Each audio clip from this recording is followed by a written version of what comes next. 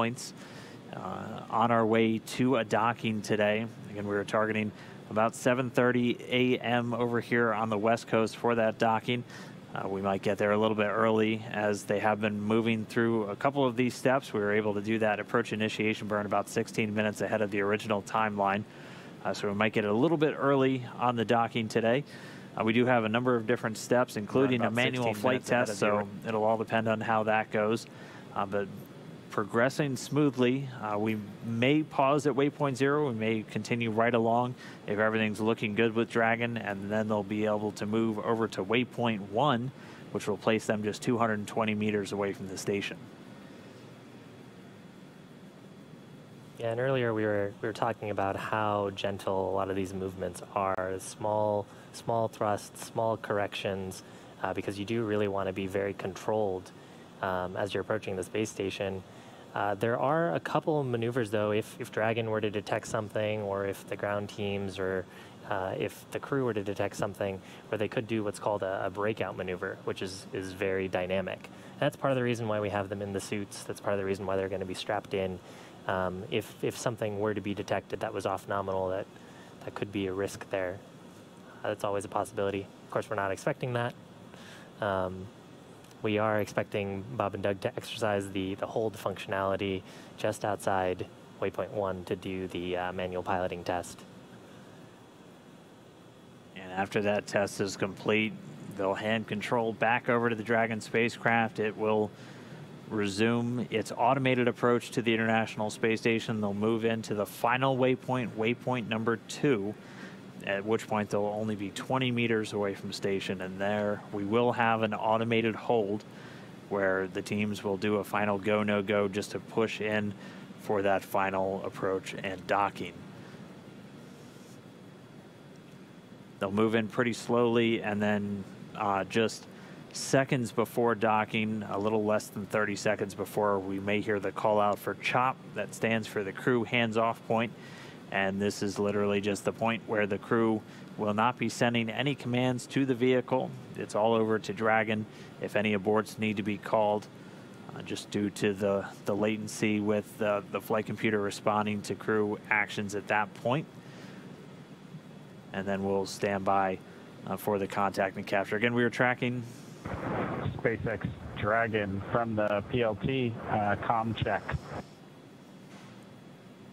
Dragon to ground. I hear you loud and clear. Help me.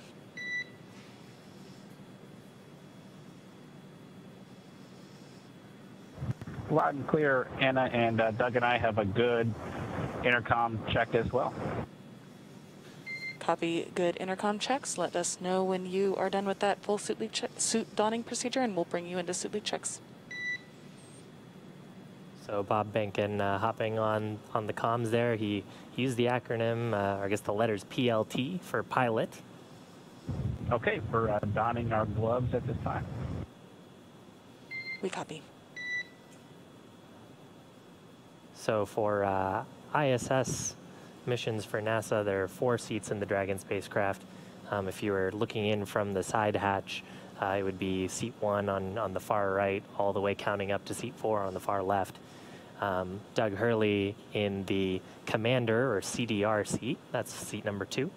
So it would be the second seat from the window. Right. Yeah, second from the right. It goes backwards from the way we're normally taught to read, and so it is a little bit confusing when you're looking at it, unless you're in the crew's point of view, and then it makes sense because you're going left to right, 1 to 4. And Bob Behnken in the pilot seat right next to him. It's second from the left. And in front of them are those 3 displays and the button panel that we got a chance to see earlier that they'll be monitoring telemetry on and using to exercise that manual piloting test. And it looks like the crew just has a couple of steps left until they're done getting into their suits, and then they'll go ahead and do another leak check. This will be the 3rd leak check they've done in these suits since their day started yesterday. They did an initial one when they got suited up in the operations and checkout facility down on the ground in Kennedy Space Center. SpaceX Dragon on Dragon to ground. We're complete with 4.010. Copy. Complete with 4.010 for suit donning. At this point, you are go to begin your suit leak check procedure.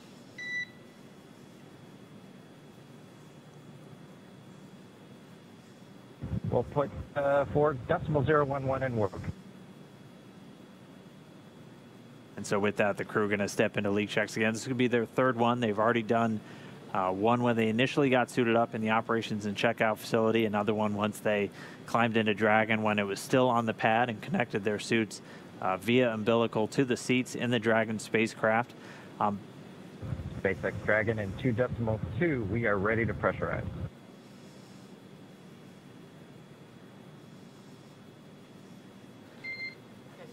And Dragon SpaceX on Dragon to ground, you are go to pressurize.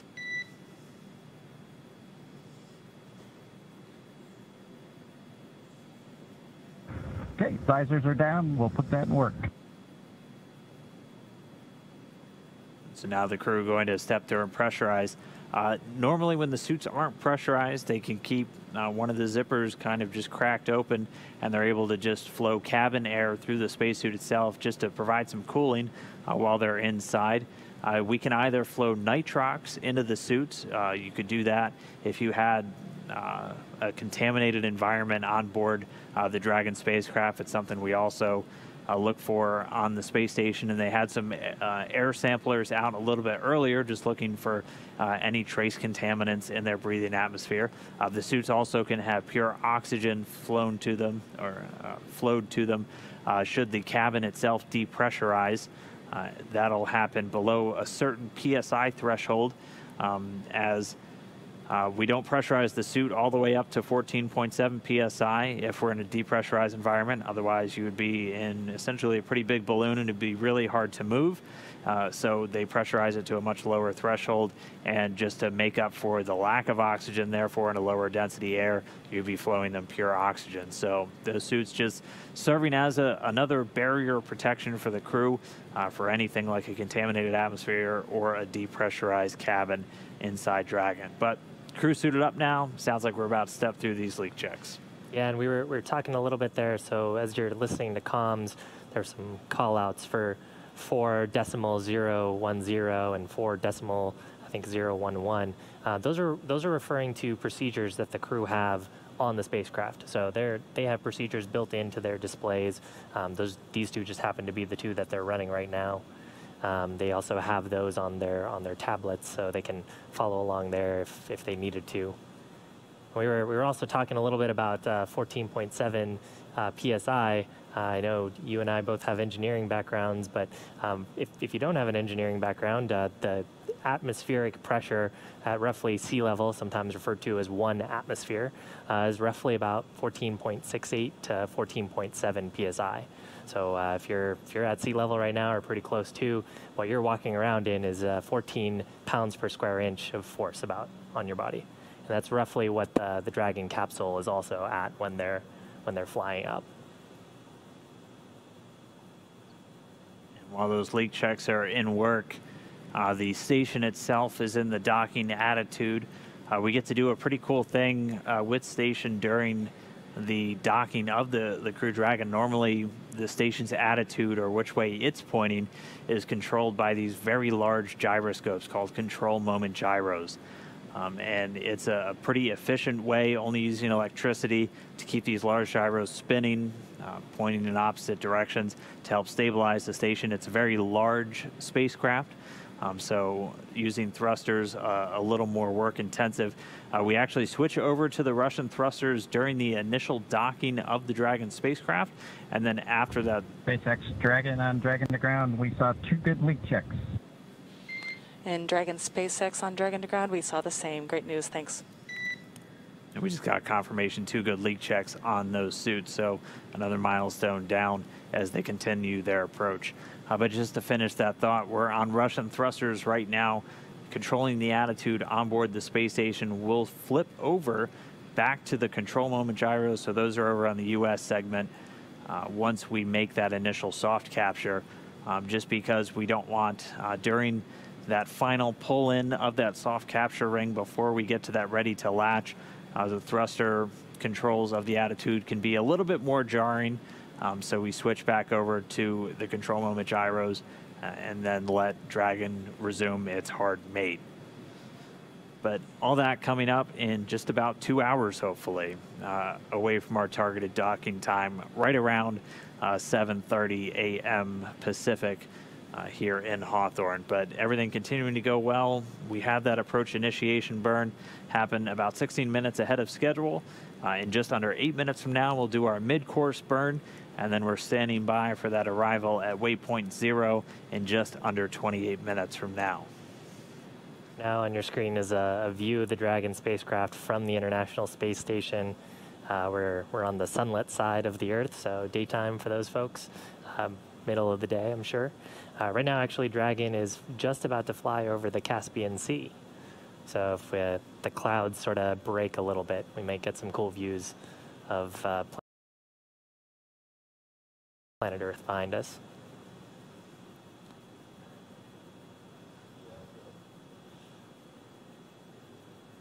You know, once that suit lead check is complete, Bob and Doug might pop open their visors. Those can come open for their comfort. So we may hear some calls about that coming up here.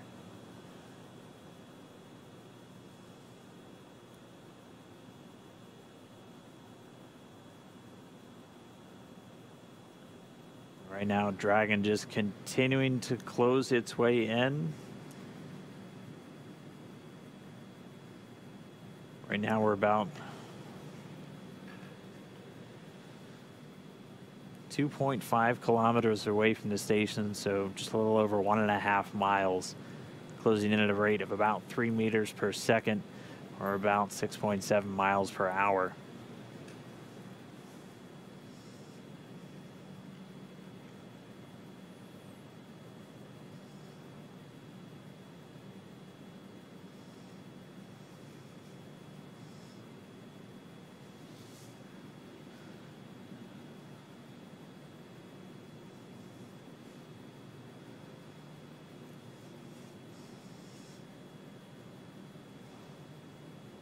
The Kronos flight controller over in Houston, controlling this camera outside the station. He's controlling it from that mission control center on the ground, giving us a nice zoomed out view as the Dragon spacecraft and the International Space Station actually just flying over Kazakhstan. They are a few hundred miles to the west right now of Baikonur, which until yesterday has been the only gateway to orbit for our U.S. crew members to the International Space Station. So they're going to make a pass just to the north of Baikonur. We're looking at Kazakhstan in the background. But with this, a U.S. vehicle launched on a U.S. rocket from U.S. soil, now in the mix, a new era and a new path to station for our NASA crew members. That's right. Actually, Chris Cassidy would have blasted off out of Baikonur not that long ago on a Soyuz vehicle. So he would have been launching from right where the crew are flying over right now.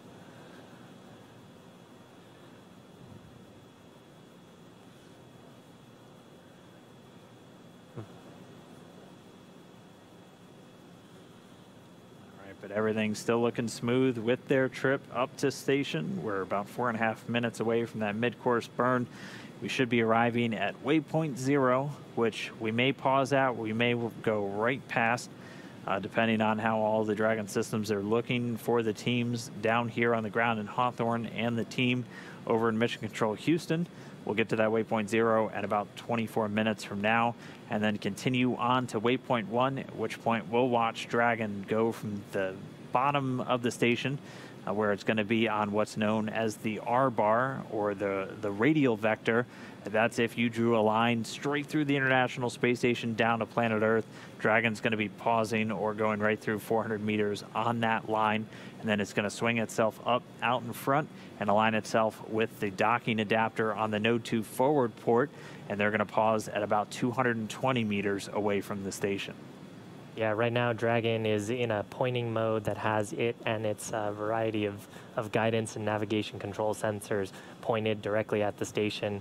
Earlier on in the webcast, we actually got a few glimpses, I think, thermal images of the International Space Station. So we had a cool side-by-side of the space station and Dragon next to each other, views relative to each other. So those sensors are pointed at the station right now. Right now, Dragon's attitude control system is trying to maintain its attitude, null out any sort of roll or any sort of motion that it might pick up from just as it's flying towards the station. And that's part of the reason we've had those great views looking at the forward hatch and where we can see the nose cone. Right now, that's that little dark dot at the bottom of your screen. You can see it highlighted against the clouds as we're flying over the middle of, it might be over Russia, I think, right now.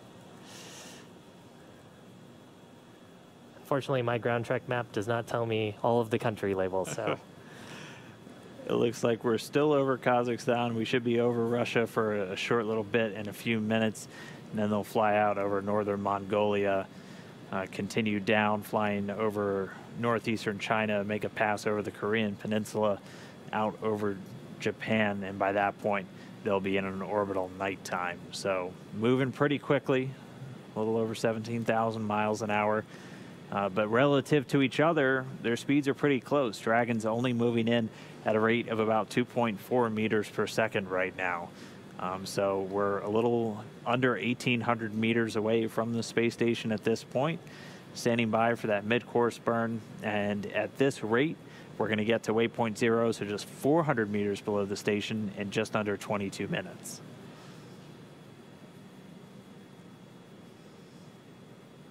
And we talked about the approach ellipsoid and the keep-out sphere a little bit earlier, but around the space station, there's a 4 kilometer by 2 kilometer by 2 kilometer ellipse. It's an imaginary shape around the space station, which is designed to help vehicles make sure that they're staying clear of the station unless they have business to conduct, which of course the Demo 2 mission does today with docking at the station. So being 400 meters below along the R bar, as Dan had mentioned earlier, will be well within that approach ellipsoid, but not quite within the 200 meter keep-out sphere around the station. So that'll happen when we get just past waypoint 1, which is waypoint 1 is at that 220 meters away from station there. Dragon at this very moment only a mile away from the International Space Station. So it's continuing to close in. We should be just seconds away from the start of that mid-course burn. This just to help fine-tune its path up towards waypoint 1, or waypoint 0 rather, just 400 meters below the space station, which we'll get there in about 20 minutes. About halfway there, though, the teams will do a go, no go if they're just going to pass waypoint 1 and then move on to, they'll go past waypoint 0 onto waypoint 1. Try to keep everything lined up here for you, not to confuse you. We'll have 3 waypoints. It'll be waypoint 0, 400 meters below the station, waypoint 1, 220 meters out in front of the International Space Station, and then waypoint 2, just 20 meters in front of that docking port on the Node 2 forward port. And so we're going to move through all of those quickly. We should be in the mid-course burn at this point. And so Dragon just doing a slight adjustment as it continues to swing up. It's eventually going to be just 400 meters directly below the International Space Station. Bob and Doug strapped into their seats, suited up, along for the ride for now, as this is automated, but we won't be automated the whole way since this is a demo flight. Yeah, and actually on the screen to our, I guess, on the right side of your screen, there you saw some orange blips that represents the service section Draco engines firing. So there are 12 of those on the service section or the trunk of the vehicle. And once we get through this mid-course maneuver, we'll probably hear some words from the core to Bob and Doug letting them know. That's right. And we do have confirmation that the AI mid-course or the approach initiation mid-course burn is underway. Again, we expect this one to last just a little over a minute. And this is, again, just to really fine-tune that approach. Yeah, all of these maneuvers are pretty small at this point. Dragon SpaceX on Big Loop, burn complete, nominal burn. Trajectory has converged on waypoint 0.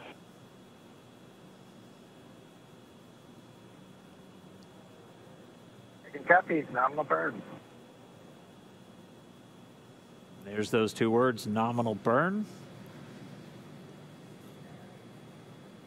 So we won't have any more significant burns. We're still going to be using those engines, obviously, for the final approach maneuvers. But at this point, Dragon now approaching waypoint 0.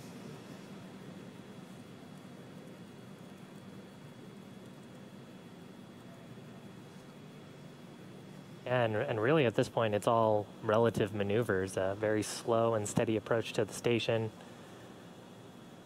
Of course, that small translational test with Bob and Doug commanding Dragon to do some small manual piloting maneuvers.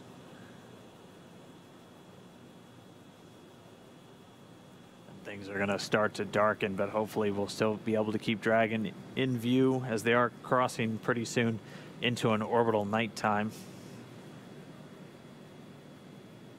At this moment, we're less than a mile away from station. Dragon just under 1,200 meters away, continuing to close the gap. Pretty slow rate right now, moving in at only about 1.7 meters per second.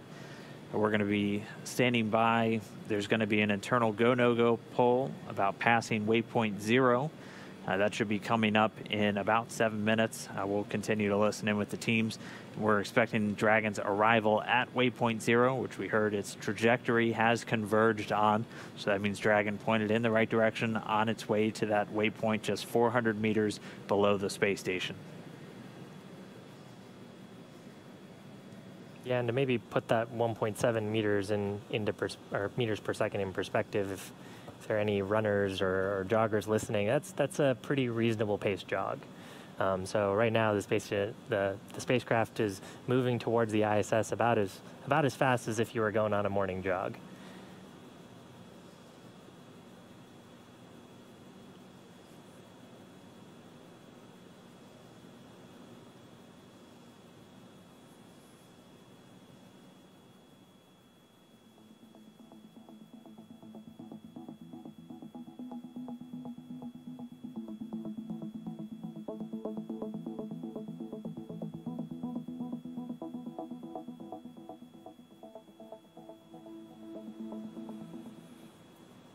All right, so at this point, we're inside the approach ellipsoid that we were talking about.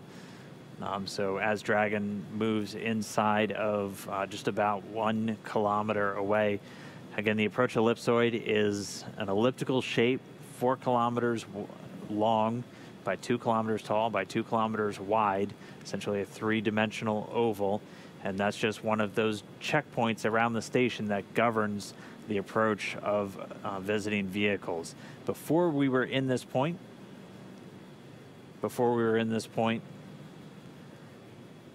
Dragon was on a 24-hour free safe trajectory. So if we had lost control of Dragon, it would have been at least 24 hours before we moved inside.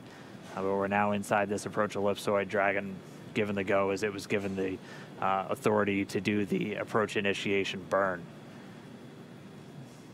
And so that next imaginary gateway around the space station is the Keep Out Sphere. That one's a little bit smaller, has a radius of only 200 meters, and we won't be crossing that until we're done with the manual flight test, but we'll do the go, no go to cross that sphere well in advance of them actually moving in. Yeah, in about 14 minutes from now, there'll be a small correction maneuver to take us from waypoint 0 to waypoint 1 right outside the Keep Out Sphere. So if we have a video of Dragon at that point, you may see the Draco thrusters firing.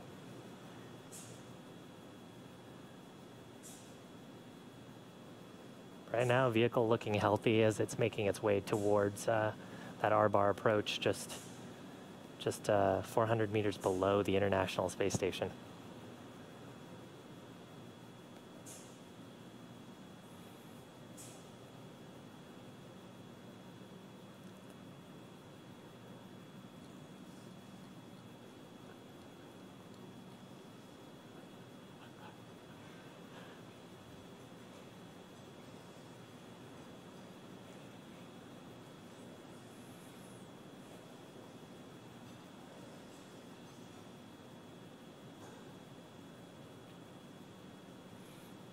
Pretty So we're dramatic coming- shot of Dragon as it continues to close in. The station and Dragon right now just over the northeastern part of China. They are in an orbital nighttime, so the sun is setting on both vehicles right now as they're flying about 262 statute miles over the surface of planet Earth. Two crew members, NASA's Bob Behnken and Doug Hurley, inside Dragon, closing in on their home for the next several months, and completing the first crewed flight of the Commercial Crew Program era to the International Space Station. So we should be under 2 hours away from the planned docking time. We were looking at a docking around 7:30 a.m. Over here on the West Coast, but they were able to move through a number of their maneuvers a little bit quicker. We've got about 16 minutes ahead of the approach initiation burn, so that docking time will be a little bit variable and will hinge on how quickly they're able to move through that second manual flight test. But everything continuing to go smoothly. We're waiting for their arrival at waypoint 0. Should be coming up in just about 12 minutes from now.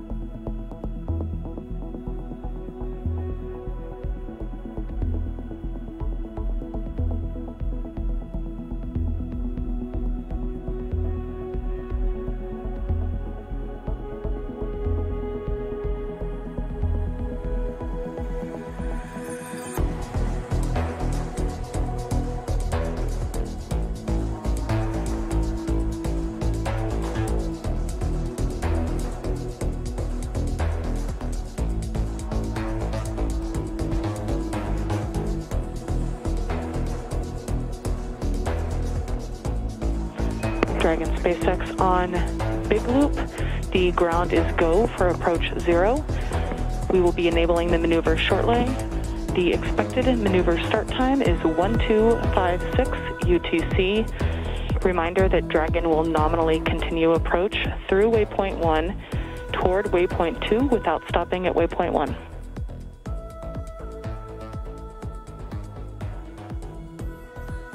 Next Dragon on the Big Loop, we copy go, and 12:56. Good copy.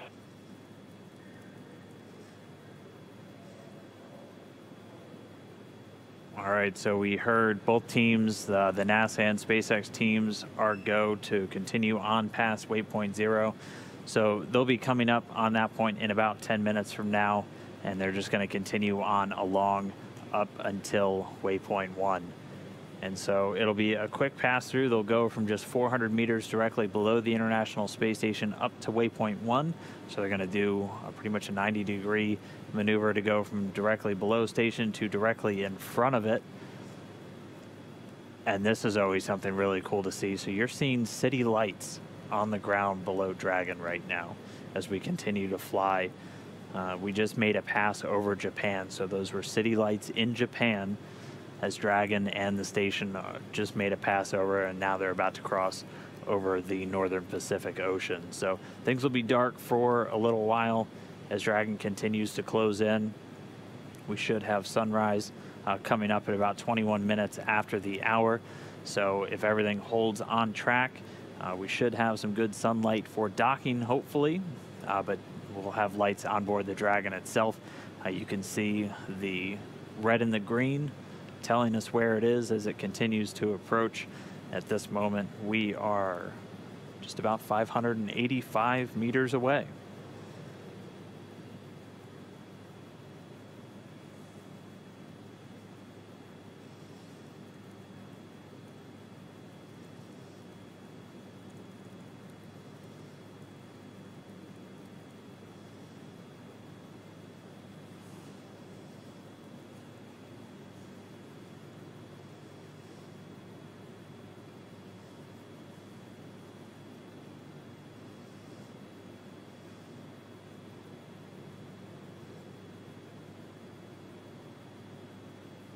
All right, in just about 8 minutes, we're going to pass through waypoint 0 and continue on to waypoint 1.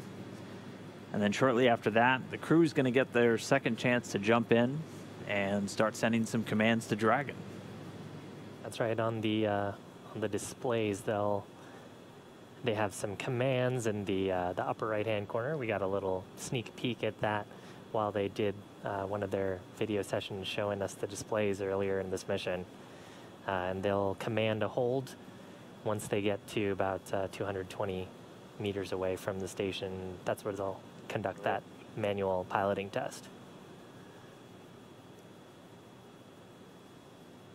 And again, this will be their second manual piloting of the Dragon spacecraft. We were able to watch them yesterday. Copy that. Been ready. Yesterday, shortly after getting on orbit, they were able to take control of Dragon and go through a number of pointing maneuvers or attitude adjustments. And in this case, they're going to be doing pretty much the second half of everything. When you're flying a spacecraft, you're worrying about attitude adjustments, and then you're worrying about translational adjustments. And this is going to be their chance to do those translational maneuvers.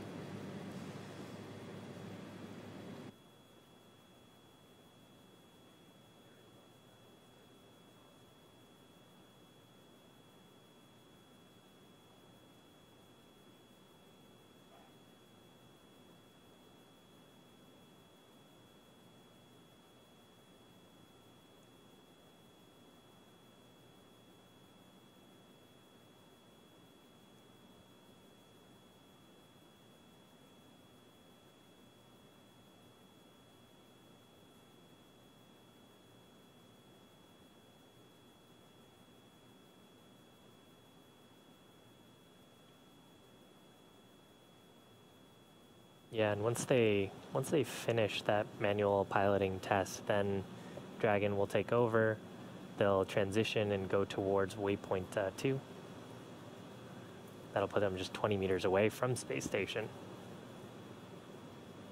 All right, well, as we're just about 5.5 minutes to their arrival and quick pass through waypoint 0, let's jump over to Gary Jordan over at Mission Control Houston to check how everything's lining up with the teams in Houston for this approach and docking. Gary? Thanks, Dan. Really good to see Dragon, Bob, and Doug inside of 500 meters, so close to the International Space Station, just flying through all of the milestones we have to get towards docking towards the International Space Station. A lot of prep work went into this moment. Just previously, we transitioned control of the station's attitude to Russian thrusters, also configured the station itself for the docking attitude. Chris Cassidy was just finishing up his midday meal. His next activity, just a little bit more than 20 minutes from now, will begin to set up for Dragon monitoring. He has a tool called the RPOP. We'll be able to display some of the telemetry data coming from Dragon through the C2V2. This is the common communication for visiting vehicles. It's established a link between the International Space Station and Dragon. Dragon's telemetry data, all the information being relayed through the International Space Station. And Cassidy will be able to monitor from this tool, again, setting up in just about 20 minutes. Everything going according to plan from the International Space Station side of things, getting great views from Dragon of the International Space Station. Look at that, the lights reflecting from the outside of the International Space Station turned on. So Bob and Doug have a very clear view of the International Space Station. Should be entering into an orbital sunrise here shortly. From there, we'll take you through the next few maneuvers, again, passing waypoint 1 and going right into that manual flight test. Again, everything here from Mission Control Houston, International Space Station configured for docking. Everything's go from our end. Back over to you in Hawthorne. All right, thanks, Gary. We're jumping in now with Bob and Doug inside the Crew Dragon. Again, you're able to see what they're looking at on those displays there. And this a view from the Dragon spacecraft itself. You can see the International Space Station continuing to close in. Right now, they're only about 430 meters away. They're going to be quickly passing through waypoint 0 in the next 3 minutes, and they're going to continue their way up to waypoint number 1, which is going to be just about 220 meters outside, out in front of the station itself.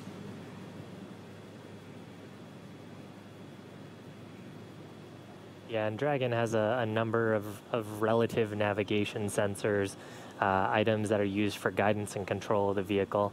So right now, Dragon's in a pointing mode that has those relative navigation sensors trained on the space station, with the attitude control system making minor adjustments as it needs to, if there's any roll correction or anything that it needs to perform. And Bob and Doug getting closer and closer to that manual flight test. They looked pretty comfy in those seats for that view right behind them. Yeah, they are suited up, and again, they get suited up for anything we consider kind of the dynamic operations inside the spacecraft. So anytime that they're either in an approach and docking maneuver or an undocking maneuver, and then obviously at the very start and the very end of their missions, which are probably the most dynamic phases, that launch and ascent, and then that deorbit and splashdown when they come home and splash down in the Atlantic. We are just 420 meters away from the space station, less than a third of a mile. Should be just about a minute and a half until we're passing through waypoint 0, and then Dragon's going to begin a little over 20-minute, about the 25-minute trip up to the docking axis. So this will be waypoint 1. There'll be 220 meters directly in front of the station, and it'll be lined up perfectly with that international docking adapter at the very forward port of the Node 2 module, also known as Harmony, on the space station.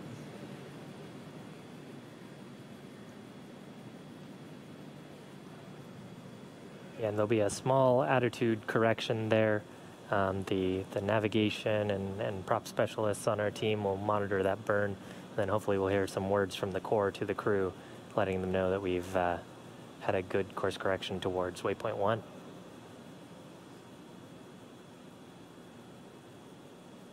And again, things a little bit dark right now. We should have sunrise in about 25 minutes. And so things will light up as we get closer to that manual flight test, and hopefully by the time we're there, we'll be right in front of the space station itself. We should get some good light on Dragon, and hopefully some views from the station looking straight out at the spacecraft using the cameras that are right next to that docking port on Node 2. And then Bob and Doug will once again take the controls using those touchscreens to maneuver Dragon. They'll do a number of different translational maneuvers, so physically moving the Dragon spacecraft in space. Oh, we're seeing some thruster firings there. And so those are using some of those, we call them the service section Draco thrusters. There's 12 around the lower part of the Dragon spacecraft.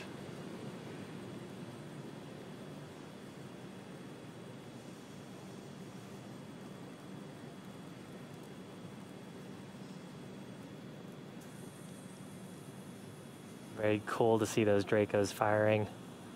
They actually use a hypergolic propellant, so it's monomethylhydrazine and nitrox, which very, very handy because you mix those two propellants together and they make fire, which is exactly what you want when you want a reliable engine when you're doing these proximity maneuvers.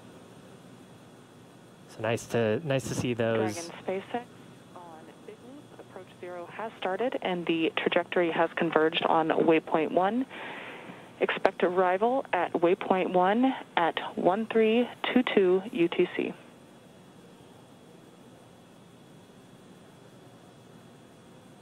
Dragon copies on the Big Loop, 13:22.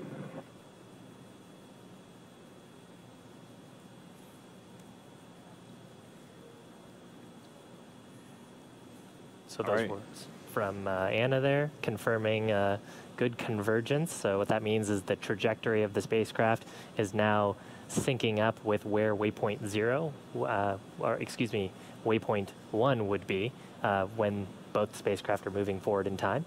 So that means that Dragon will be right where it needs to be, and we're expecting Dragon to reach waypoint 1 about 25 minutes from now. Yeah, and that still puts us about 16 minutes ahead of the original timeline. So we're expected to arrive at waypoint 1 at 13:22 UTC or 6:22 a.m. over here on the West Coast in Hawthorne. And if we continue to track about 16 or so minutes early, we may get to that docking a little bit early as well. And again, we were tracking right around 7:30 a.m. Over here on the West Coast. So we may be more in the neighborhood of about the 7:15, but obviously that just depends on how all of the additional maneuvers go. But Dragon so far moving ahead of schedule in its flight to the International Space Station. We've moved past waypoint 0, so we're inside 400 meters right now, just under 370 meters away from the station.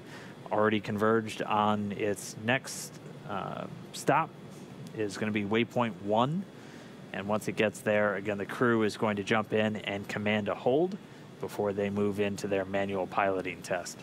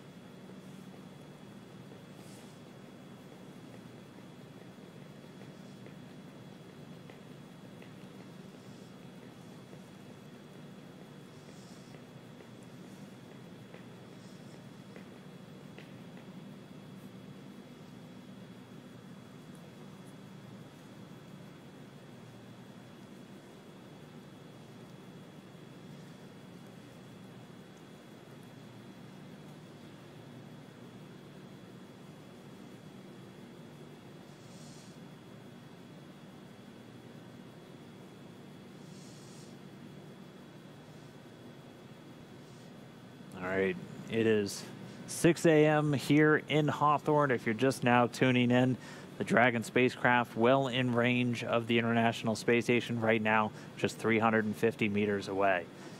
We've stepped through all of our procedures, all of our burns, all of our maneuvers to get Dragon to this point since we launched just a little over 17 and a half hours ago.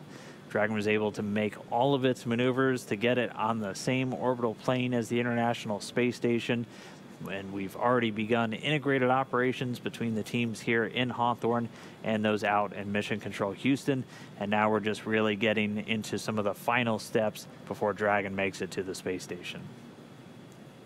Yeah, and on your screen right now we're in orbital night, so the Earth is blocking the sun. But you can see the lights from the Dragon spacecraft. That flashes a light that's right along the forward hatch. Right now, Dragon is in a relative pointing mode that's pointed directly at the space station and making its way towards waypoint 1, which is about 220 meters below the station.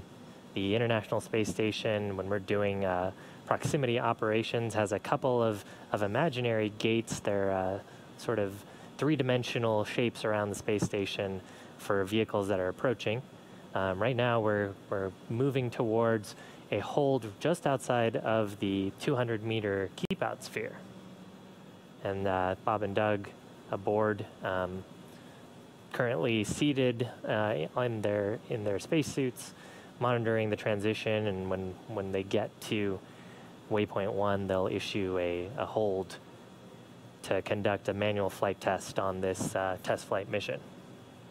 Yeah, this will be their second manual flight test, and really the second kind of key objective for them to really put Dragon through the ringers. This is a demonstration flight. This is that final test before we certify the SpaceX Dragon to operationally carry full crew complements to the International Space Station.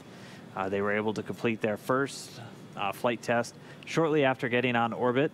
That one, they focused on changing Dragon's attitude using the Earth as a guide to put Dragon in a very specific orientation known as local vertical, local horizon, essentially putting it in an orientation the same as a plane flying over the surface of the Earth.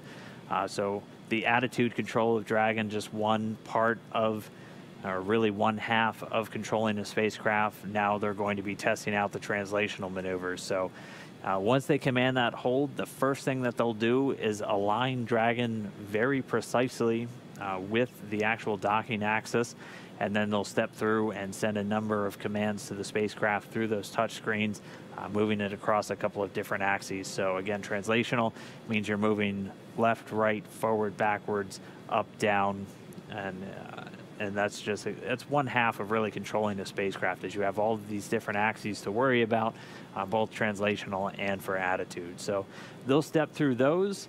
Depending on how those go, we'll then be able to move in for the final approach. Yeah, that's right. One thing to consider with a spacecraft is it is a three-dimensional body that's moving in space. So you not only have to control your X, Y, Z position, that up, down, left, right, forward, back motion, but you also have to control which direction you're pointing. So we've alluded to the sim online that starts you off in a skewed attitude. Anytime you're pointed in a different direction, then do those translations, you have extra motions that you need to cancel out in space. Yeah, I remember the simulation too can show you how deceiving it can be to fly in space, because when you initially look at it and you load up, it almost looks like you're already pointing directly at the docking port, and I just need to go straight, when in fact you need to physically move the capsule down and left and roll it so you're completely lined up, and then change which direction you're pointing. It's just infinitely more complex than just getting in your car and doing a left, doing a right, going forward, backward. You're operating in all dimensions when you're flying in microgravity in a spacecraft. So Dragon doing that autonomously right now. The crew will step in to do some manual control, just to again prove out the Dragon systems for the crew to jump in should they have to. Looks like we're getting some thunderstorms actually on the Earth below. Let's see where they're flying over. We're still over the Pacific Ocean. We just flew over the island of Fiji in this orbital nighttime, about 264 statute miles over a restless planet Earth. Beautiful to see those views of the planet. Even more beautiful when we had orbital daytime. But we had some really cool shots.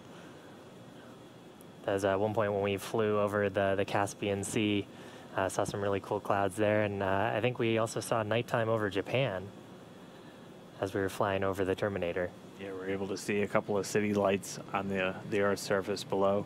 We're a little more than halfway through this orbital nighttime. We should be getting sunrise in about 15 minutes from now, and at that point, we will be just about arriving at waypoint 1, so we should be getting sunrise right as Dragon is arriving, just about 220 meters out in front of the space station.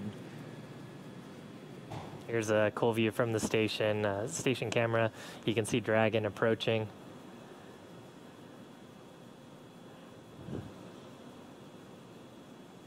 We've just got those red and green lights on either side of the capsule. It gives folks looking at the capsule a sense of orientation of the vehicle. And here's a view from Dragon. Dragon's got a number of relative navigation sensors, as well as a couple of cameras that can look forward that will hopefully get some additional views for as we get closer to docking.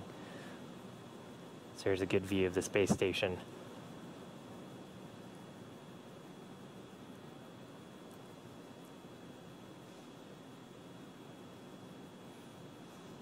Pretty cool. You can actually you can see the solar panels and actually the thermal radiators there. Here's a great view from a camera behind Bob and Doug. Bob in the right-hand seat in the pilot seat, Doug in the commander seat or the CDR seat. They've got a display in front of them that's the forward view. It's got some procedural information on the left-hand side that's telling them criteria that they're looking for. Anything off nominal, they could, of course, step in and issue a command if necessary.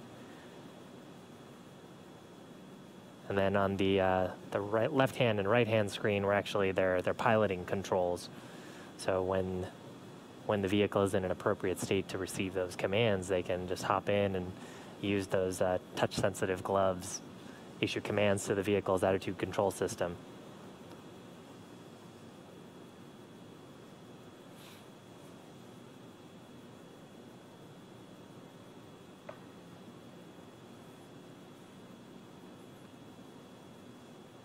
We have a little over 13 and a half minutes still in this maneuver.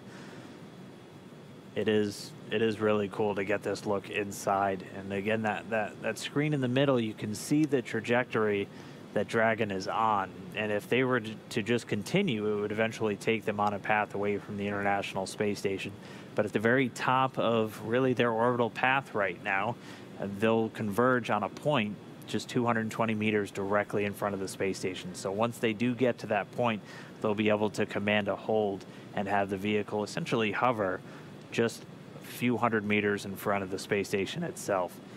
They're moving at a pretty slow pace right now, but again, slow and steady wins the race whenever we're doing these docking maneuvers in close proximity to the station. We have about 13 minutes to go.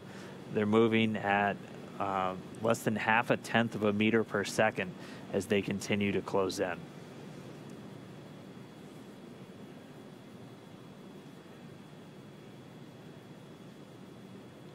There's another view from the space station looking back, and there's a brief moment there when we were looking at Doug's display where you could see that same view that we had of the International Space Station. So they have those views from the vehicle overlaid on their displays to give them some awareness of their relative motion to the space station, especially handy if they had to actually step in for manual piloting to dock. Fingers crossed they won't have to do that today, though, and that the flight control system will operate as intended. Yeah, we'll get the manual piloting demo, and then it'll be handed over to Dragon to do a nice, smooth operated, automated docking. Again, we've not been tracking any issues with the Dragon spacecraft on the whole flight uphill. Been moving through each of these burns a little bit ahead of schedule, running about 16 minutes or so ahead of the timeline as it was originally mapped out. Yeah, very, very healthy vehicle, this test flight, very little. I'm sure Bob and Doug have a few things as well that they're getting used to. There's only so much a simulator can train you on. I think they had mentioned a little bit of that during the ascent portion. There are a few things that are a little different than what they expected. But just because when you're actually launching on a rocket, that's a different feeling than sitting in a training capsule. Yeah, can't quite simulate a 9-minute ride on top of a controlled explosion in an office. But as they did give credit to the teams here at SpaceX, the actual piloting of the spacecraft went off exactly like their simulators. And so they're able to do all of that training here in Hawthorne, both in a cockpit simulator and in a full mock-up of the Dragon spacecraft itself, even able to get fully suited, plugged into the seats, go through all of the different systems that they had to get familiar with before they moved into their flight today. Yeah, you and Jesse actually had a really cool opportunity to step in and see the training capsule.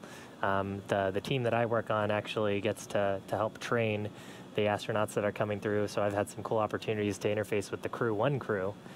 They've already started their training for the Dragon vehicle. Yeah, you get the really cool job. I get to come tag along every once in a while. But yeah, it was really exciting to literally sit in the seat where Bob and Doug were as they prepared for this mission. It was really exciting.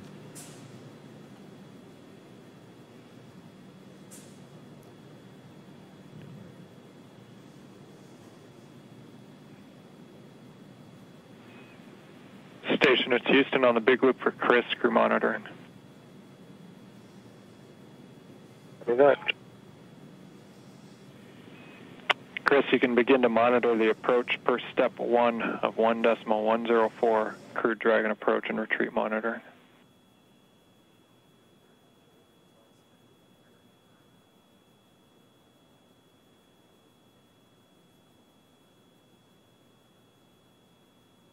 Copy and work.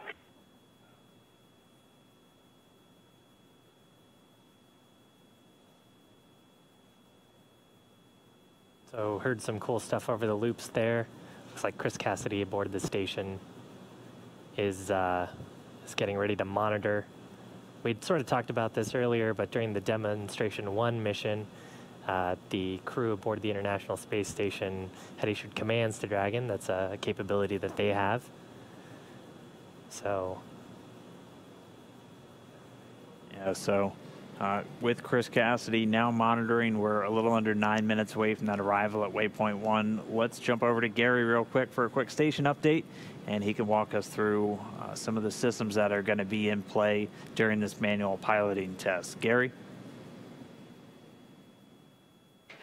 Thanks, Dan. Yes, we're monitoring the approach of Bob and Doug.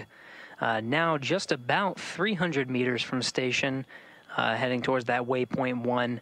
One of the next milestones here coming up is going to be the manual flight test. Chris Cassidy already getting in position in front of the RPOP. This is the rendezvous software that he'll be using to watch some of the demonstration and the rest of the docking procedures for Bob and Doug as they move in to dock with the International Space Station. Right at about the time of the manual flight test, they will be communicating through the C2V2, Common Communication for Visiting Vehicle. You heard the call on the big loop. That was Joshua Kutrick here in Mission Control Houston, Capcom, talking with International Space Station Commander Chris Cassidy all over the big loop. That's an integrated communication loop with space to ground on station, Dragon to ground on Dragon, everybody hearing the same thing. Once we're in position of the manual flight test, C2V2 will transition to receive video as well. We should be getting some great video from Dragon all through the hardware that is on the International Space Station, integrated and linked with the Dragon. Now just inside 300 meters from station, I'll toss it back over to Hawthorne as we go through these next steps, heading towards waypoint 1.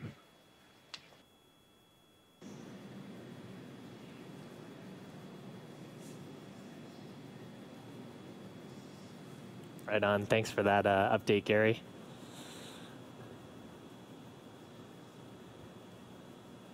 As Gary said, we're inside 300 meters away from the space station. Should be getting that arrival at waypoint 1 in just about 6.5 minutes. And then we'll see some dynamic action pick up with Bob and Doug stepping in to command a hold to the Dragon spacecraft and then step into their manual piloting test. Just to give you a long look at everything, we were originally tracking the docking just a few seconds before 7:30 a.m. Pacific time. We have been moving well ahead of the timeline, so we may only be about an hour away from docking at this point, as they're moving about 16 or 17 minutes ahead of schedule so far with all of Dragon's maneuvers. We'll consider that initial contact and capture of the vehicle to be that initial docking. After that, though, there are a series of steps that have to take place with the Dragon vehicle, actually done in concert with the station itself, which will do a quick handover of its attitude control systems, and then the soft capture ring on the Dragon spacecraft will begin to retract, and then a series of latches or a series of indicators will tell the Dragon spacecraft when it's ready to start driving hooks, which will secure it very firmly to the international docking adapter on the very forward Node 2 port on the International Space Station. And then once we have docking complete, there will be a series of steps both for the crew on Dragon and for the crew on the International Space Station. Yeah, that's right. Once docking is complete, the cavity in between the PMA node and Dragon, which we refer to as the vestibule, that is still a vacuum. So we'll do some steps there to bring air in from the International Space Station to pressurize that volume. There'll be a leak check on that volume to make sure that we truly have a good seal. Don't want to lose that precious life support to the vacuum of space. And then, of course, when we pressurize that volume, that area has been exposed to space for a pretty long period of time, and we're expanding a gas into it. So the temperatures will fall in there a little bit. So there'll be a period of time for a thermal hold to wait for temperatures to stabilize and to confirm that the pressure is good. So once all those things are good, then we can hopefully open the hatch, the forward hatch. Yeah, we do expect it'll take about an hour and a half or so typically before we start seeing hatches opened between the station and the Dragon spacecraft following a docking. And there are going to be two hatches. The first on the station side is the APAS hatch. That one will get open first, and then we'll wait for everything just to make sure that, again, we're at an equalized pressure between the cabin inside Dragon and the now open hatchway on the station side before Bob and Doug are able to open up the Dragon hatch. A number of other things are taking place while we're waiting for the hatch opening to occur. Dragon, once it's docked to the space station, will be able to connect via an umbilical to transfer power from the International Space Station, so no longer needing to use its own solar arrays to power batteries and all the systems on board, be able to draw power. Dragon SpaceX for Approach 1 on Big Loop. Approach 1 and the soft capture ring extension will begin shortly. Command a hold 20 seconds after beginning Approach 1 for the manual piloting demo.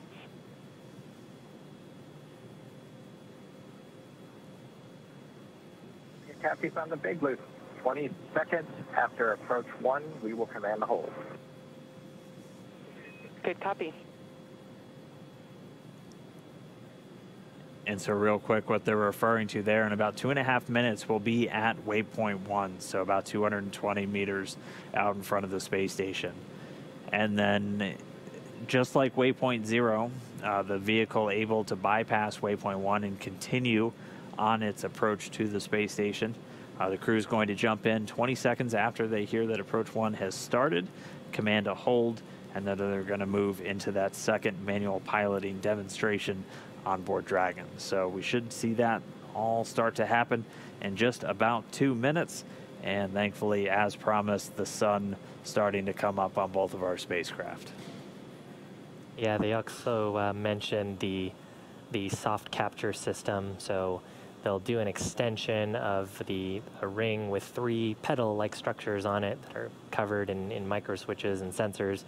And when we do finally get to waypoint 2 and final approach for docking, those will interface with the international docking adapter and give us a confirmation that we've made what's called soft capture. Now, at that point, the spacecraft may have some relative motion, so that system helps get rid of any of that relative motion before we go in for final closure of the hard capture hooks.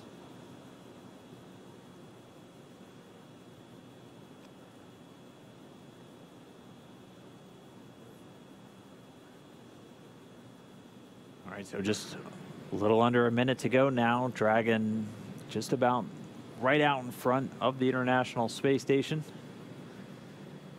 Again, in less than a minute, it'll begin its Approach 1, and then our crew members inside of Dragon will command the vehicle to stop.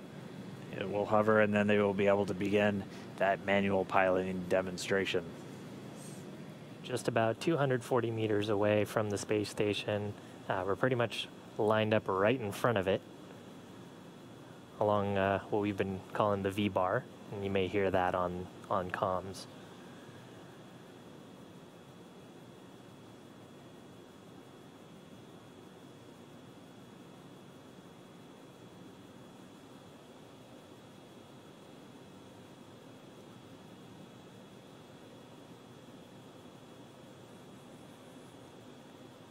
We do have a short communications blockage with the space station. We have pretty continuous coverage. We've had pretty continuous coverage getting views from the station cameras, which come down through our higher data rate, our KU band antenna. Sometimes it can actually get blocked by some of the station structure, whether it's solar arrays or other pieces of the station, depending on where the actual TDRS satellite that it's pointing at is located. And it looks like we do have that blockage for the next 5 minutes or so. And then once that clears up and we have a clear line of sight for that antenna, we'll get that video back from the International Space Station. So we're expecting that to come in about 28 minutes after the hour, so in about 5 minutes from now.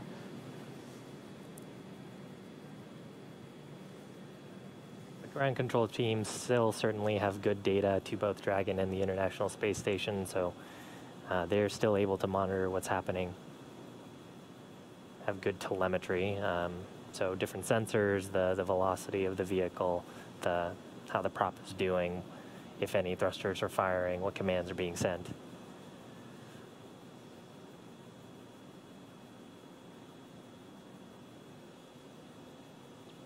We just had a quick TDRS handover for Dragon, so transitioning between those tracking and data relay satellites and standing by for confirmation of that hold.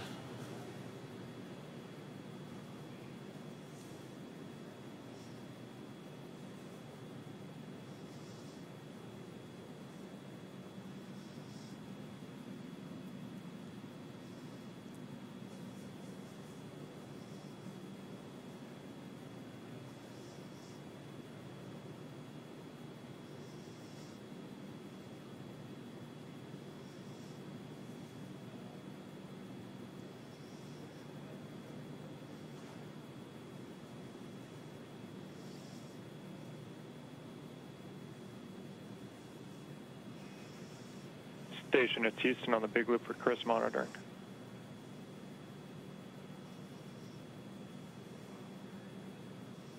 Right, Houston.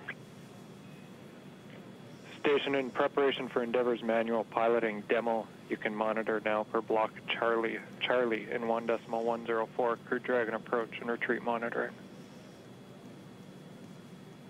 I'll be block Charlie.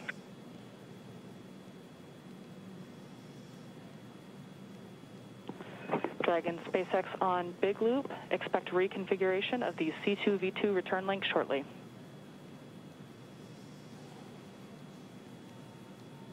Copy.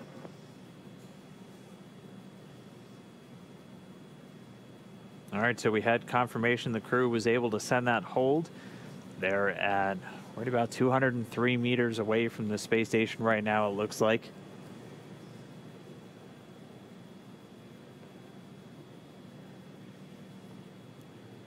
Right now, just flying in formation right in front of the space station, which is really cool.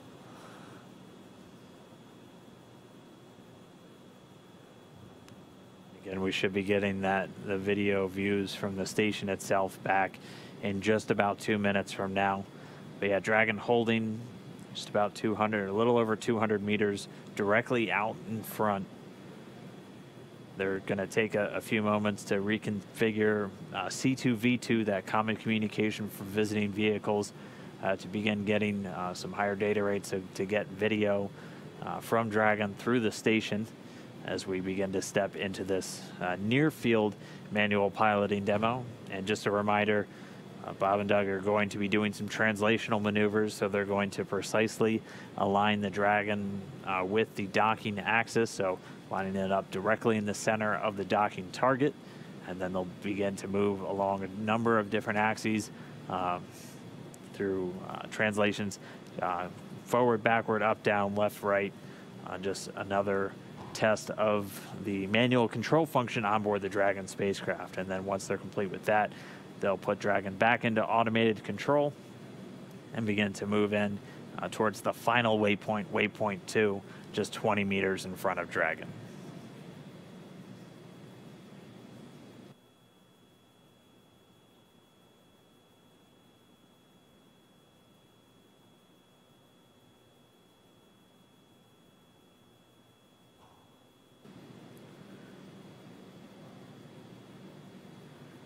So before we start that, we do need to wait until we get that high data rate communication with the station locked back up.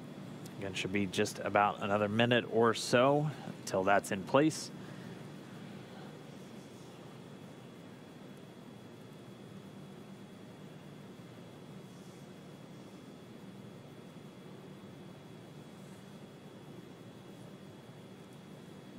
And hopefully when we get that high data rate communication back, we'll also get some views into the cabin behind Bob and Doug.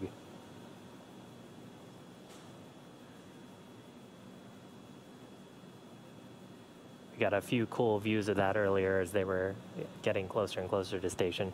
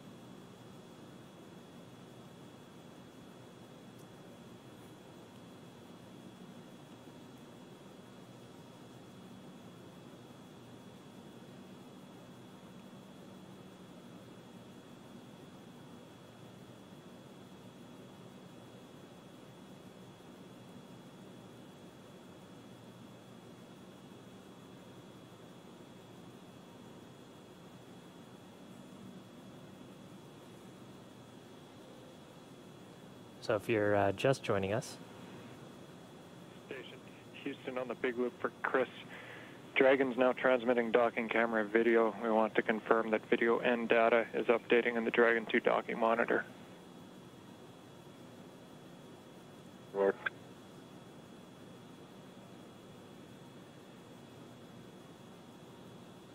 Confirm. Copy, confirm, thanks.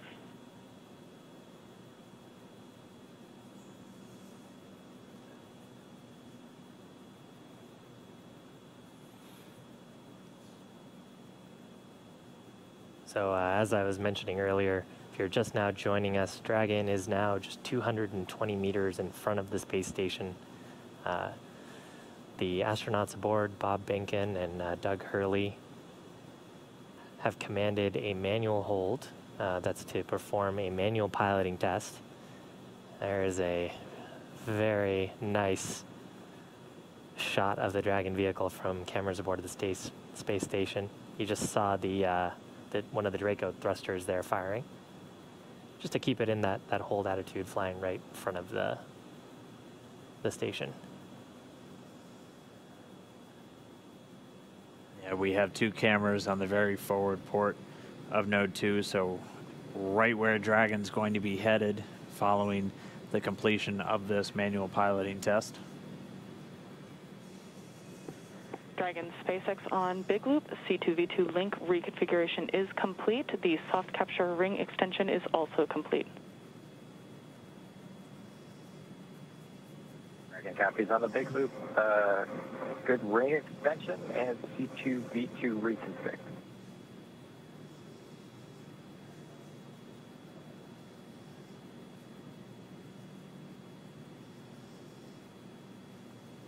So those comms on the Big Loop, the core, the crew operations and resources engineer here at SpaceX letting the crew know that we have a good TDRS link again. Good C2V2 link again. It's common communications for visiting vehicles. And we actually heard a little bit earlier as well comms to Chris Cassidy to monitor this manual piloting test. Dragon SpaceX on Big Loop, you are go to execute the proximity manual flight test per procedure 4.041, and I have the target fuel levels when you are ready to copy.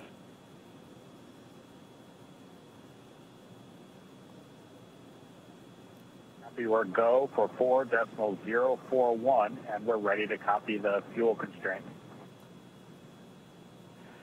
Your 1/3 fuel usage will be 60.9, 2/3 58.9, and terminate 57.9.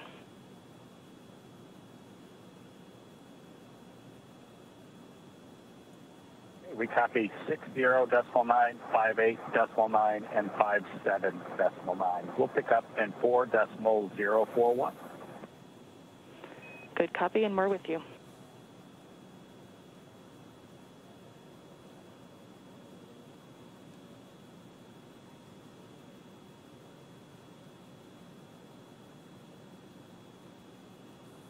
All right, so they're going to start maneuvering Dragon, again, making some translational maneuvers. We did get some insight that it looks like they're a little bit to the left of the docking axis right now. And so we should expect them to move directly into the center line as one of their first maneuvers. That's going to be their very first maneuver. And then they have a strict list of choreographed steps just to test out moving on the other axes.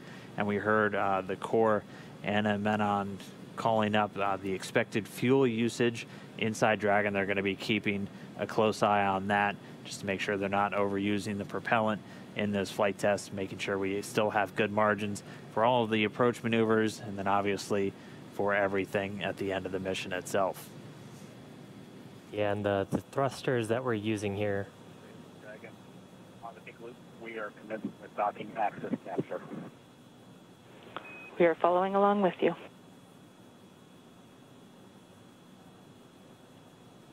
So the thrusters that we expect to see firing here would be on the service section or on the trunk.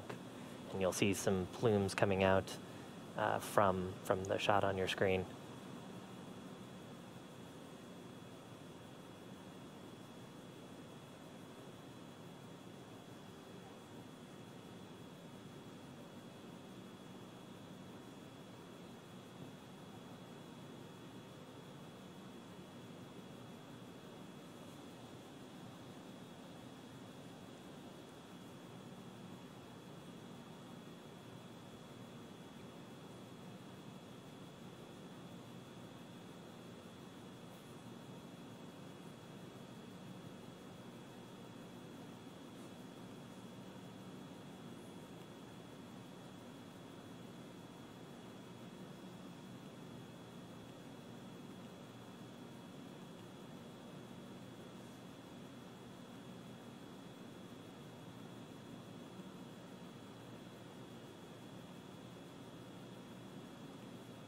First part of this maneuver is just to really line them up perfectly with that docking axis. So they were already several meters off once this hold occurred, and so they're making very low impulse commands being sent to those Draco thrusters. Again, as Shiva was saying, there's the 12 around the lower part of the Dragon capsule that they're going to be using, and we're seeing small bursts now.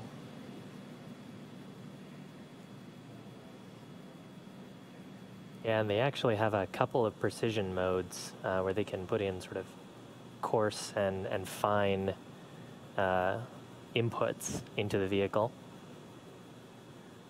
That's all stuff that they can control off of those touchscreen displays to get the right amount of impulsive thrust into the vehicle.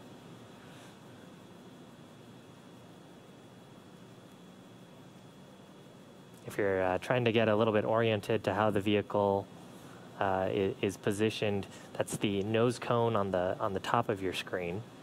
So Bob and Doug would be sitting sort of underneath that nose cone and see the pressurized portion of the capsule, and their seats look up into the displays and also would look towards the side hatch, which is currently sealed underneath on the opposite side of where that nose cone is.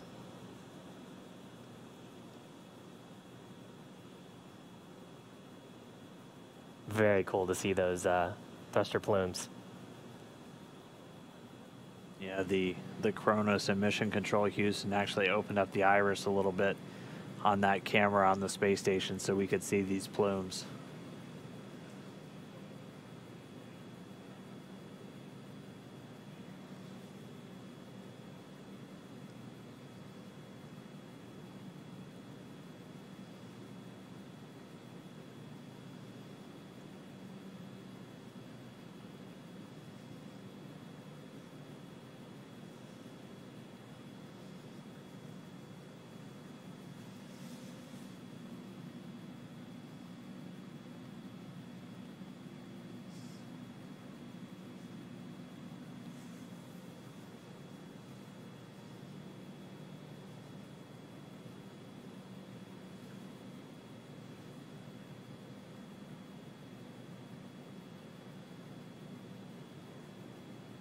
And SpaceX Dragon, we've completed the docking axis capture maneuver. We're going to move on to the YZ translation. Copy, we're with you.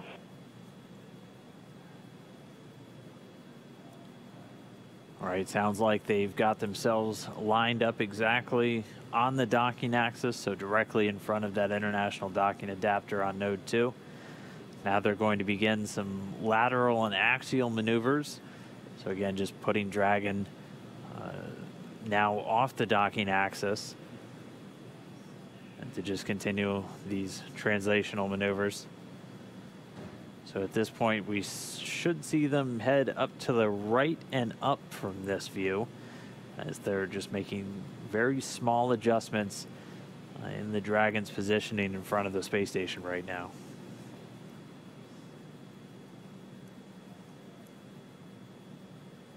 And here comes the translation. We copy.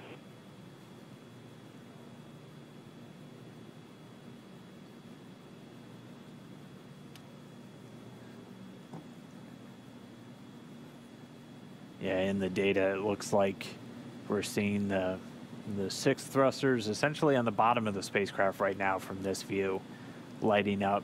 So it's going to begin to move them straight up.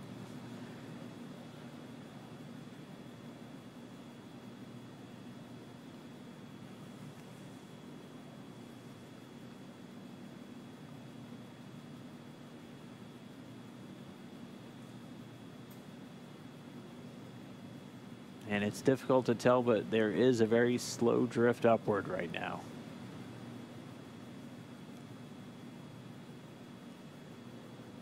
Yeah, it looks like they're going about 0.1 meters a second, if I'm looking at this data correctly. So very slow and steady.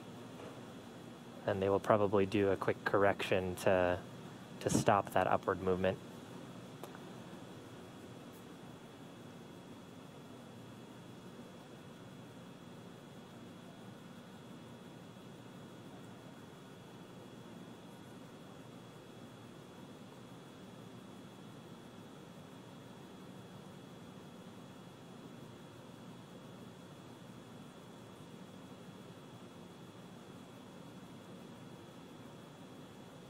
It's a little surreal seeing Dragon so close to the space station.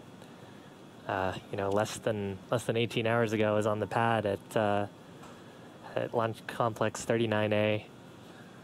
Now it's so close to its destination. And being piloted by humans for the 2nd time already in this mission. And I would just be too excited. I don't know how Bob and Doug keep this so professional. It's that test pilot mentality. Yeah, they both have thousands of hours in aircraft. Both test pilots. Yeah, both came from military test pilot backgrounds. Bob Bank in the Air Force, Doug Hurley, a Marine Corps aviator. And then I believe a Naval Test Pilot School, so.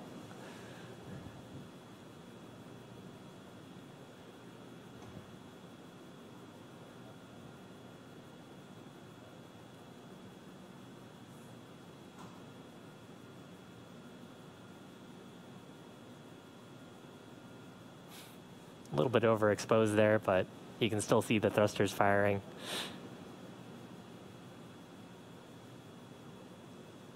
Yeah, our Kronos working to do that deliberately for us so we can see those thruster plumes from this camera view. We're at a normal exposure, so not able to see those jets into the darkness of space. But when we do overexpose a little bit, you're able to see those thruster plumes coming out of the Dragon spacecraft.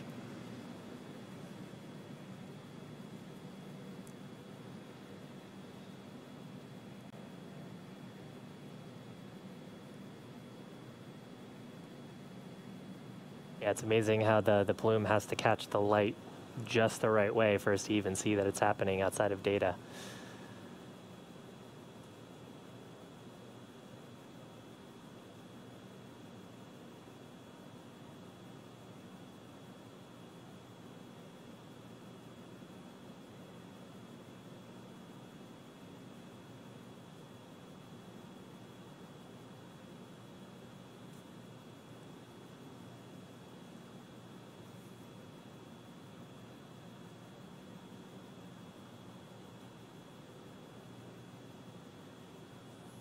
Yeah, and looking at the data now, it looks like we have zeroed out that that radial velocity delta.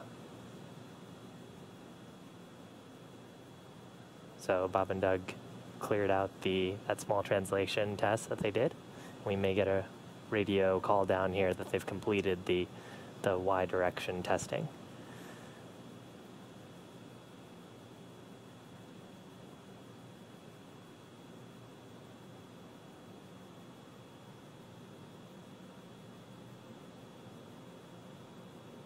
Now, I know we've mentioned this a few times, but it looks like the spacecraft are totally still right now. And that's partially true. They're still relative to each other. But right now, both the space station and Dragon are going around the world, what is it, about once every 90-ish minutes or less? Once every 90 minutes, seeing 16 sunrises and sunsets every single day. And while our view right now, Translation, moving on to the Y.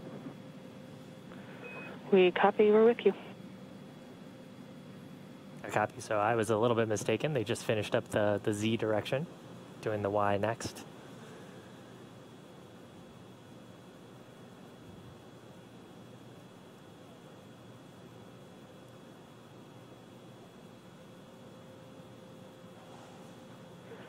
Dragon SpaceX on Big Loop, you have used approximately 1/3 of your prop test budget.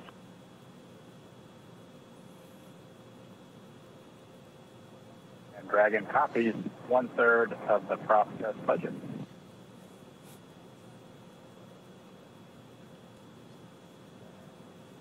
So the Corps letting the crew know how much prop they've worked through. Still have 2/3 of their budget left to do test maneuvers.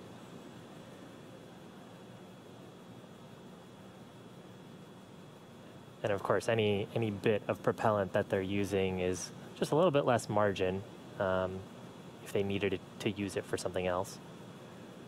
But a good way to exercise the system, see that manual piloting works as intended, and I'm sure for them to have a chance to provide some feedback on how manual piloting actually felt in space and how the control felt.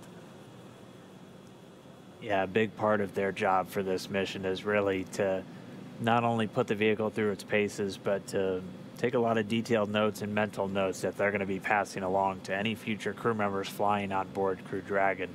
As we've talked about, the simulators have been a pretty good guide for how the actual manual piloting goes, but things like the ascent up to orbit were quite a bit different from what they expected. And so they're just taking all of that in, internalizing it, and a big part of their job once they come home is to pass that along to all of our upcoming crews, one of which is targeted to launch just about a month after they come home. That Crew 1 outfit of 3 NASA astronauts, Victor Glover, Mike Hopkins, and Shannon Walker, and a Japanese astronaut, Soichi Noguchi, will be aiming to do that flight a little bit later this year.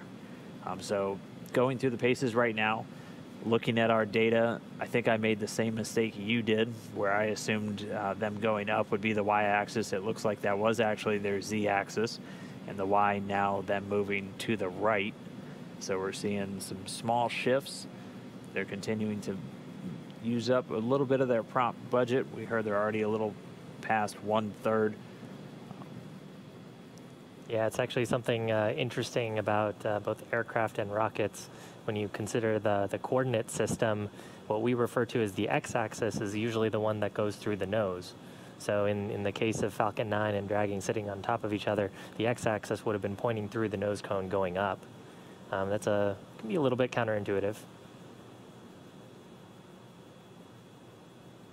And then actually in aircraft, the z-axis usually points down, depending on whether you use European or American coordinate systems and the type of aircraft you're working on.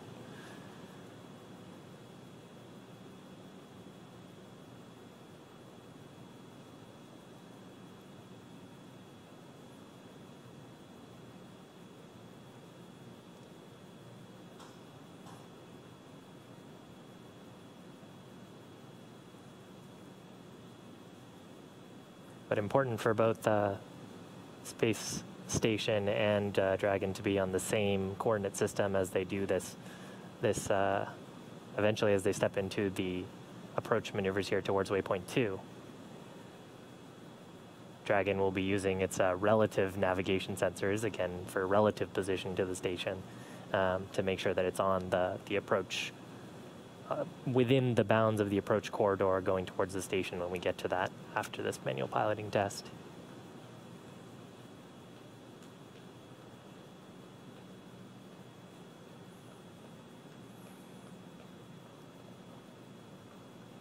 Should be getting to that shortly. This manual piloting test was slated to last about 25 minutes. As we have been running ahead of schedule today with all of Dragon's maneuvers, we could be looking at a docking only about 25 or 30 minutes from now.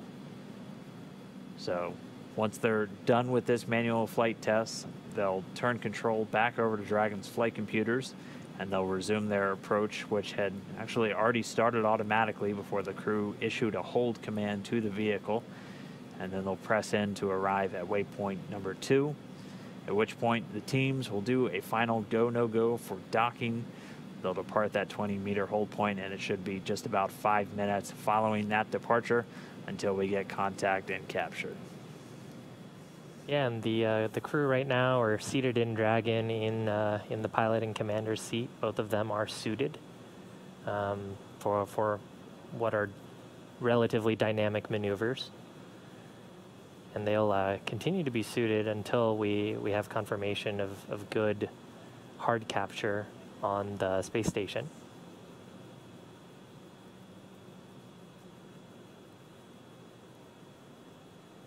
So right now, just interfacing with the touchscreen displays, testing out manual piloting. Hopefully secretly a little bit giddy to be piloting a spacecraft. I mean, before they had launched, Bob Behnken had referred to this mission as every astronaut's dream, getting to launch in a new spacecraft, putting it through its paces. He and Doug Hurley, with those test pilot backgrounds, testing out a new spacecraft has to be as good as it gets. But they're still stepping through this manual piloting. We should have just a few more minutes until they're done with this Y-axis translation. And then they'll be able to turn command back over to Dragon, which will return itself to the docking axis and then begin that approach into waypoint 2.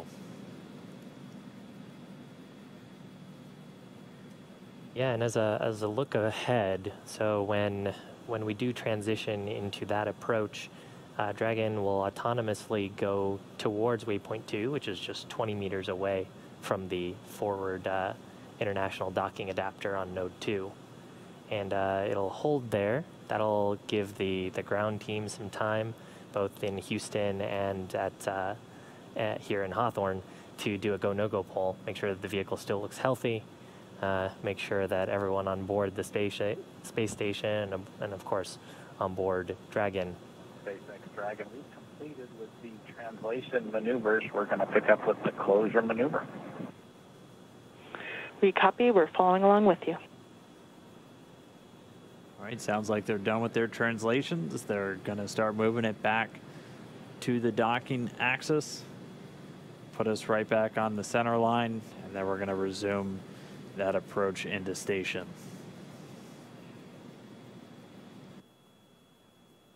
Bom dia, senhores.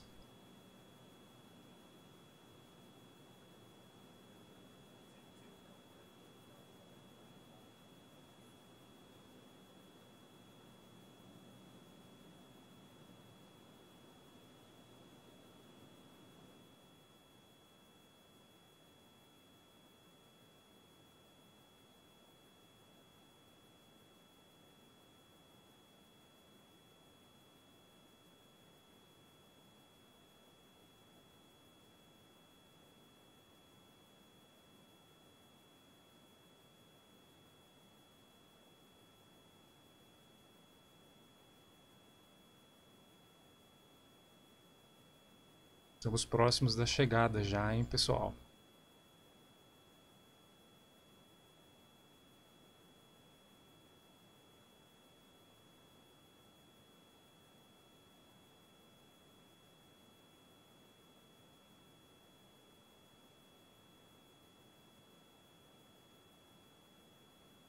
Agradecer a toda a galera que deixou o like aí, meu, muito obrigado, pessoal. Sejam todos muito bem-vindos.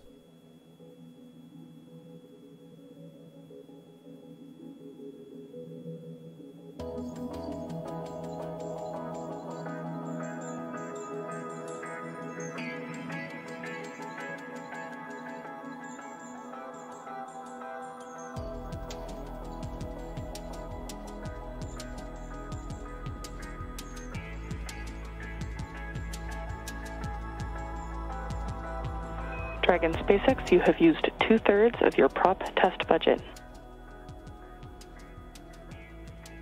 I can copy 2/3 of the budget.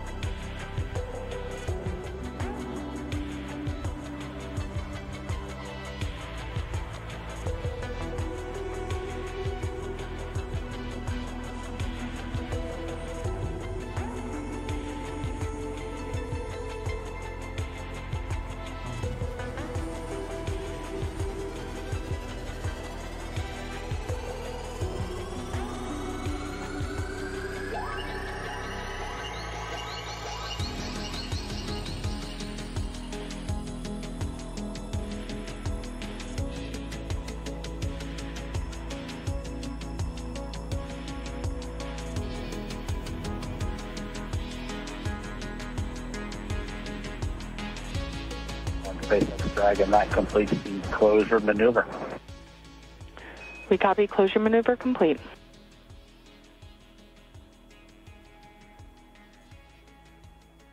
That will move on to 4.041, section 4. We copy and concur.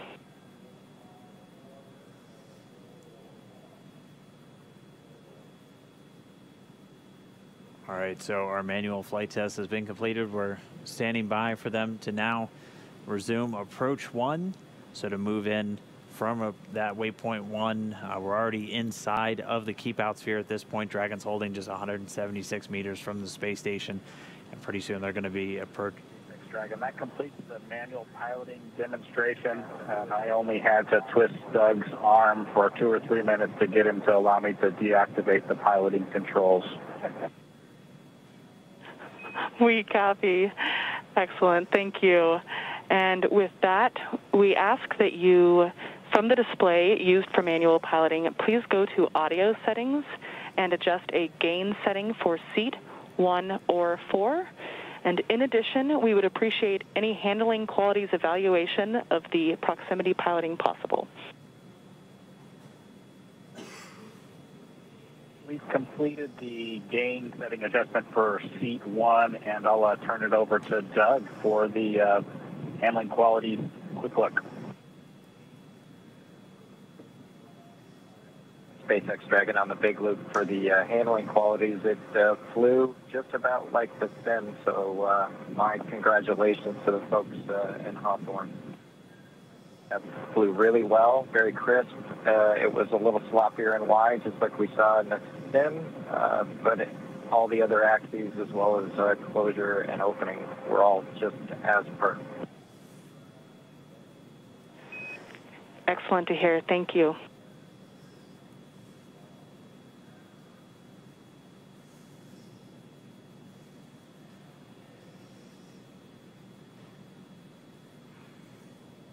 That kind of gives you an indication of sort of how the design process works. You know, Bob and Doug have had lots of opportunities to test this out and sim it and give their feedback.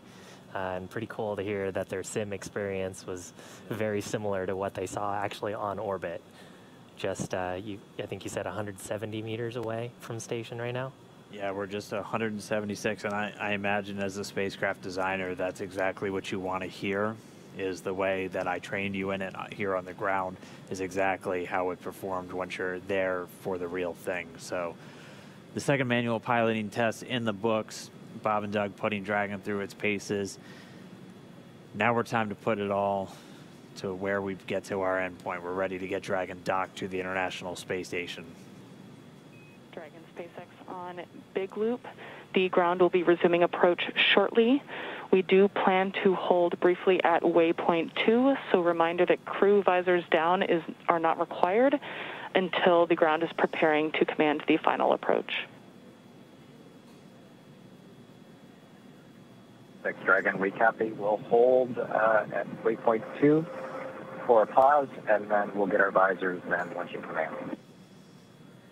We copy. And station, it's Houston on the Big Loop. As you've heard, Endeavour is resuming its approach to waypoint 2. Chris, you can monitor now for step 2. That's step 2 and 1.104, Crew Dragon approach and retreat monitor.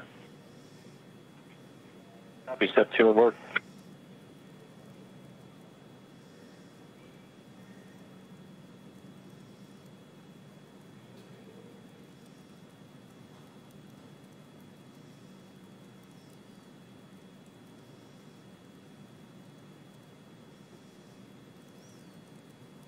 Pretty cool view of the International Space Station from Dragon.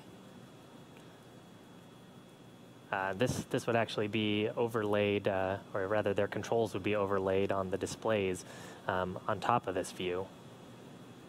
And we got to see some pretty cool views from behind. Actually, there's a view right there. You can see the station on their displays. Visors up, Doug in the left seat, Bob in the right seat.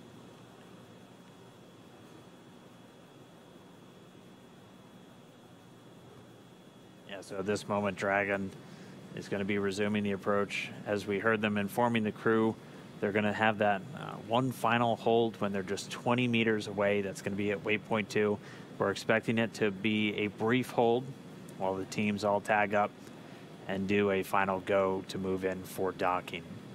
Getting a great look at the space station itself. The docking port is right in the center of our screen. You can see another spacecraft currently docked to the space station, the Japanese HTV spacecraft currently docked to the Earth-facing port, one of those common berthing mechanisms also on Node 2. So Dragon will be the second vehicle to be docked to the Harmony module once it makes its final approach.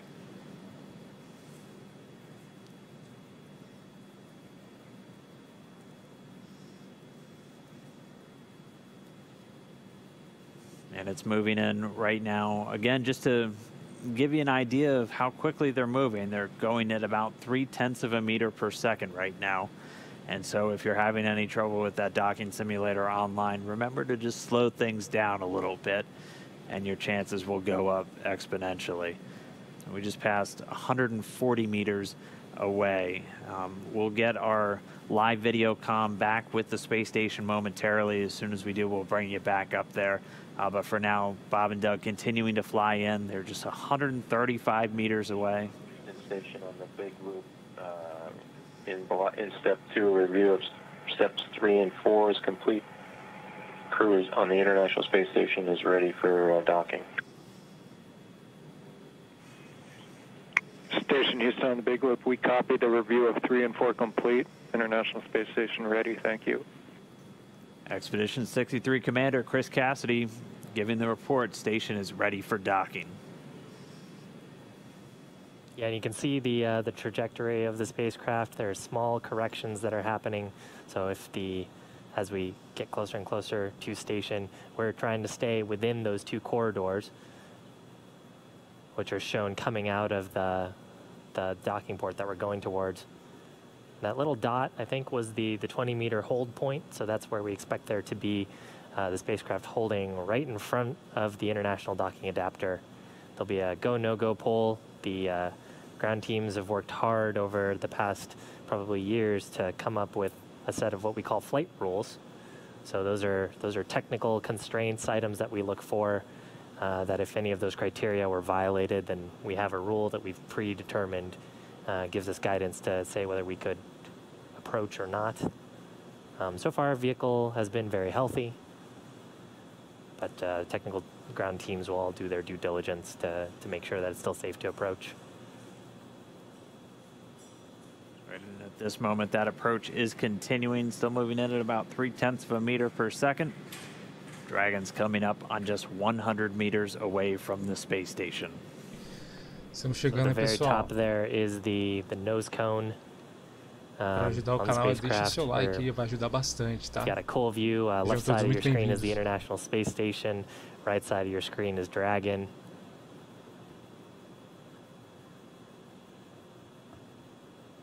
We're inside 100 meters, continuing to close. Again, we're going to have a short hold at 20 meters.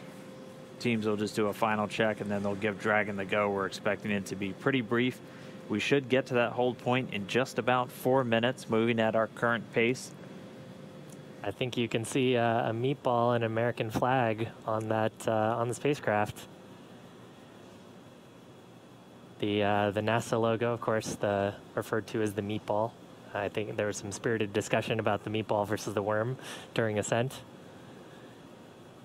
And you can see those logos. That structure on the fairing structure is actually what the Super Dracos are housed in. Of course, all of those are deactivated now, only used for launch escape during the ascent portion. Nose cone right at the top of the vehicle. And you can see sort of the sealing surface, those four circular slots right underneath the nose cone within that red ring are the Ford bulkhead Dracos. That's what we were using while we were conducting all those burns, the 5 burns to get to this point. Right now, we don't have a reason to use those. We'll only be making small attitude corrections with the service section Dracos. And you can see the service section actually pretty clearly here too. There's a black portion and a white portion sort of separated by a fin. The black portion is solar panels, solar cells that'll charge Dragon's batteries. And the bottom side, the white portion, is actually a thermal radiator that's used to keep the spacecraft nice and cool. Of course, the avionics and the cabin, making sure that Bob and Doug are comfortable inside. Looks like we're getting a shadow cast. We are just 60 meters away, continuing to close in, just about 40 meters to go until we're at that hold point. Should get there in just over 2 minutes. Meanwhile, teams in Hawthorne and in Houston doing their internal go, no go for docking. They're going to get all the teams pulled. Once everyone's go, we'll be able to give Dragon the final go-ahead for the vehicle to autonomously fly in and dock with the International Space Station. Should be coming up on waypoint 2 arrival in just about 1 minute, 45 seconds. At this point, it'll be 20 meters away from that docking port. The International Docking Adapter number 2 attached to pressurized mating adapter number 2 at the very forward end of the Harmony module. Right there on the, right around the center, you can see the forward hatch. It's got a window in it. You can see a couple of handles. And there's some features that look sort of bronze-ish. Those are the pedals that we were talking about earlier as part of the soft capture system. So pretty wild, too, to see. We're so close that we're getting shadows from the station on Dragon. Wow. and we're getting these views of Dragon's approach from two cameras that are right next to that docking adapter. And the movement's a little jarring at times. These cameras are being commanded by a person at the Cronus console in Mission Control Houston, and they send some very basic function commands to the camera, which it then executes automatically. And so they're continuing to follow Dragon in, so we do thank them for their diligence to give us these views of this historic moment as we are just less than 30 meters away from docking. Right above the NASA meatball logo, you can see three of the service section Draco thrusters. That's right, 12 in all. So the 4 of those clusters spread around the vehicle, used for a lot of the attitude control and any small translational maneuvers like we just watched Bob and Doug execute with their second manual flight test. Yeah, and actually oriented in a way too where if you were to lose some of those thrusters, you still have redundancy and control in those axes. That's part of the reason why they're sort of at the angles that they are. Momento importante agora, hein, pessoal? Agora vem a aproximação so mesmo. We should be getting to waypoint 2 Parte right final now. do trajeto, né?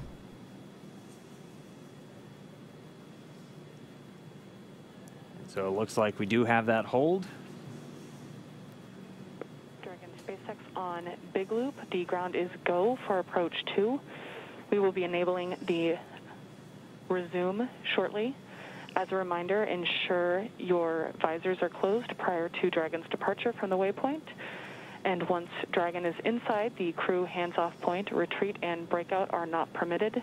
And for your awareness, we have sunset in a little less than 8.5 minutes.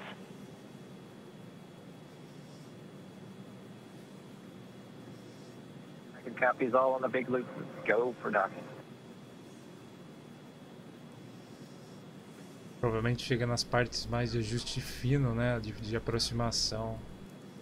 Espetacular, So cara. Doug on the spacecraft confirming their go for docking. They're going to put down their visors. Got some instructions there about the crew hands-off point that we had talked about earlier. That's a point where we don't want the crew issuing any commands to the vehicle. It's about just about 2 meters away from the docking adapter. I believe the number is about 1.7 meters. Station Houston on the Big Loop. Houston and station are now go for docking. Chris, you can monitor per steps 3 and 4. 3 and 4 in 1.104 Crew Dragon approach and retreat monitoring. Copy steps 3 and 4. Next Dragon on the Big Loop. Our visors are down. Copy, visors down.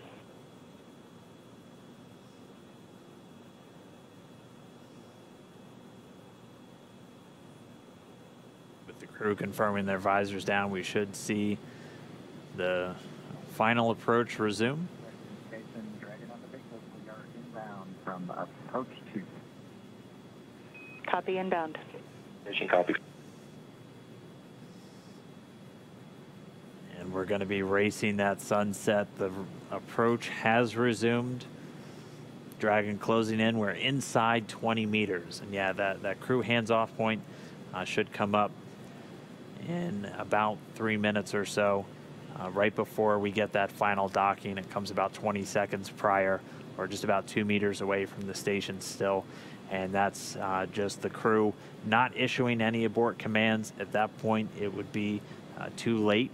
And so any aborts would be executed automatically by Dragon itself.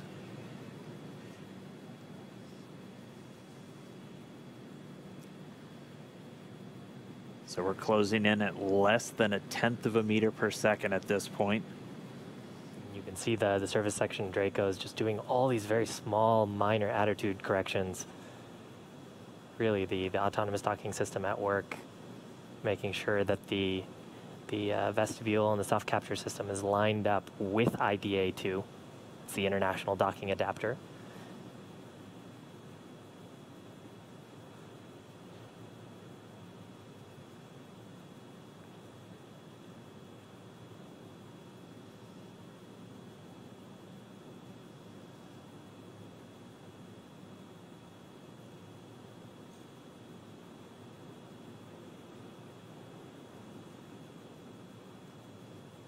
You can see much more clearly there the hinge mechanism for the nose cone. Those 4 black circles are the forward bulkhead Dracos, not to be used at this time. And then, of course, the pedals of the soft capture system.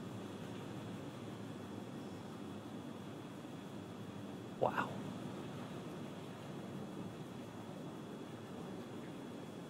Dragon on the big loop. We're inside 10 meters. We cannot make out the docking target, but we do see the outline. We copy and concur, 10 meters. All right, we're less than 10 meters away. Again, we're closing at that rate of less than 1/10 of a meter per second. We should be just about 1 minute, 45 seconds away from docking. There's a center line camera right in that middle, so you can see where the forward hatch is, and right in the middle of that there's a window, and there's a center line camera that is aligned with the center of the vehicle and the center of the docking mechanism. So that is what the autonomous docking system is using to line up with sort of a cross-hatch, cross-target on the docking port. Again, the forward docking port on PMA2, or the pressurized mating adapter. And we are just 5 meters away. Again, we're racing that sunset. This Dragon continues to close, 4 meters to go. Those shadows of the space station on the vehicle.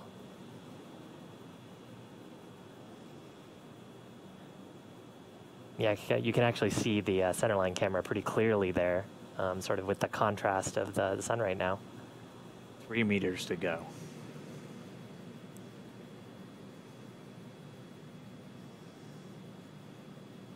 Two meters.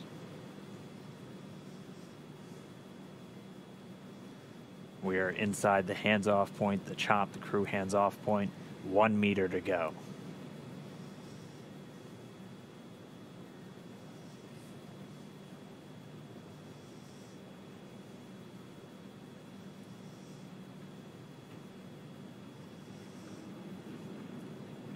Soft capture complete. Dragon in space. Soft capture confirmed. Stand by for retraction and docking.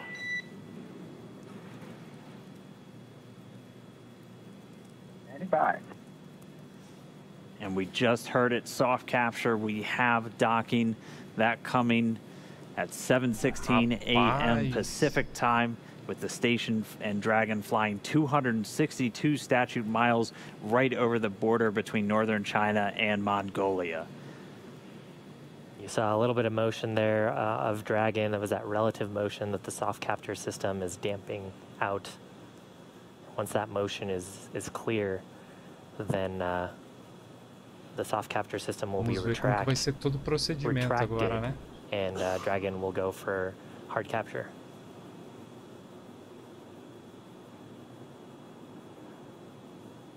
Again, if just now tuning in, that soft capture, that docking coming 7:16 a.m. Pacific, 10:16 a.m. over on the East Coast. Dragon and the International Space Station were flying 262 statute miles right over the border between northern China and Mongolia. So that soft capture ring now going to retract. It's one more step on the way to docking complete. Yeah, we take it on board.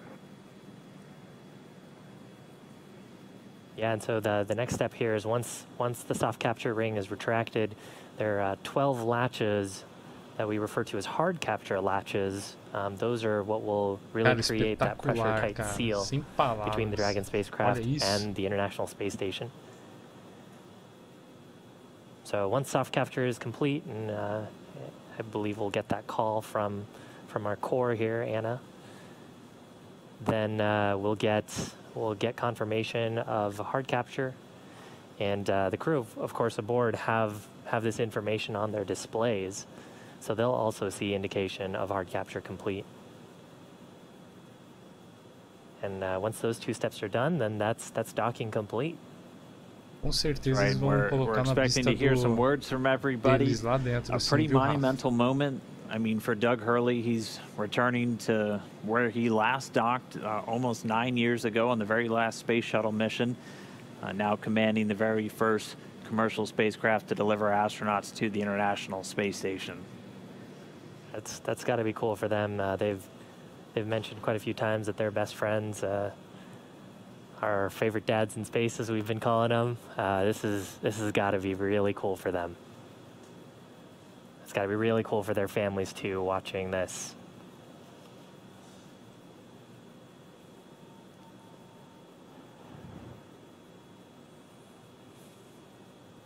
It looks like we have another quick handover. We'll get that video back shortly.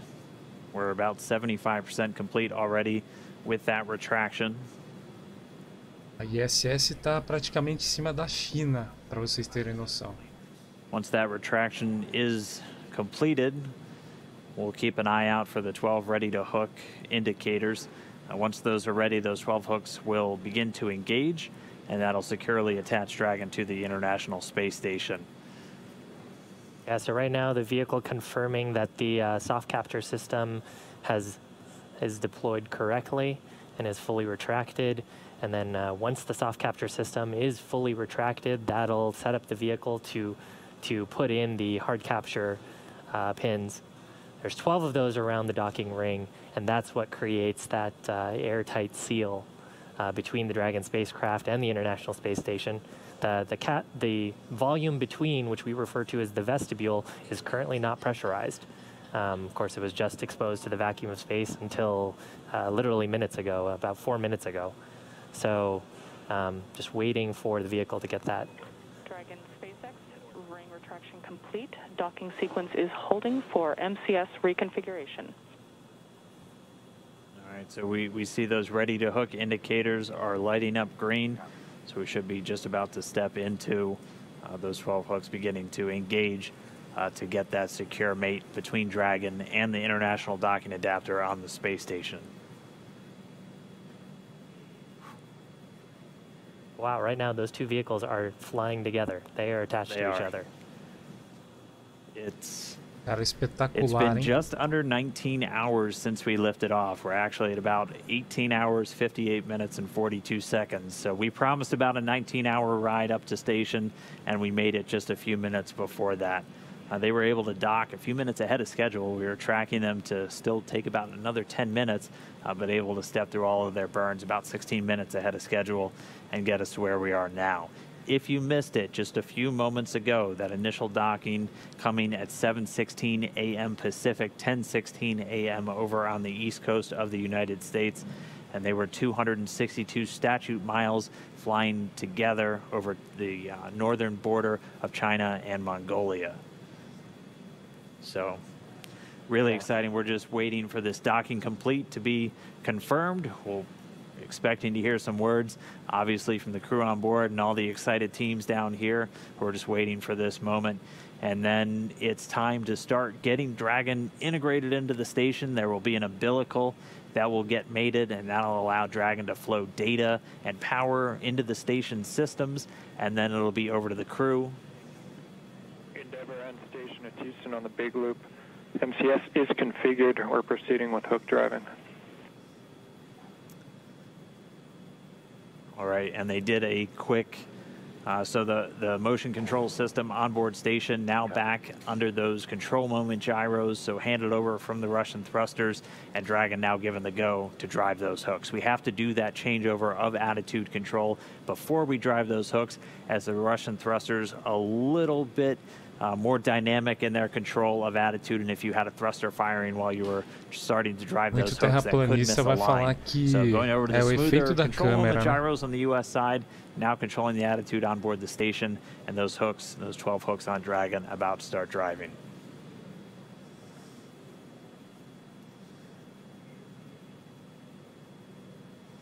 Right now, Dragon and ISS attached, just flying off the east coast of China. Just underneath Japan.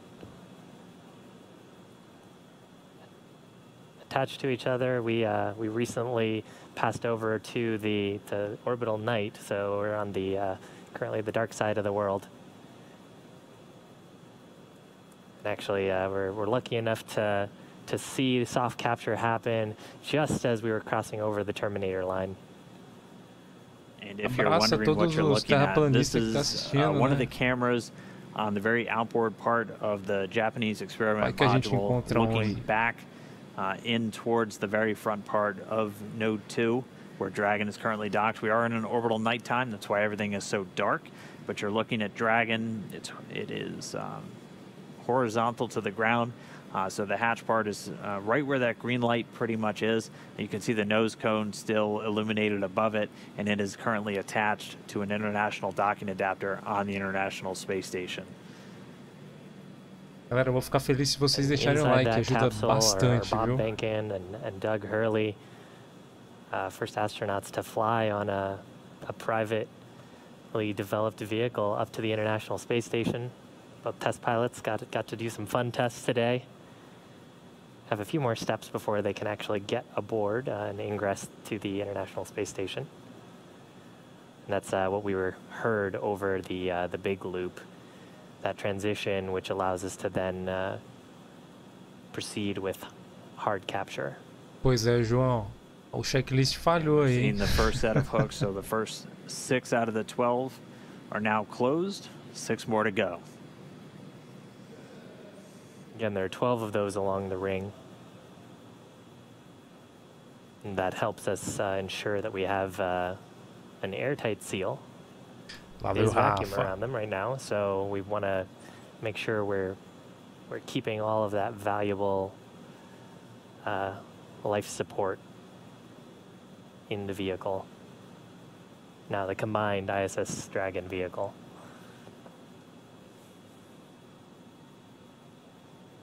Olha eles aí. Meanwhile, inside the capsule, Bob and Doug also standing by for this hard capture to complete. And once we have that docking complete call, they'll be able to start stepping through a number of procedures to get them ready to move into the International Space Station. They'll get the go-ahead to doff or get out of their suits, and then they'll have some activities on the Dragon side to prepare for the hatch opening. Chris Cassidy will mainly be working on the station side to pressurize the vestibule. So as Shiv has talked about, the space between the Dragon capsule and the space station was exposed to vacuum, and even after this tight seal has occurred, we'll still be at vacuum inside. So we'll actually open up a valve to supply air from the station side into that space between the Dragon and station hatchways, and they'll get it up to the same ambient pressure that we'll have inside of Dragon and on the station itself. They'll wait for it to thermally balance out, make sure we don't have any temperature swings as we're bringing it up from vacuum, so probably from a very cold temperature up to about 72 degrees that they have in their cabin temperature on board the station, and then we'll get the hatches open. Dragon SpaceX, hard capture complete. Stand by for docking completion. Bacana, hein? And now that hard capture is complete, so that's confirmation of those 12 latches to create that airtight seal. Now that's complete. The umbilicals from the station side will prazerzaço fazer lives aqui para vocês nesse conteúdo, pessoal. And that'll provide power and communications through space station directly to Dragon. Pretty much the whole way up, Dragon's been using a combination of batteries and its solar cells pointed at the sun to make sure that it has enough electrical power for the journey up.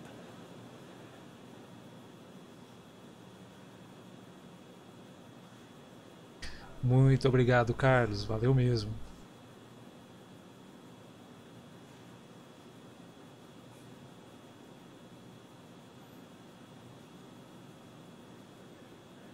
And we're just standing by now for that umbilical to get mated, and that's going to, again, as Shiv was just saying, start the power and data transfer between Dragon and the space station. They've been transmitting data through RF radio frequency on the way uphill. And during the final approach, this will give HardMate basically a wired LAN connection between the Dragon spacecraft and the International Space Station itself, and then also being able to draw power from the station systems using Moda those Rosa great big Chic, solar seja arrays muito bem-vindo ou that are used bem-vinda to ao generate all canal. of the electricity Muito for obrigado pela systems on board the inscrição. station.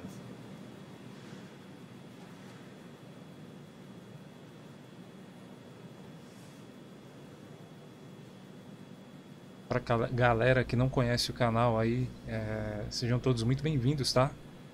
Se considerar o canal, por favor, se inscreva aí. Muito obrigado mesmo, de coração.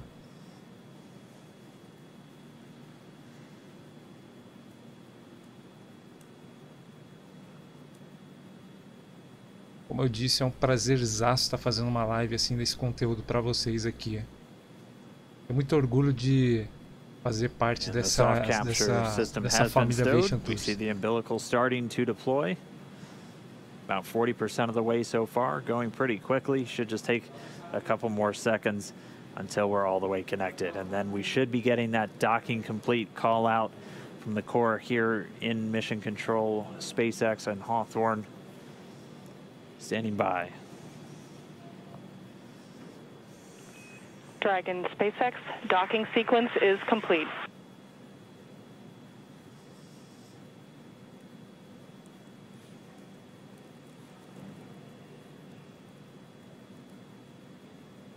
Dragon, we copy docking complete. To say that it's been a real honor to be just a small part of this 9-year endeavor since the last time the United States spaceship has docked with the International Space Station. We have to congratulate the men and women of SpaceX at Hawthorne, McGregor, and at Kennedy Space Center. Their incredible efforts over the last several years to make this possible cannot go overstated.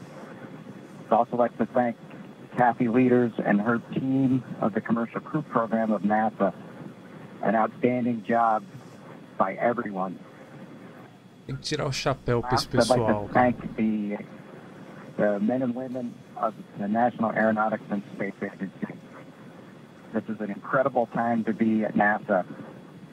3 new vehicles to be flown, continuing mission in low Earth orbit, and then to the moon and Mars. We thank you again and congratulate you.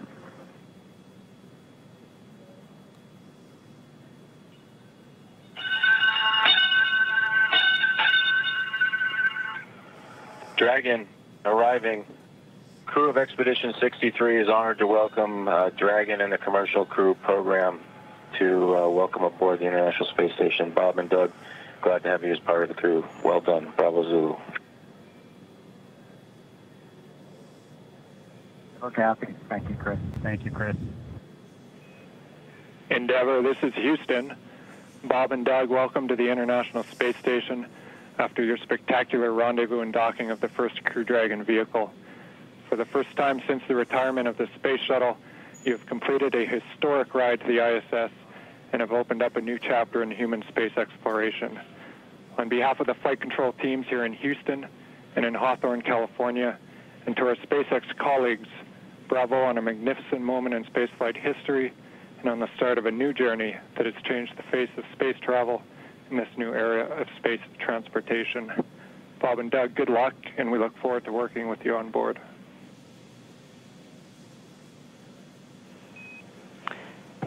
Muito Dragon legal, SpaceX. cara. Bob and Doug, we here at SpaceX are honored to have been part of ushering in this new era of human spaceflight. On behalf of the SpaceX and NASA partnership, congratulations on a phenomenal accomplishment and welcome to the International Space Station. Isso é muito legal, que abre muitas Well, thank you, possibilidades, Anna. né, We para o appreciate futuro. Isso all the good work fora de and série. everyone thanking us, but it truly was a magnificent effort by the entire team, the SpaceX team, the NASA team, and a team across America who was able to pull this off and bring human spaceflight again to our nation. Thanks for everything. Happy to be aboard.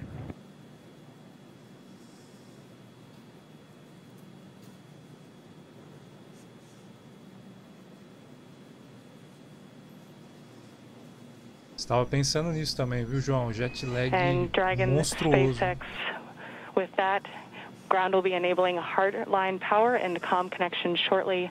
You are go to doff your suits per procedure 4.012.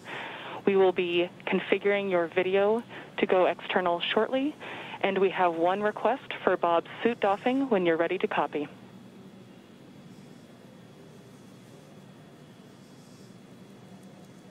We copy all. Go ahead for Bob's suit. During your approach suit leak check, we noticed Bob's suit pass with a lower PSID than his previous vehicle and O&C checks. We still had plenty of margin to support you in a depress, but in order to rule out potential hardware issues, when Bob is doffing, after he opens his structural zipper, check all 3 bladder zipper heads to see if any are partially closed. It is possible that if the head is backed off slightly, that the white tooth is partially visible or a small gap can be seen between the end of the zipper head and the gasket end. Please report observations. Sky, aquele ali é Copy. Bob will take a close look at his zippers when he doffs, and he'll eles levaram para o espaço. So we'll let you know as soon as we see something or if we see something. Se não me engano, dinossauro. Great, thank you so much.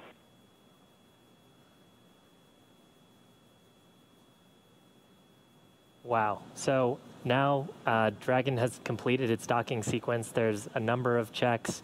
That was an absolutely historic moment. And in spite of that, the ground team's getting right back to business, talking about the suit performance. Just let us know when the interior cameras are secure. On Dragon to Ground, Gotta turn the cameras off first before we can get them out of their suits. Absolutely. So spacecraft is now docked. They've got several tasks that they're going to need to be able to do. While we're waiting for those tasks to happen, we're actually going to take a short break. But if, in case you just missed it, the Dragon spacecraft is now docked to the International Space Station, docked at 7:16 a.m. local time. Yep. Bob and Doug are at the space station. Yeah, they're there. It was just under a 19-hour journey from their launch to their docking, so pretty much right on what we were expecting. They got there a little bit early today, which was nice, as they were able to get through all those burns. But they're docked. It's going to be a little while. They have to do that vestibule pressurization, and then they'll have to do some leak checks. Dragon on Dragon to Ground for Bob. I've got both structural zippers on my gloves lowered, and I do see white teeth visible on both sides. Looks like a full white tooth. I'll give you an update once I get to the leg zipper.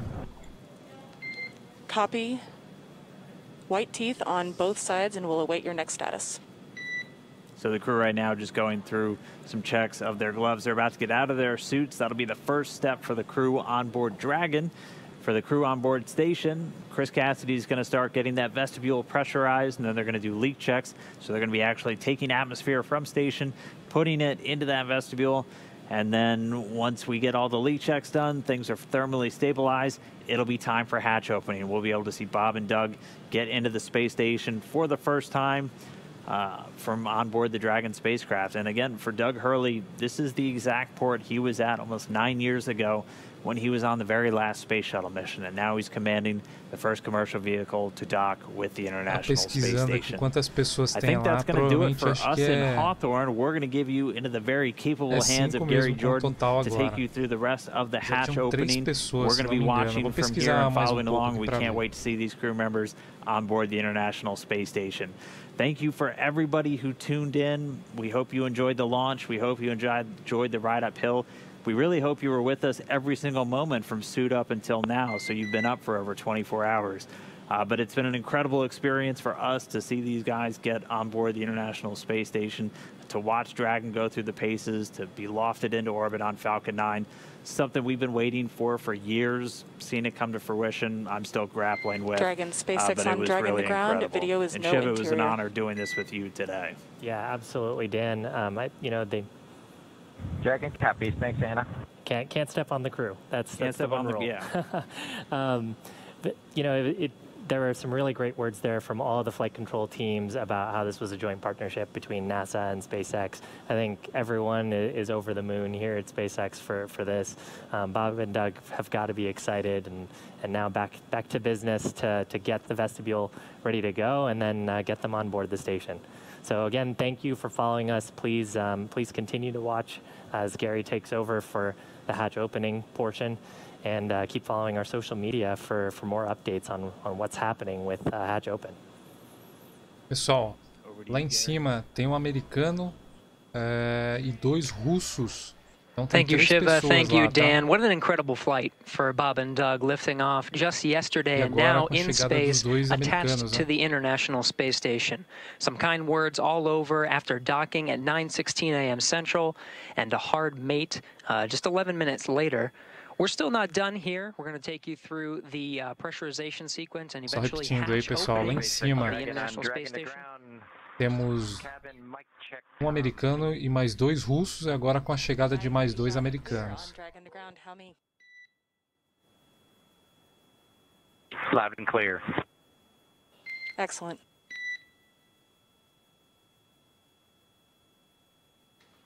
Good comm checks. We're still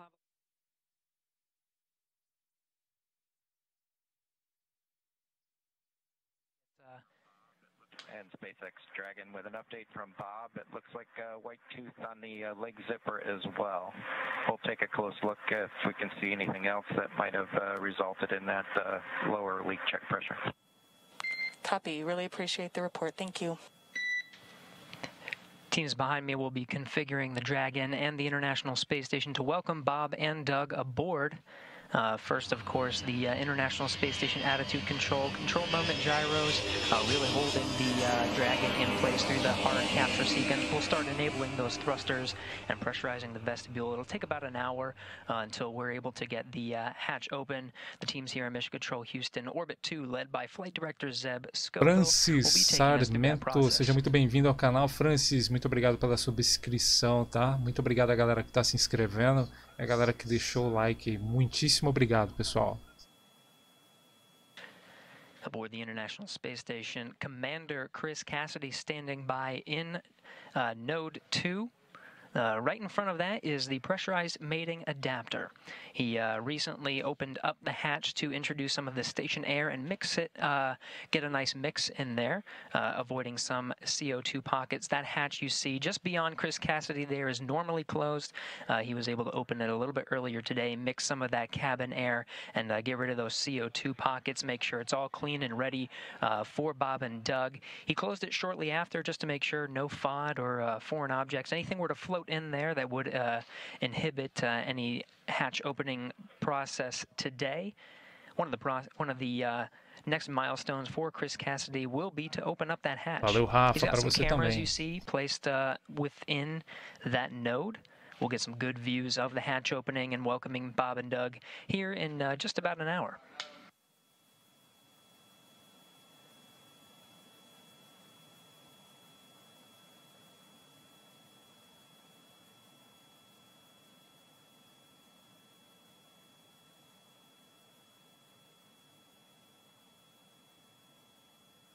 Agora tem todo um procedimento, né, para abertura aí.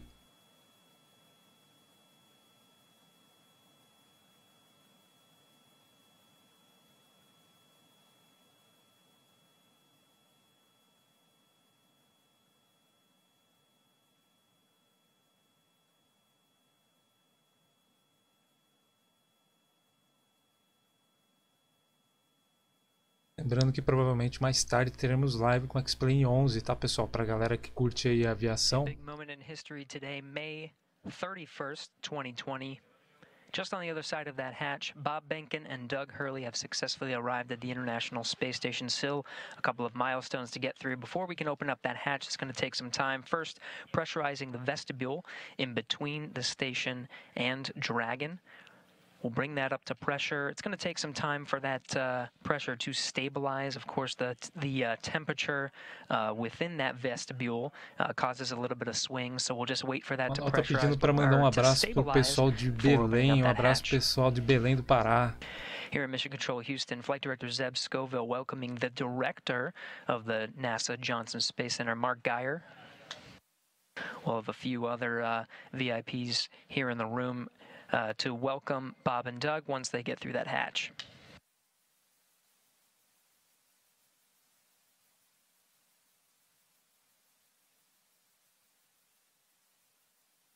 Valeu, Sky, muito obrigado. Bom voo aí para você.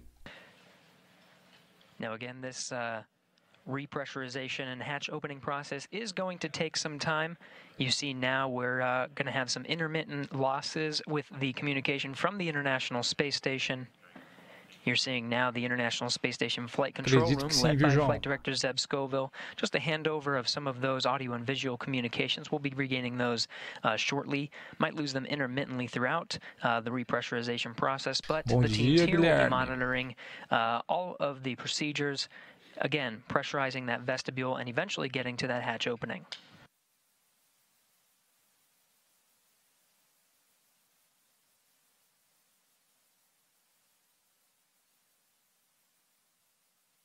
Todo o procedimento, né, para ser realizado devido à pressurização e tudo mais, pelo que disseram aí.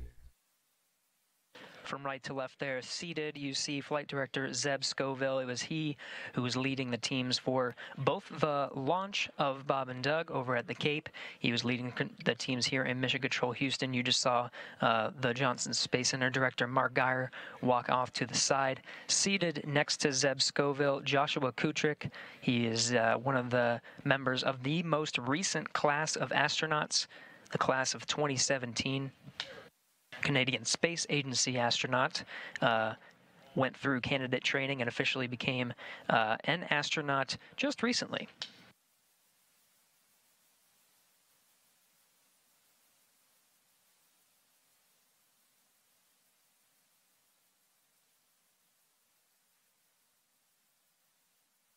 Imagina que orgulho estar participando de um projeto desse tamanho, cara.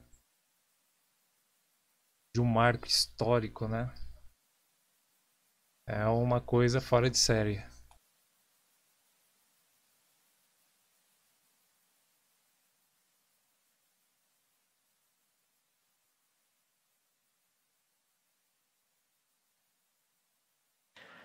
Again, a few milestones to get through to that hatch opening. First, the International Space Station attitude control has been successfully switched from control moment gyro only control, enabling some of the thrusters on the International Space Station. We also just received word that Dragon is successfully receiving power. Ground ISS power connection has been established.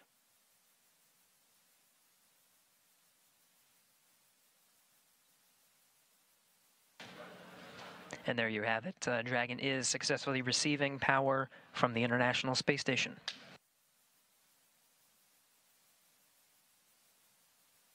And Dragon copies on Dragon to ground that power has been established. Just let us know when we should make a hardline comm check. We will, Co. Thank you.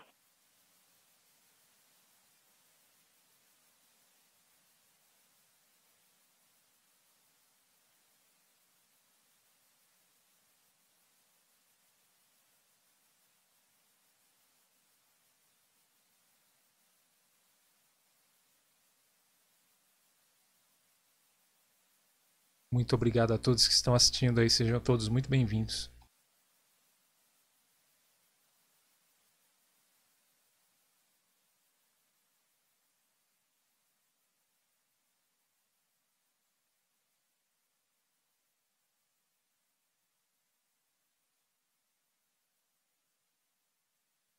Luiz Casanova, olá o pessoal do canal Vila Nova da Gaia, Portugal. Um abraço para a galera de Portugal. Uma galera muito grande que assiste o canal aí de Portugal. Um abraço a todos os portugueses.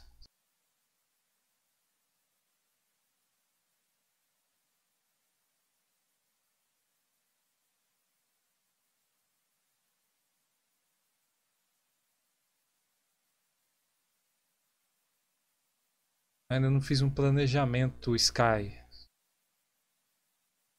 Mas vai ser no BR, tá?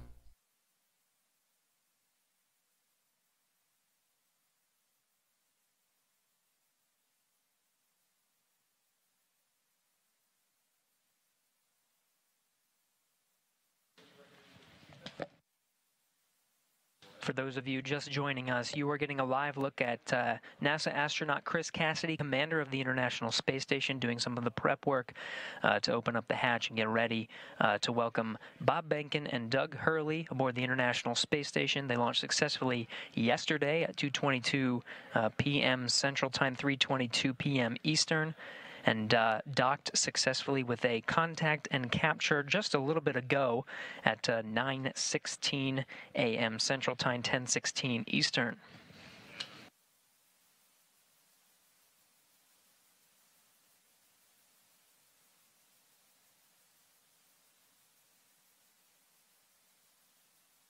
E o procedimento ali é até uma sacolinha, senão tudo sai voando, né?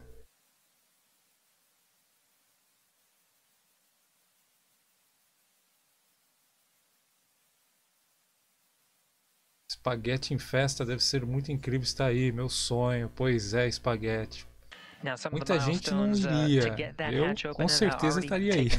First, attitude control for some of the docking sequence for the initial contact and capture. Attitude control was on Russian thrusters. That was moved to control moment gyros for hard mate, making sure that everything lined up and we got those ready to hook indicators green before driving those hooks. The attitude control has since been switched to enable some thrusters on the International Space Station.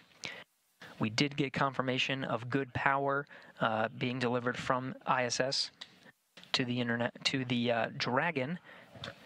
Next will be to test some hard line communication between Dragon and the International Space Station.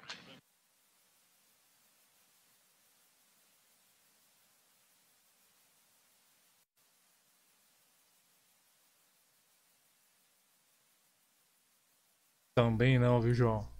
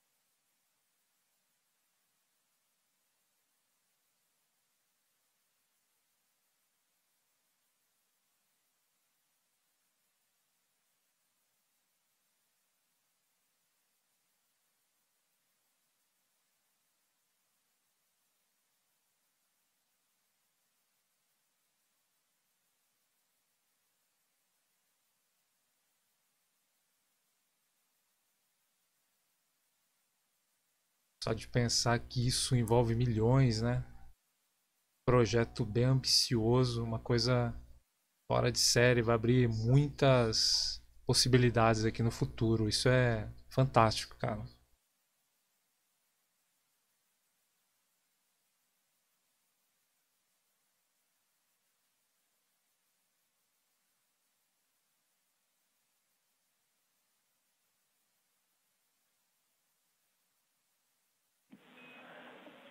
Dragon and station. It's Houston calling on the Big Loop. We're prepared and getting ready to transition the comm system to hardline, at which time we're going to do a couple comm checks. We just want to make sure everybody's on board with that and aware. So Dragon, first, maybe let me know if you hear this and if you're go with that plan.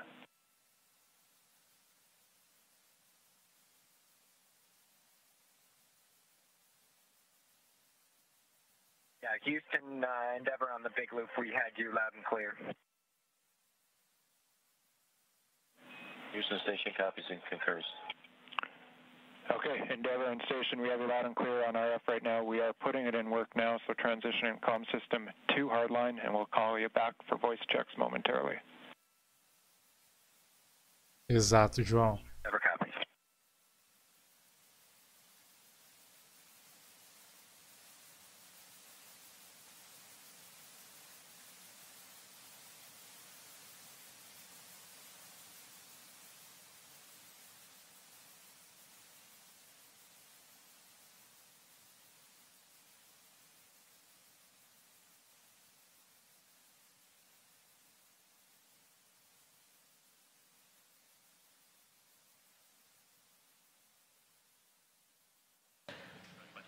This is Mission Control Houston. The voice you just heard was Capcom Joshua Kutrick from here in Mission Control Houston, relaying through the big loop. That's integrated communications with Dragon and the International Space Station, just taking us through those procedures until we get to hatch opening.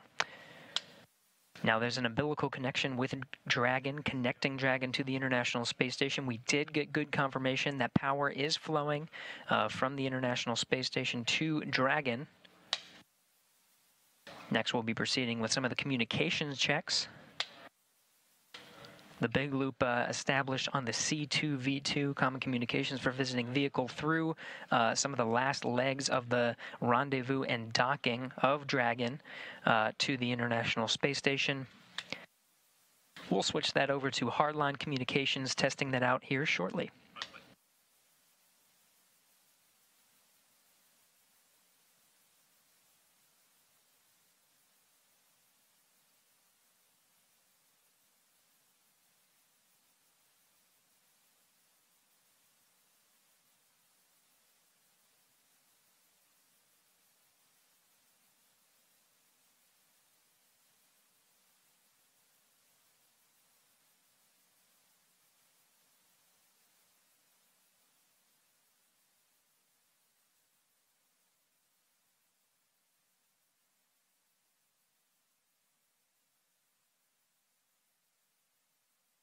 We're going to get some good views of station today. You see Chris Cassidy working inside Node 2. Just on the other side is the hatch.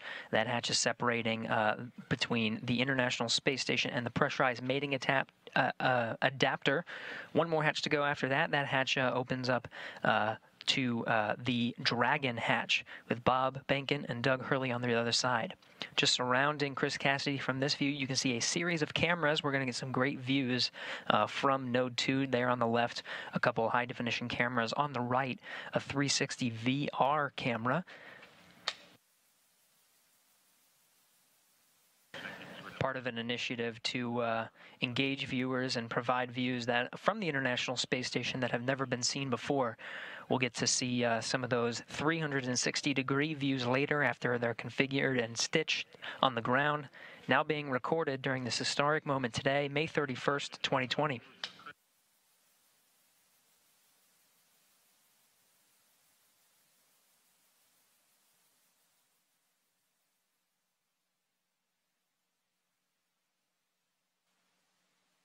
Para quem está chegando agora aí, a acoplagem da cápsula já foi realizada. Agora tem todo o procedimento para fazer a transição dos astronautas aí na estação espacial.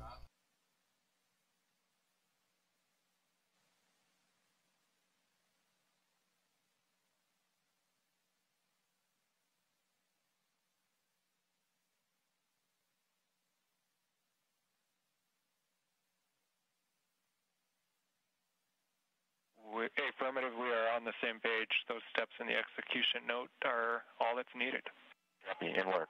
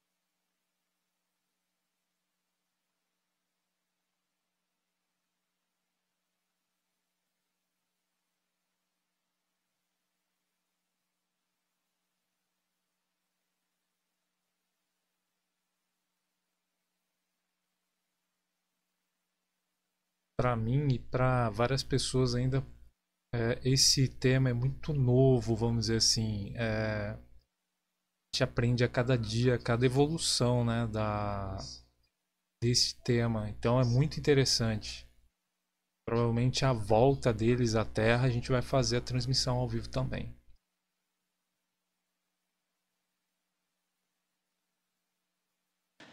You're getting a live look at Chris Cassidy aboard the International Space Station. Just in front of him is that 360-degree camera. He's got cameras situated all over Node 2, pointing right towards that hatch. On the other side, we'll be welcoming Bob Behnken and Doug Hurley after pressurization of the vestibule, and we'll start beginning hatch opening after that.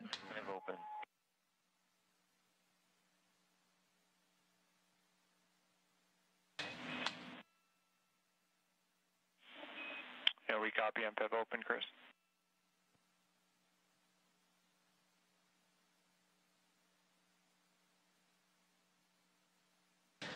Another handover of communication from the tracking and data relay satellites, providing video and audio communication from the International Space Station, now integrated with the Dragon Power.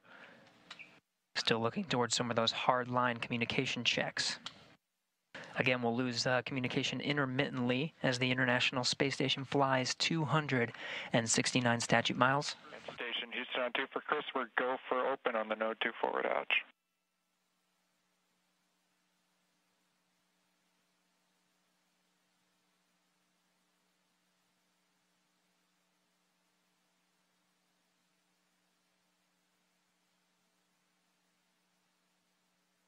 A gente já vê já toda a separação de cada estação, né, de trabalho ali pelas telas ali diferenciadas, né? Cronos, FOD, enfim, toda uma evolução que eu desconheço. Possivelmente uma evolução, hein?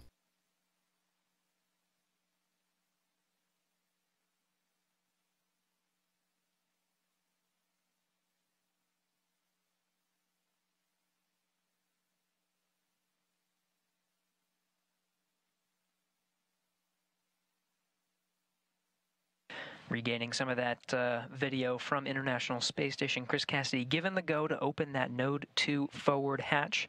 Again, he opened it a little bit earlier today to allow some of the station air to mix into the pressurized mating adapter. There it is. Ah lá, e abriu, hein?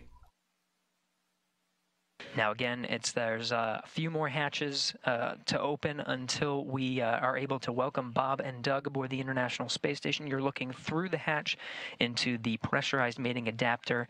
There's another hatch down there through the pressurized mating adapter that opens up to the International Docking Adapter.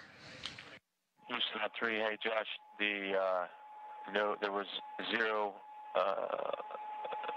on DPDT, and the Node 2 forward hatch is open.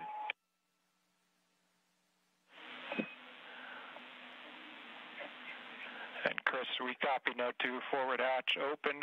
We concur your go for the next yellow activity. That's your 1515 activity. It's step 2 in 2.102 Crew Dragon ISS arrival through hatch opening. Basically, you're going to cycle the 8-pass equalization valve. And Dragon SpaceX on Dragon to ground, if desired, reference procedure 4.400 to monitor vestibule pressurization.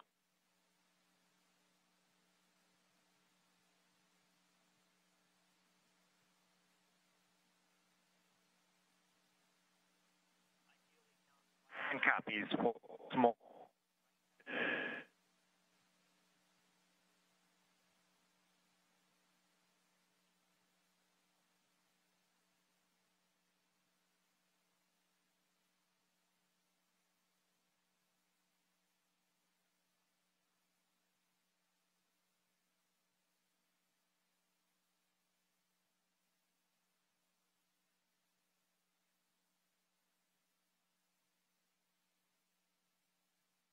Mais uma câmera.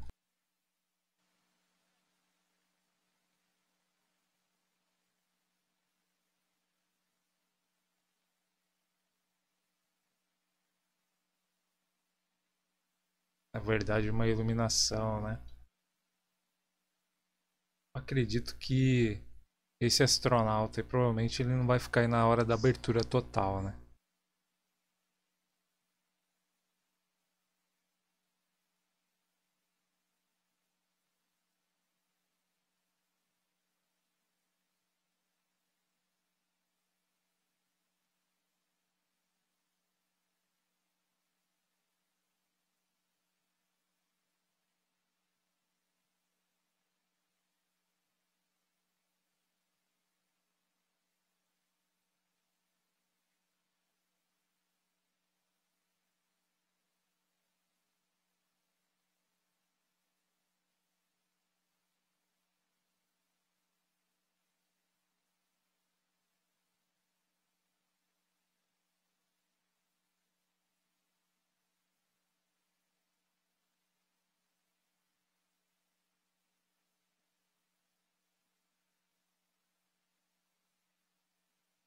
Provavelmente ali uma câmera de 360 graus ali.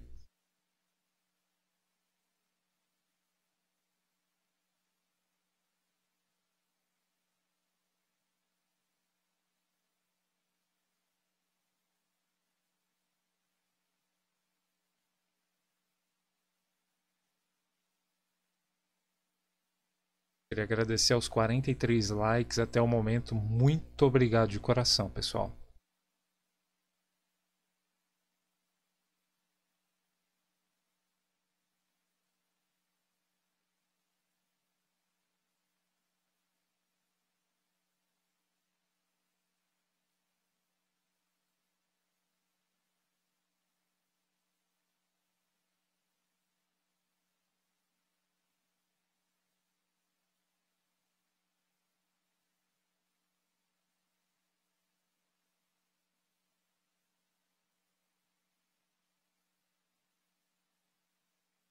SpaceX Dragon on Dragon to ground for 4.012. We've completed up to section 5, and we've got a timer started for 1 hour. Copy, completed through section 5, and your suits are drying, and you have started a timer for 1 hour. With that, do we have your permission to come back on board?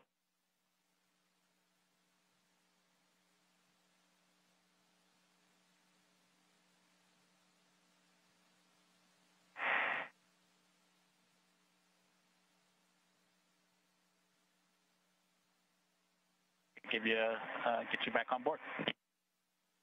We copy. We are go to come back on board. And with that, you are go to perform sections 1 through 3 of 4.400. We do recommend deferring your step 2.1 for the waste system flush until closer to hatch opening. In section 3, as you are performing your inventory, please collect all your food and water bottle trash and consolidate it into the 2 trash bags within their common bags in location 18. Não perdeu muita coisa não, viu, Adinelson? Valeu, Thiago Predolinho. Obrigado a você por disponibilizar o vídeo. Grande abraço, Thiagão.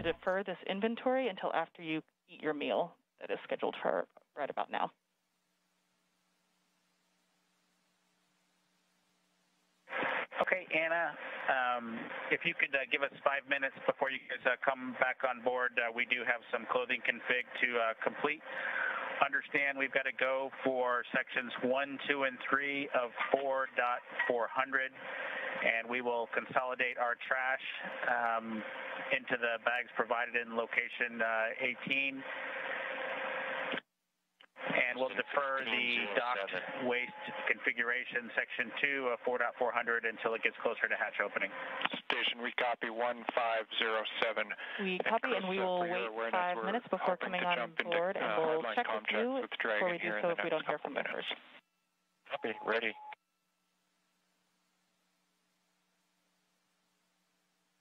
Thanks, Anna.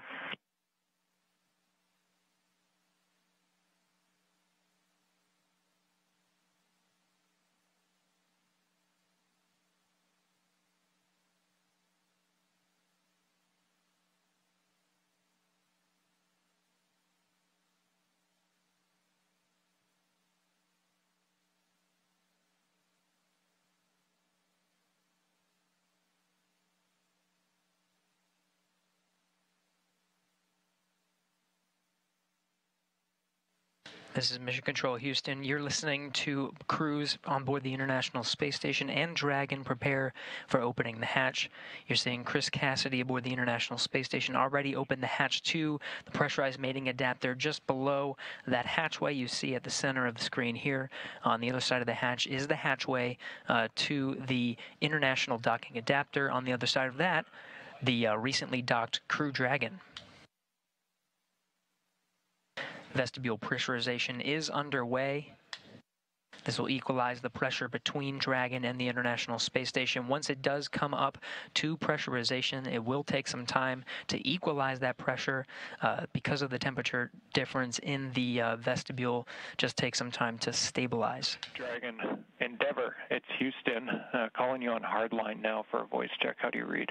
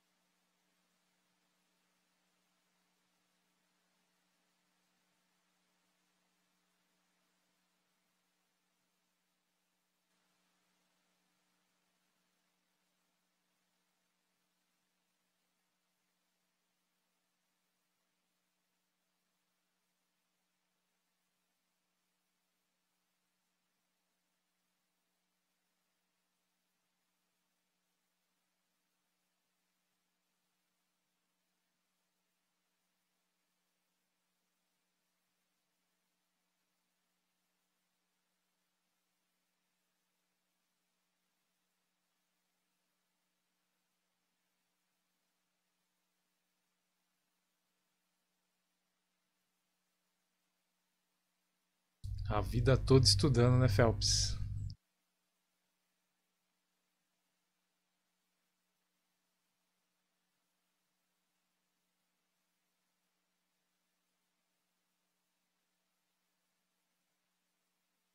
Pelo que eu entendi, eles estão fazendo a transição de temperatura, né? A diferença, estão estabilizando a temperatura entre os dois compartimentos aí.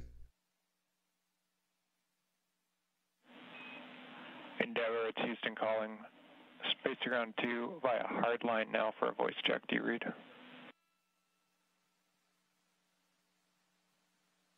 Houston, clear. Dragon, voice check. How do lead us? Counting 121, 122, 123, 124, 125.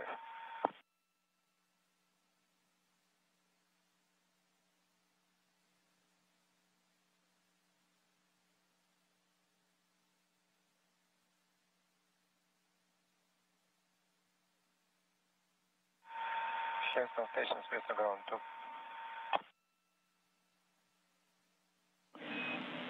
And Station Houston on 2. Anatoly, we hear you loud and clear. We're going to swap a couple minor things here and try Dragon again. We're still trying to get calm with Dragon. Stand by 1.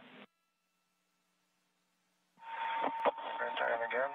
Dragon FM, voice check. How do lead us? Counting 121, 122, 123, 124, Joyce Lemos, bem-vindo ao canal.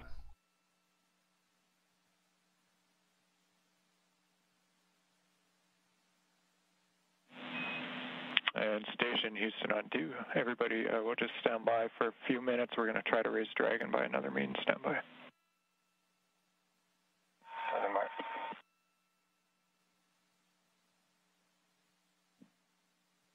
And Endeavour, it's Houston calling on Dragon to ground 1. We're trying to reach you via hardline. Just not sure if you're receiving it or not. Let us know at your convenience.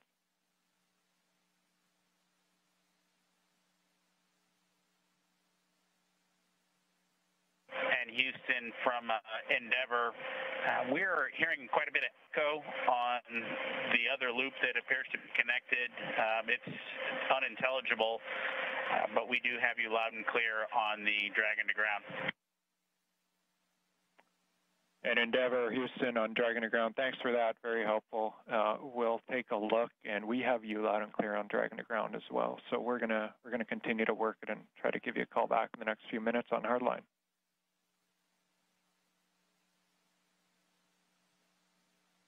Endeavour copies. Thanks.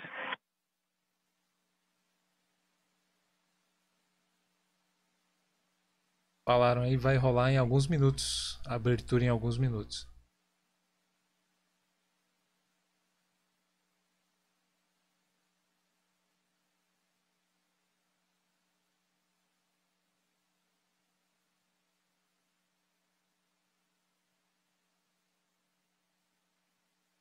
Esse é um marco histórico para a humanidade, sem dúvida nenhuma.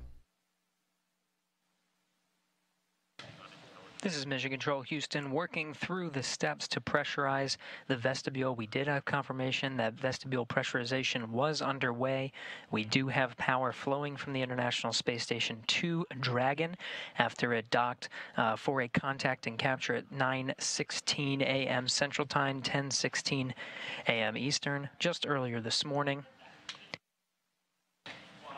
A few other milestones to reach. We need good audio communication hard-lined through the umbilical where Dragon is currently docked on the other side of that hatch, providing now power, just making sure those hard-line communications are intact. Working through that as we count down towards the milestones of opening that hatch. Muito bom, Adnelas. Aquela de 72.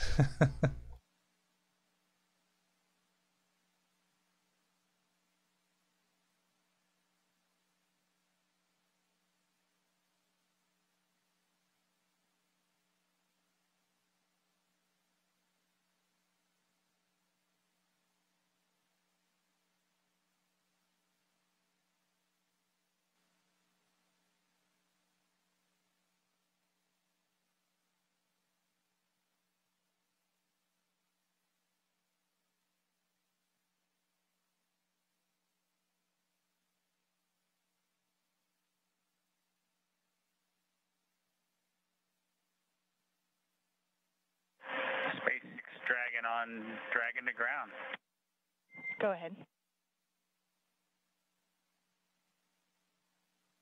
Yeah, and in section 1 of 4.400, the tablet state of charge are 66 for Doug's and 32 for mine.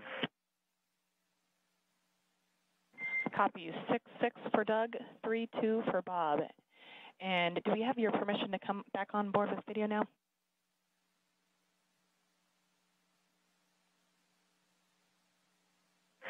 Yeah, go ahead and come on board. We just may have to take it down at some point, as you might imagine, but come on board. Sounds great. Thanks. Boa, César. Station Houston on 3 for Chris. Your convenience, but just an update on the comm status.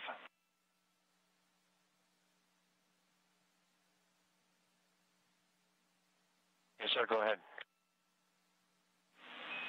Chris, you've probably been able to tell we've run into some minor issues trying to get hardline established, so we're working that here, and we're going to be reattempting the comm checks as soon as we think we're go. I'll give you a heads up on that. And then regarding stuff, just get aheads.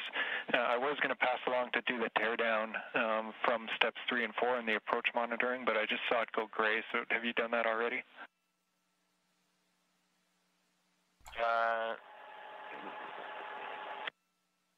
Hold on just 1 second. Which one was that? Maybe I fat fingered the wrong procedure. Yeah, no, it's subtle. So it's in the execution note for Dragon approach monitoring. As we were monitoring Dragon earlier in the day, down in the execution note are the teardown steps. I'm here in the cupola right now. I'll take care of it. It's not gray, but momentarily will be.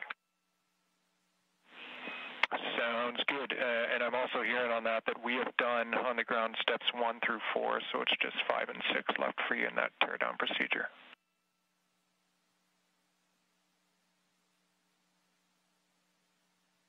Copy that.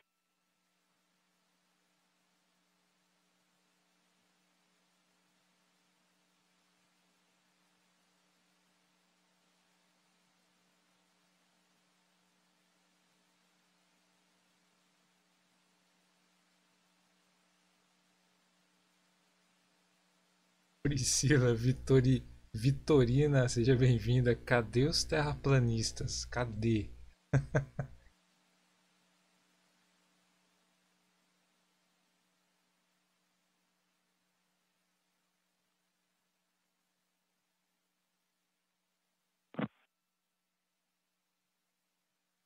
Como eu disse antes, é o efeito da câmera, né?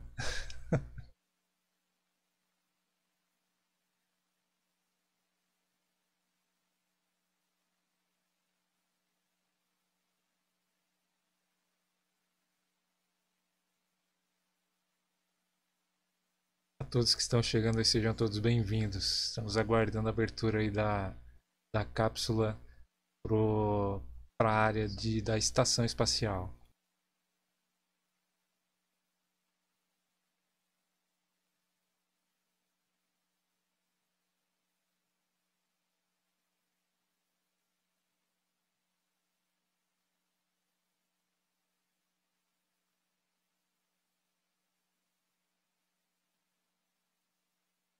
Vashon 3, steps 5 and 6 are complete in the teardown. Copy, Chris. Thanks for that. And just about to hit the button and reattempt the hardline checks with Dragon. Okay, copy. Endeavor, it's Houston calling via hardline voice check. How do you read?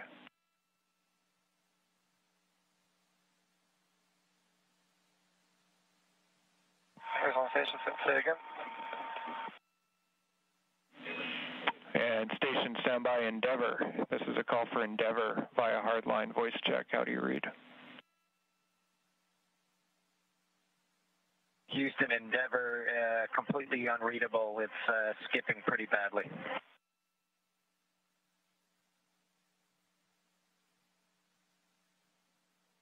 And Endeavor, it's Houston on Dragon to ground. We heard your reply loud and clear. Understand we're still broken. We're working it. Thanks for the patience.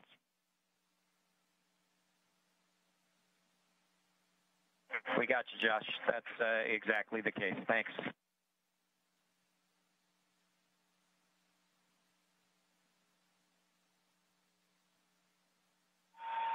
Dragon FM voice check. How do you read me? Counting 121, 122, 123, 124, 125.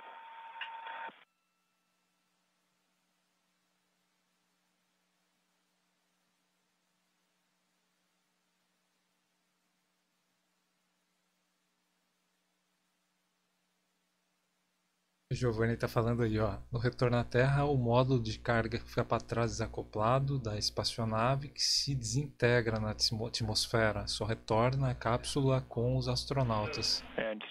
Bacana, hein, Giovanni? Anatoly, we're hearing you loud and clear in Houston. We seem to have an issue still with COM2 Dragon, so we'll just have you stand by. We'll let you know when we're ready to retry. Thanks for your patience. Okay, call me on space to ground 1, please.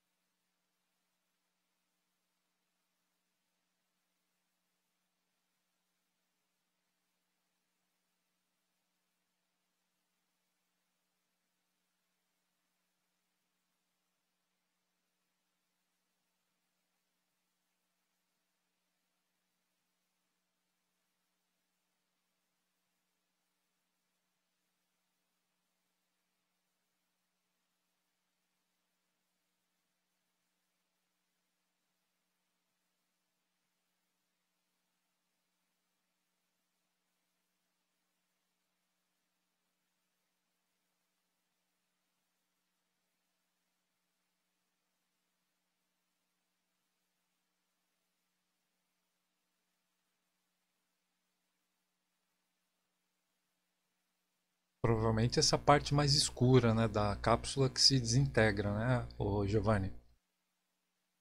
Aí volta a sua parte mais, a parte da frente ali, ela volta para a Terra inteira, né?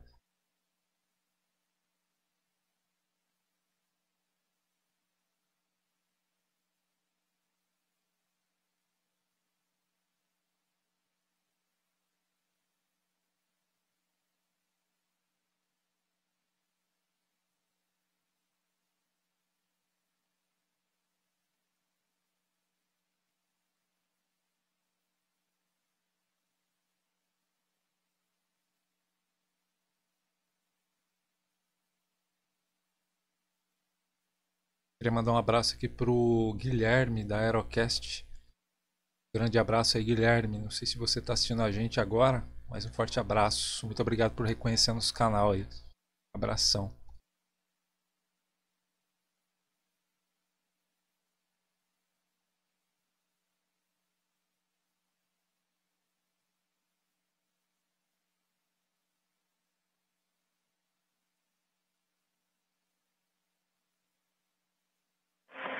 SpaceX Dragon on Dragon to ground for a timeline tag up. Go ahead.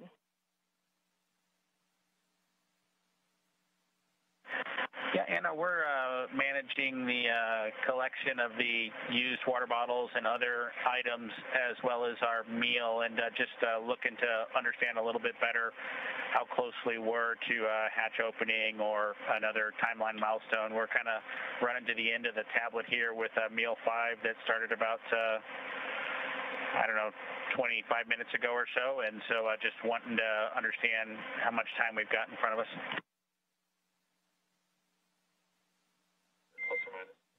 In Dragon SpaceX, we estimate we are about an hour to Dragon hatch opening.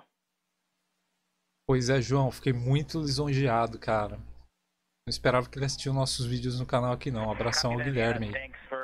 É legal, né? It just helps us manage getting things done, and looks like you guys are on board. Welcome aboard, I guess, the integrated space station now, huh? Indeed. Thank you so much. We're excited to be here.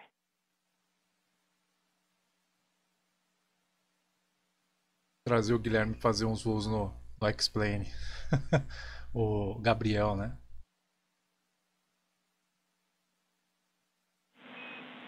Endeavor, Houston calling over hardline for a voice check. How do you read us now?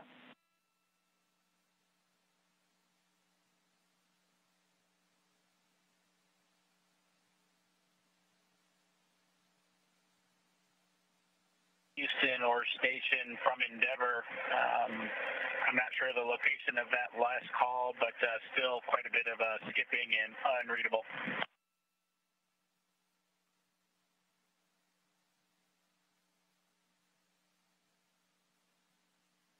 And Endeavor, it's Houston, loud and clear on Dragon to ground. We heard your response, so we're in the same situation. We're hearing you, you're not hearing us. We have one more troubleshooting item that we're going to put in work now. So we'll give that a try and then maybe call it for the day. We'll let you know.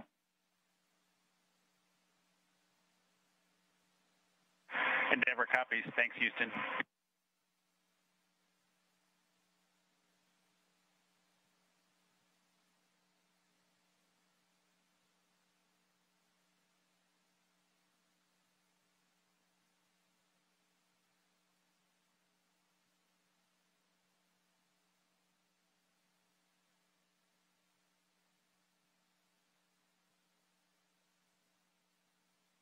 Priscila, se não me engano, são 28 dias que eles ficarão na estação espacial. Se alguém puder confirmar, mas acho que é 28 dias.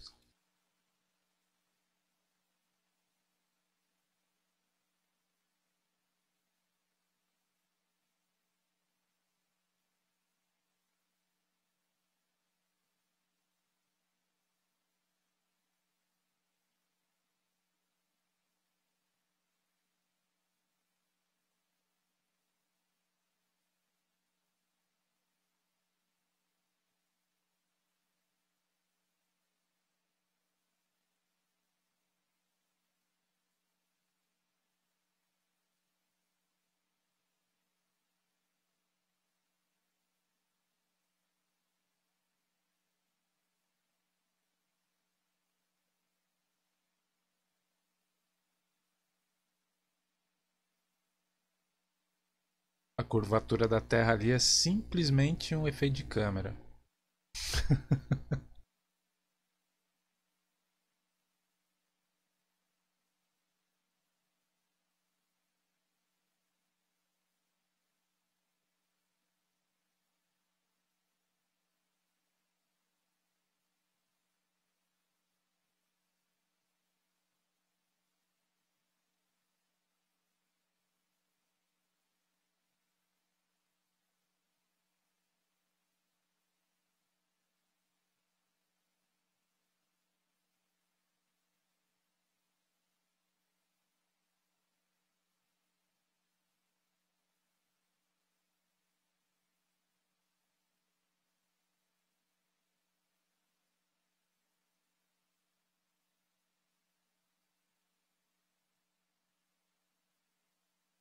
A gente brinca aqui com os terraplanistas porque eles afirmam com veemência que a Terra é plana. Por isso a brincadeira, né?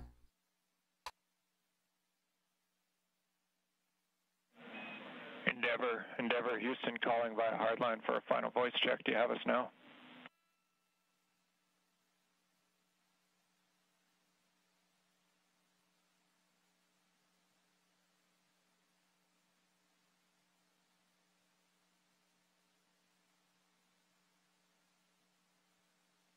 Houston, Dragon on the big loop, that was an improvement, but it's still completely unreadable.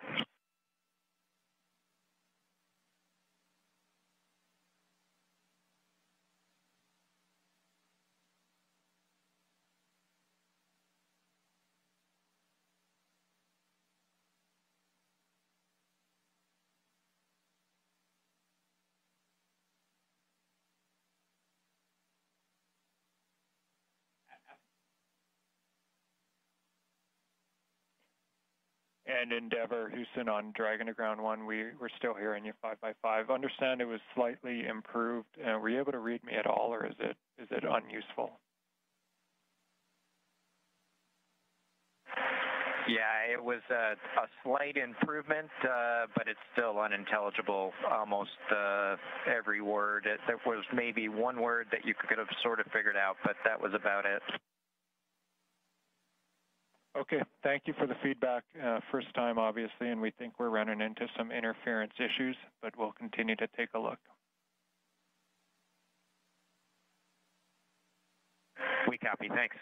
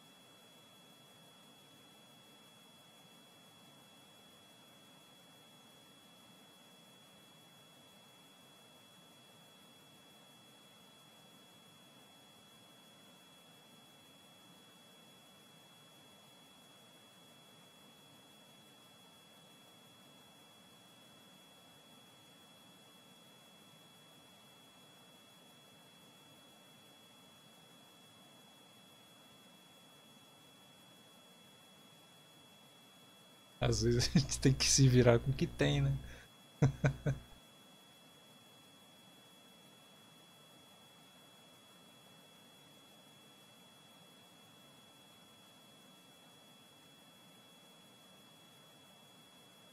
Não fala russo não, viu, Adnaus? Tem que usar às vezes a artimanha do Google Translator aqui.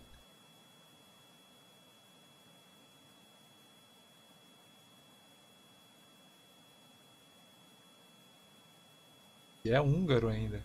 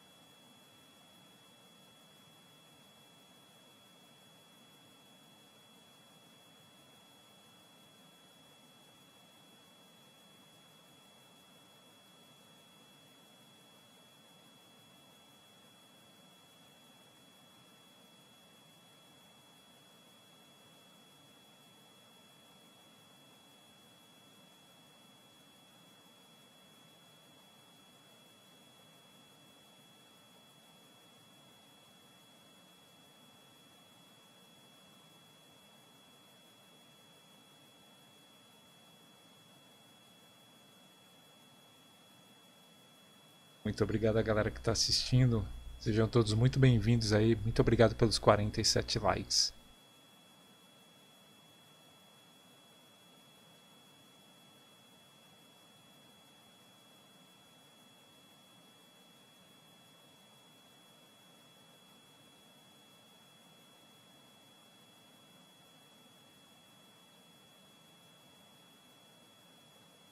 Estamos aguardando a abertura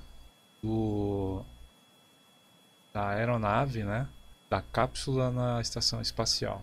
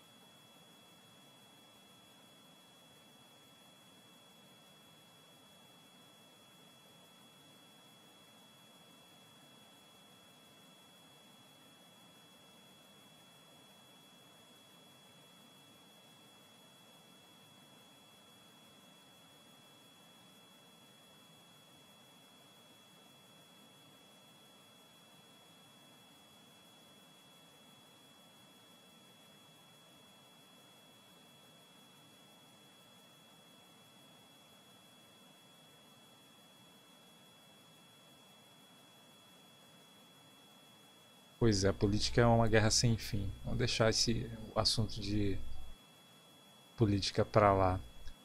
Mas não sei se vocês conseguem ver. A gente tem aqueles. Cada ponto da estação de trabalho, a gente tem aquela telinha ali, ó. Eu não sei se isso é disponível pra gente, né? Ou só pra eles tem essa essa telinha aí. Não sei se vocês estão conseguindo enxergar o que eu estou vendo aqui. Uma coisa diferenciada, né? Bem interessante isso.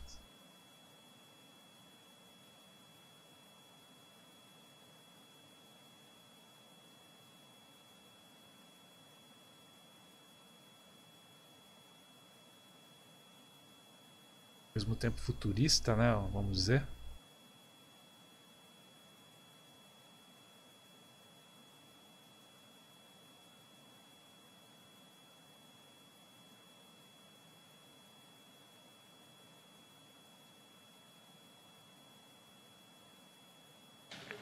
This is Mission Control Houston. If you're tuning in to our coverage, you're getting a live look at the International Space Station Flight Control Room. You're hearing a lot of communications from the International Space Station, both from the space station side over space to ground. NASA astronaut Chris Cassidy, International Space Station Commander,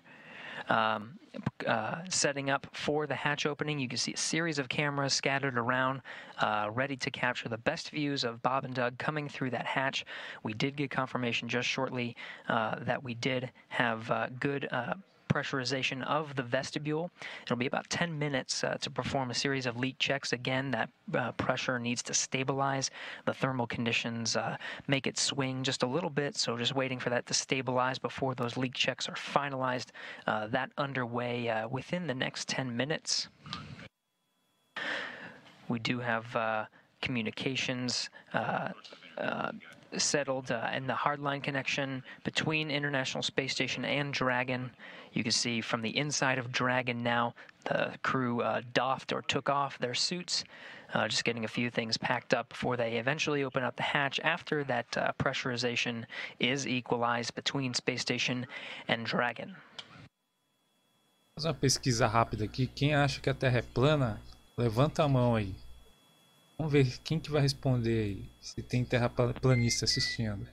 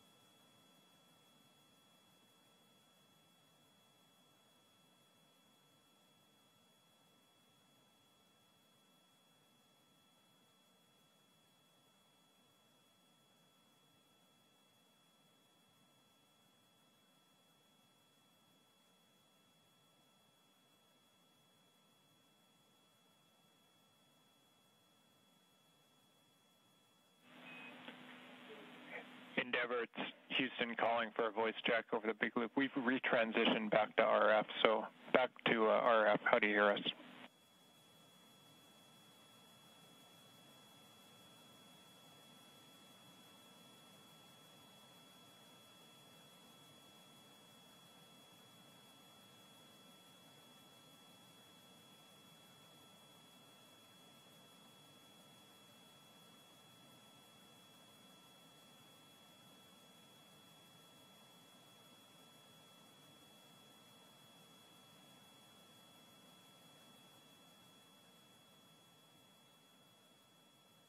Houston Dragon on the Houston Dragon on a big loop. Was that comm check for us? Yeah, affirmative, Endeavour. It's Houston. We transitioned back to RF because we still had the interference over hardline. So we're back on RF now and just want to make sure we had you.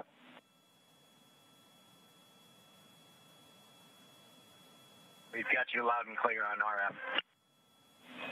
Loud and clear as well. We're just going to leave it here for now. Thank you.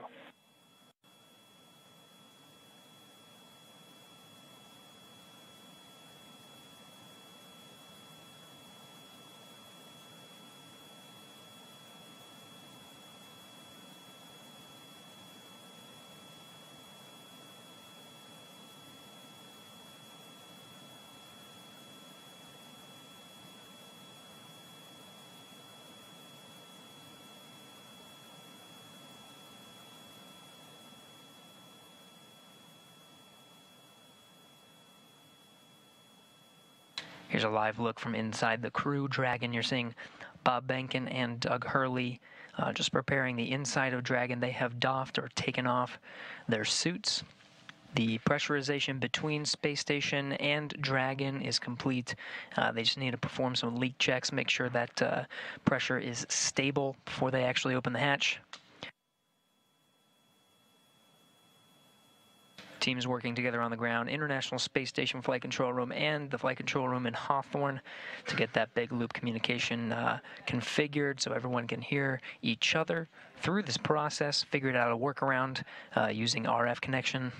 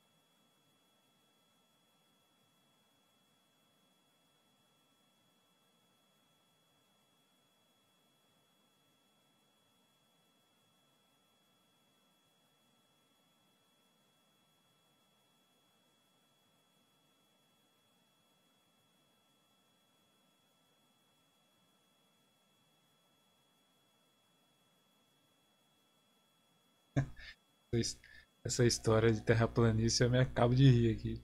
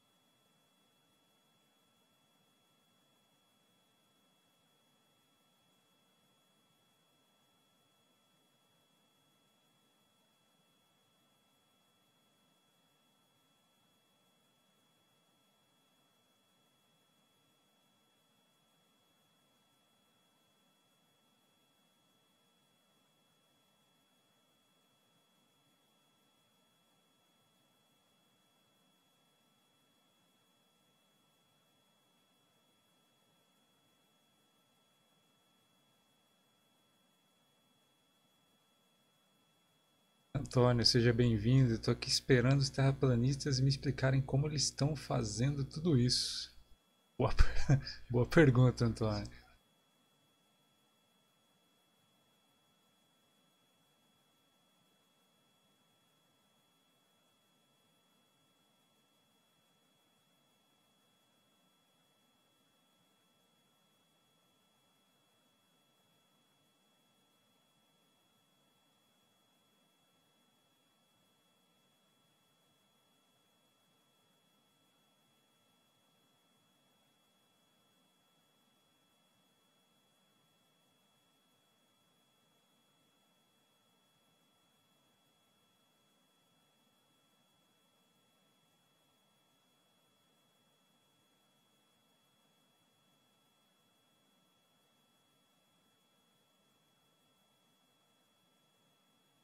Que a tela é plana de nós.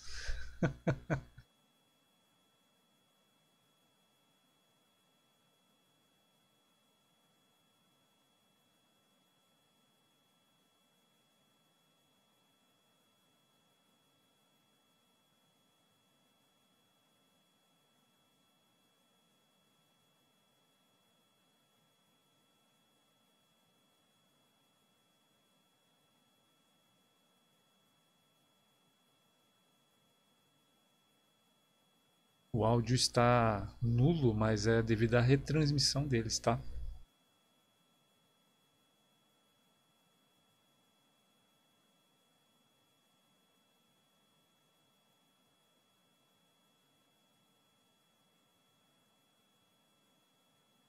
Tem todo um procedimento para abertura de cápsula, enfim, todo um procedimento a ser seguido. This is Mission Control, Houston. If you're just joining us, you're getting a look inside the Crew Dragon. That was Bob Bankhead seated on the right side, the pilot seat, or the Joint Operations Mission Commander seat for Demo 2. He and Doug Hurley, the commander of the spacecraft, just preparing the inside, putting away some trash. They just doffed their suits, and right now just waiting for the pressure to equalize between the International Space Station and Bob and Doug. Just two hatches, really, separating them from the inside of the orbiting complex. Aboard International Space Station, Commander Chris Cassidy has been outfitting Node 2. It's the first node. Once you cross over some of the hatchways, there it is. You can see some of the cameras positioned around to capture the crew coming in to the International Space Station. Much of that work completed at this point.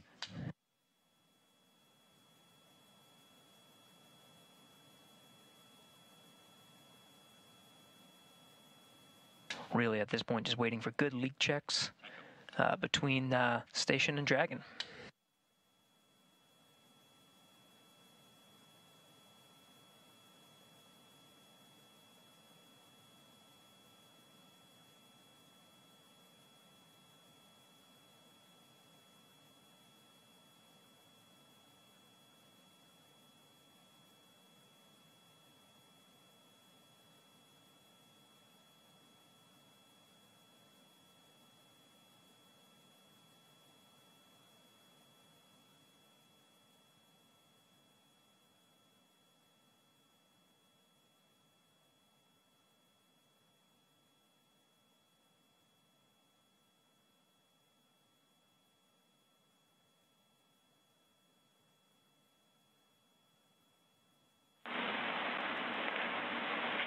Huntsville, Spacecraft 3 for Chris on the ISS experience.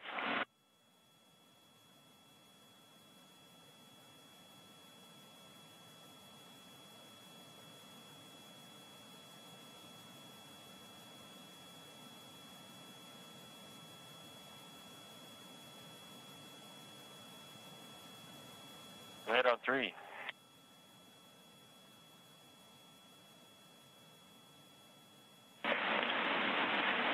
Chris, we're not seeing good connection between the SSC-25 and the camera. We're coming up on a handover, but they're looking for a reboot of SSC-25. Reboot 25, copy. SpaceX Dragon on Dragon to ground for inventory. I am here and ready to copy.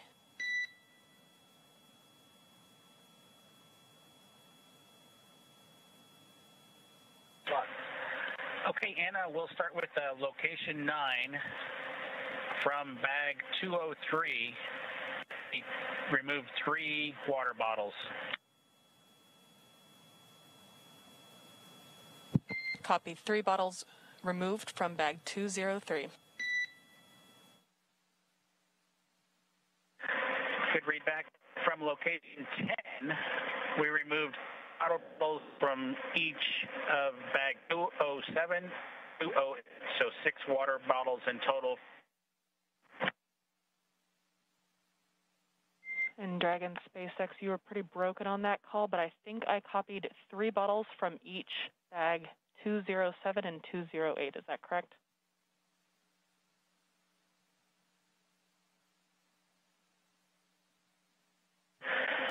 That is a good read back, Anna. I copy.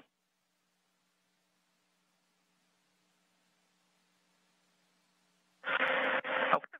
For location 11, 1 dinner from bag 317, 1 breakfast from bag 315, and 1 lunch from bag 316.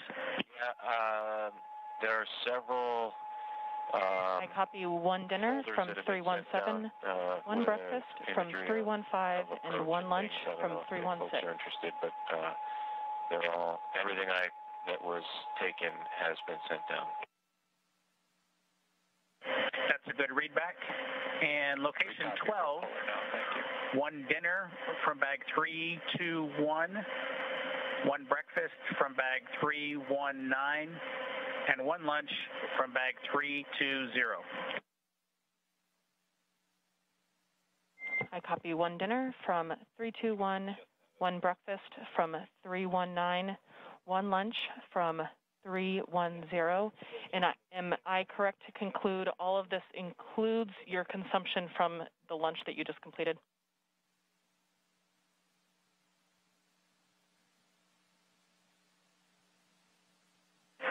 That's correct, Anna. We've finished eating, and the lunch we just completed is a good, complete list of what I've read down to you so far. The only thing we have remaining is the flush of the waste system here, and we'll do that with a water bottle and report when we do that a little bit later. Copy. That sounds like a perfect plan. Thank you so much.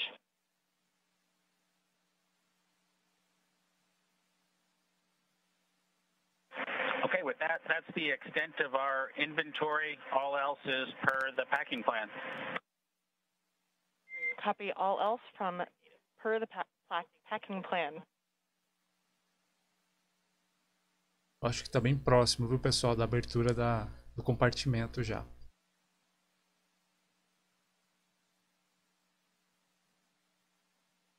This is Mission Control Houston. You've seen Chris Cassidy, International Space Station Commander, do much of the setup, but he does have 2 crew members on board, both Russian cosmonauts. Next to him right now is Ivan Wagner, rookie space flyer that was on the same Soyuz spacecraft that Chris Cassidy launched on from the Baikonur Cosmodrome just a little more than a month ago. Also on board is Russian cosmonaut Anatoly Ivanishin.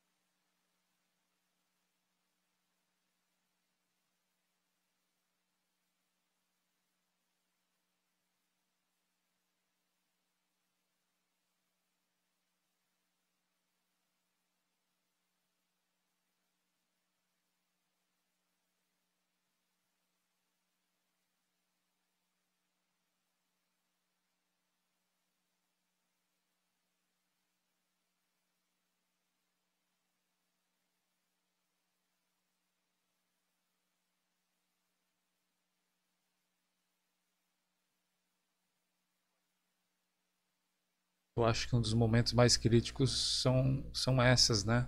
De fazer a abertura e ter uma certeza que tudo vai correr bem.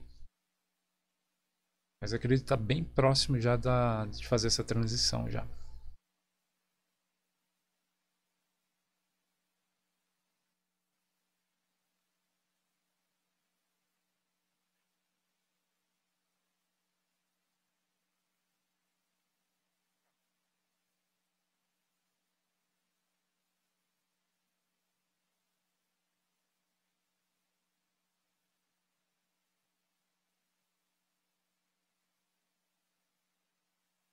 Bem-vindo, Gabriel Ribeiro. Seja muito bem-vindo ao canal aí.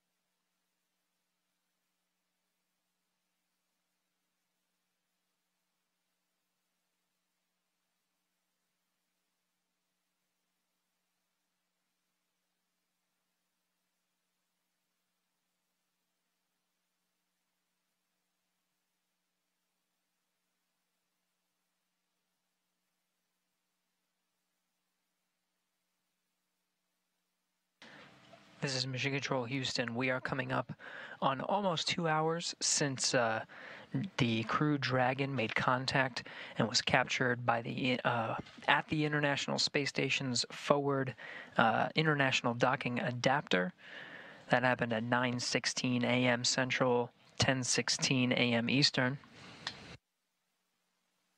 Still working through some of those milestones, equalizing the pressure between Dragon and International Space Station, verifying some of the communications, and of course you see Bob Behnken and Doug Hurley inside, continuing to prepare the inside of their vessel before they make their way inside the orbiting complex. Gabriel, tudo indica que eles ficarão aí de 30 a 120 dias, né? É mais ou menos uma previsão. Eles ficarão aí na estação espacial, depois eles vão retornar. Mas a previsão é de 30 a 120 dias, mais ou menos.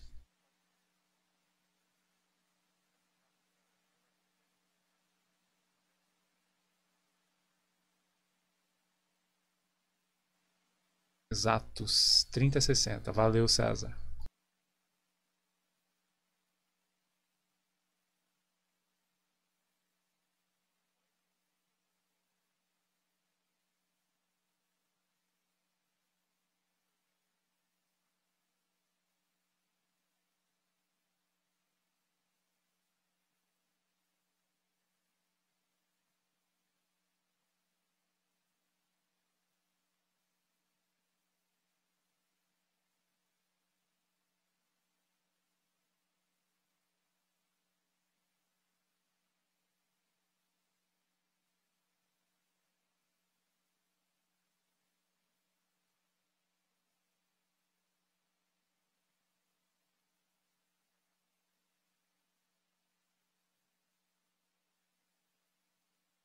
SpaceX Dragon on Dragon to ground.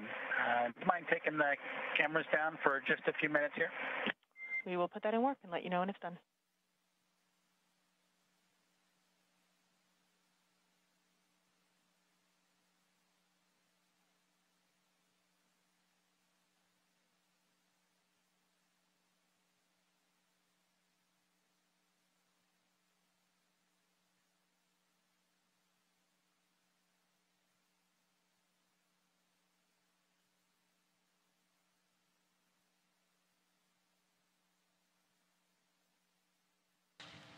This is Mission Control Houston.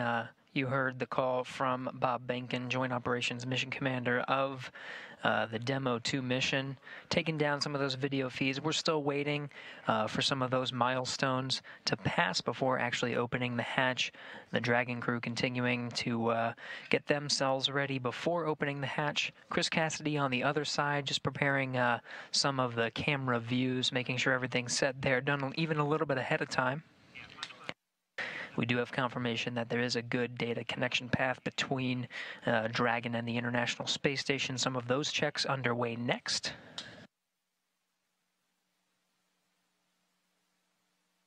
Coming up on 2 hours since docking at 9:16 a.m. Central, 10:16 a.m. Eastern.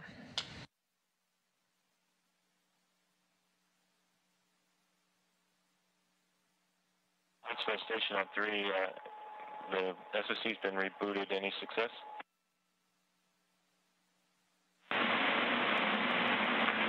Hey, Chris, we see good connection between the SSC and the camera, and we're just performing the calibration now. We'll start recording shortly. Thanks for your help. Yeah, no problem. Happy to help.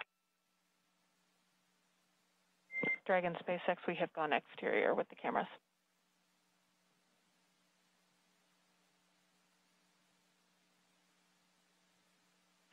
Dragon copy, thanks.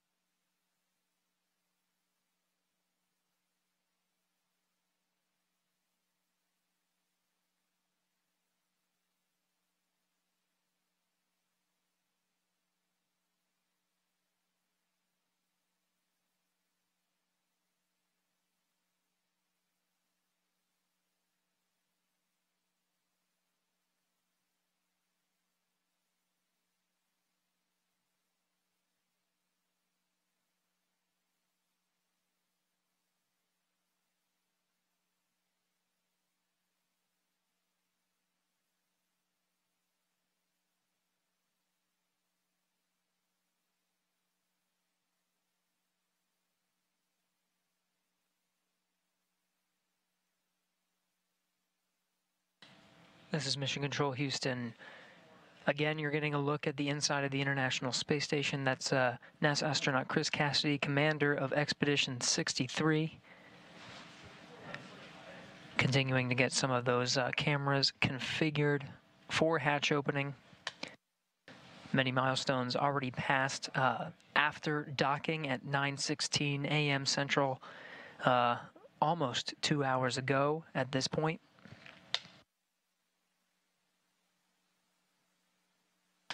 At the time of docking, the International Space Station was on Russian thrusters.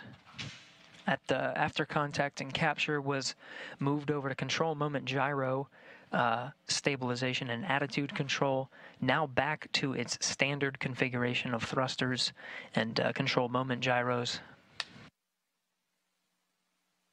After an umbilical connecting Dragon to the International Space Station was established, we did get confirmation of good power flowing from the International Space Station to Dragon. Dragon now relying on station power.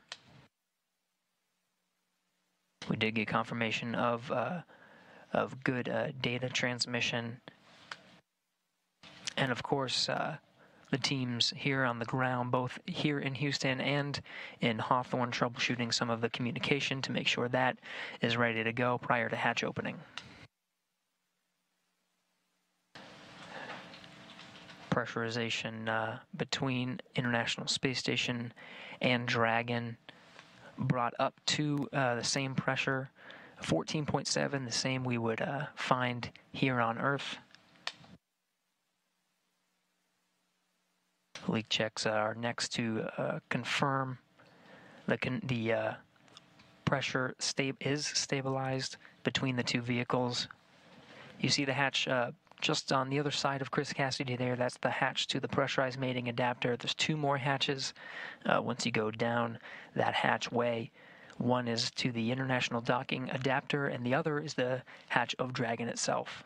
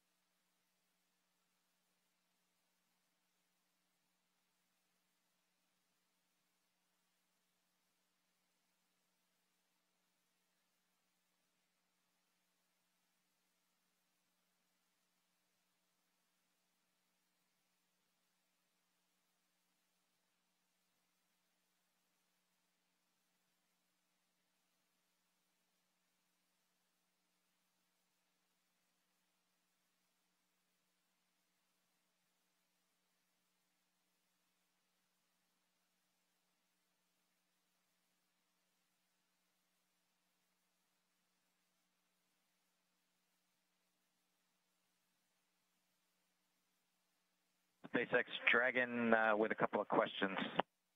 I am here and ready to copy. Hey, Anna. We show about an hour and 11 minutes since we started drying the suits, just to let you know that. And then the other thing is we can put 4.400 Section 2 in work if you think we have some time before we get the hatch open. We copy. You are go to stop drying your suits and turn off that suit fan at this time. Let me get you words on that waste system flush. Copy. We'll shut the suit fan off now.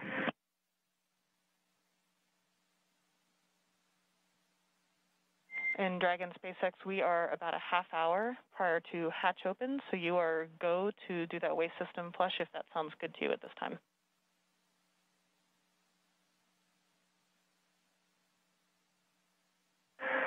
Okay, we may give it a few minutes. If it's going to be 30 minutes until hatch opening, we may want to use it just one more time. So, yeah, we may hold off for another 10 minutes or so. But let us know if anything changes. Otherwise, we'll do it then. Totally reasonable. Sounds like a good plan. Thanks. And Dragon, Houston on Dragon 2 ground. We're still working comm issues.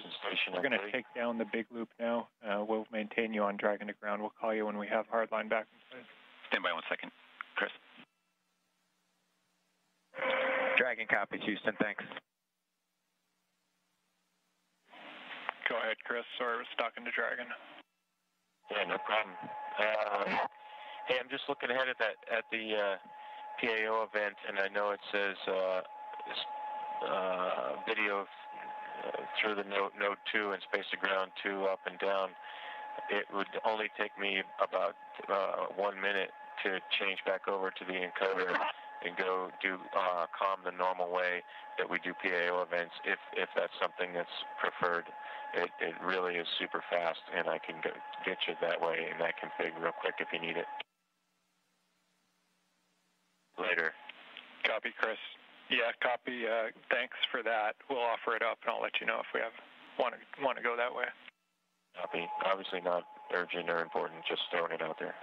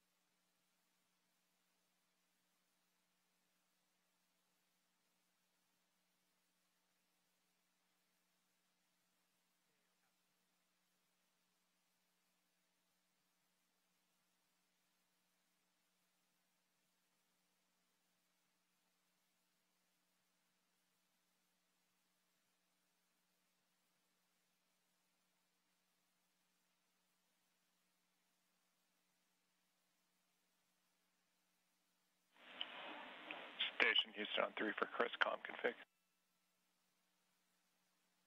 Go ahead. We just wanted to clarify from your last comments. We show it as being in the standard config, whereby you're going to be coming down over the camcorder HD mic, and we'll be going up over space to ground 2, and that's what we're intending. Did you maybe just? We might have missed your intent in your previous remarks. Is that what you had in mind? No, I had, like we do all other PAO events, we talk, we hold the handheld microphone that is going through the clip-on mic transmitter to the clip-on, through the camera, and then the audio comes down through the encoder. That's how we typically do PAO events. So I could go back to that config if you need, super fast, or if you want to do it this way where we're talking on space to ground 2, that's fine too. I don't care. Just throwing it out there because it's different than we normally do PAO events.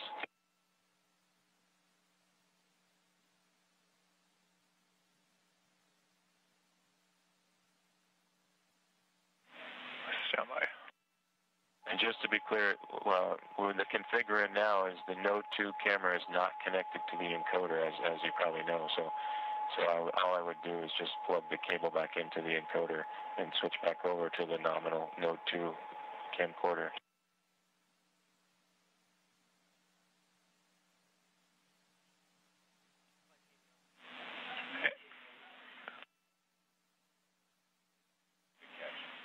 And Chris, that is clear. The camera needs to be plugged into the encoder. So what you're saying is what we need. We don't know where it got swapped up, but the camera should definitely be plugged into the encoder, and audio is coming down via that encoder.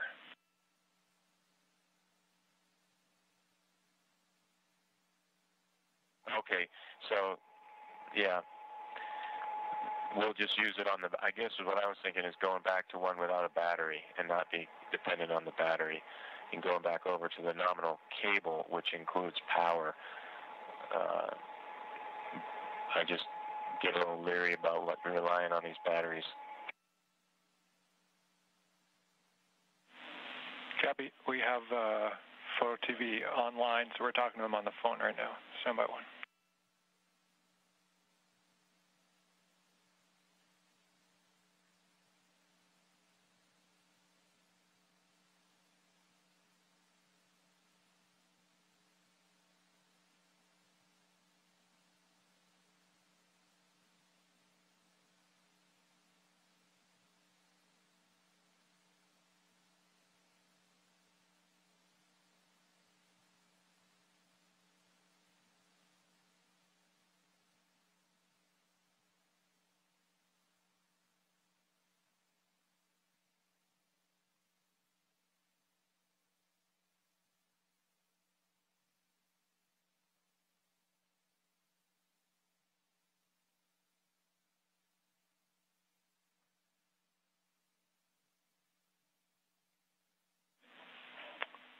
Station Houston on 3 for Chris. Microphone and the free float camera both connected to the encoder. Does that clear it up?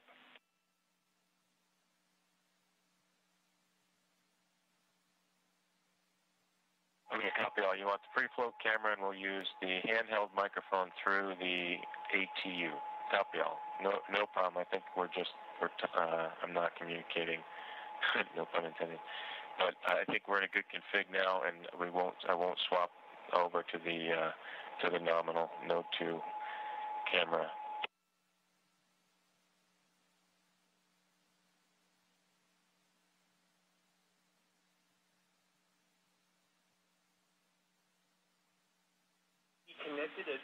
Stand by, Chris.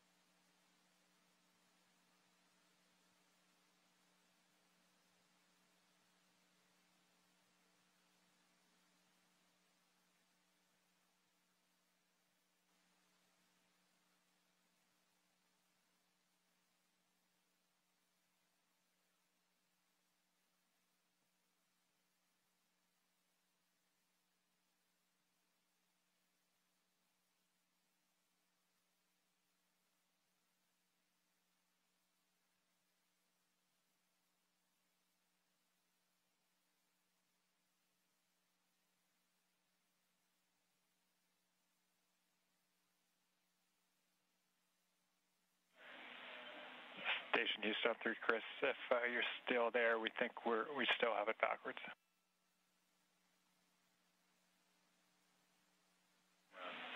So I see you look.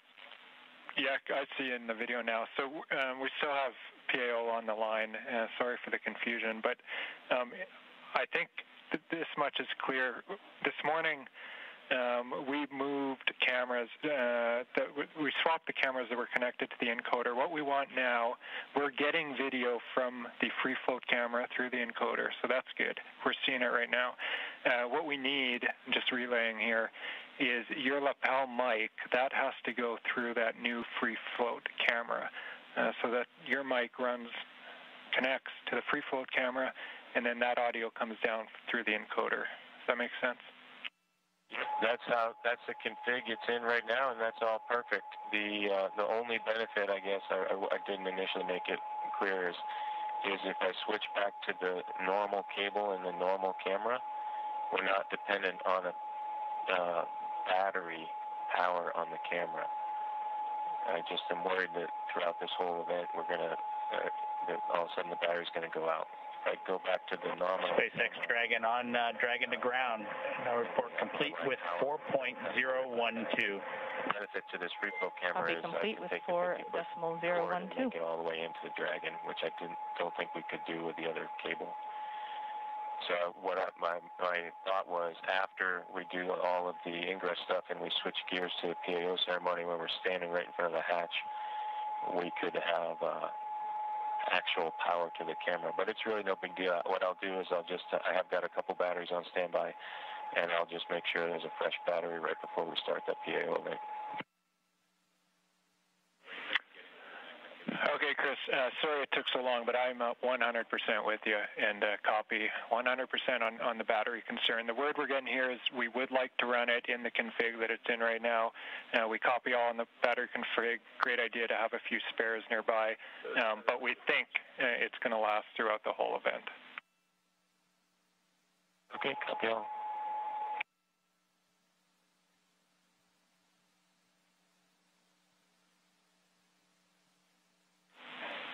And Station Houston on 3 for Chris. With that out of the way, you have a go when able for your 1615 activity. 1615, that's your go for steps 3 and 4 in 2.102 Crew Dragon ISS arrival. Okay, 1615 activity, in work.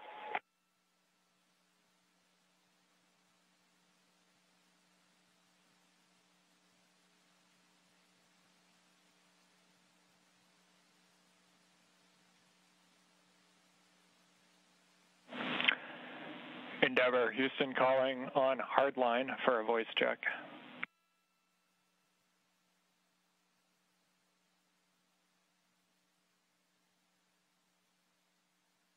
Provavelmente está fazendo um teste, né, na câmera para uma gravação lá para o áudio, né, para fazer para registrar esse momento aí na chegada do pessoal lá.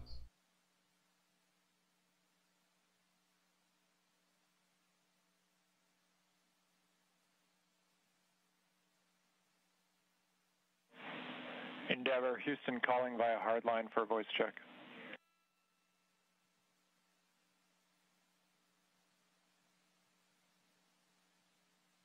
Loud and clear, how was?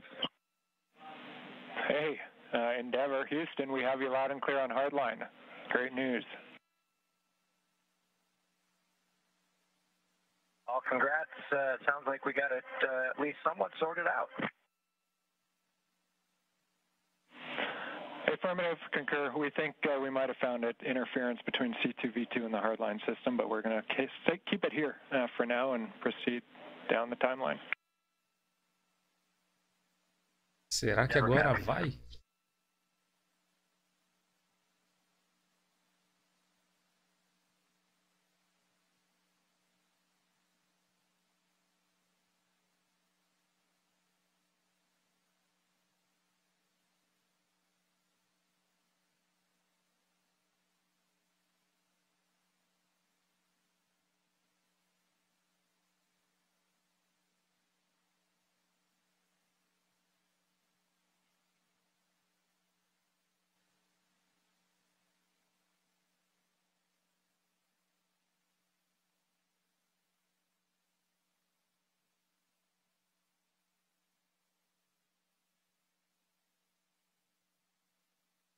Houston on 3, hey, can you back me up on the PDT? Will do, we're checking.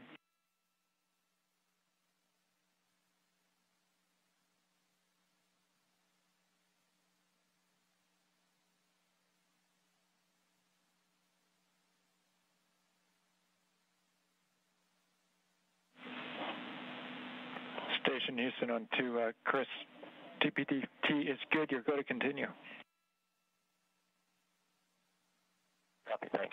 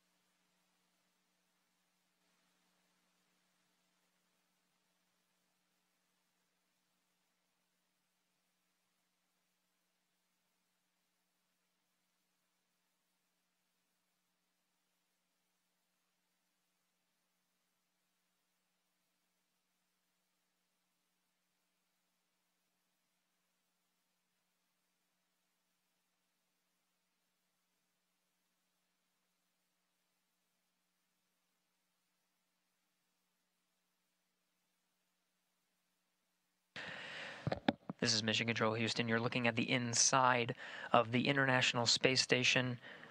What you were hearing before were just some of the audio and video checks, just making sure that everything's synced up so that we get the best views and the best audio possible for when Bob Behnken and Doug Hurley come through that hatch.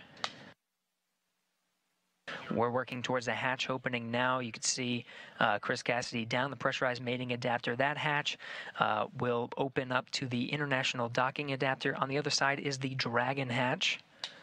Cassidy working through those procedures after pressure equalization was complete. Now expecting around the order of 10 to 15 minutes maybe until we finally get that hatch open. So we'll stand by, keep those views coming from the inside of the International Space Station to welcome Bob and Doug aboard.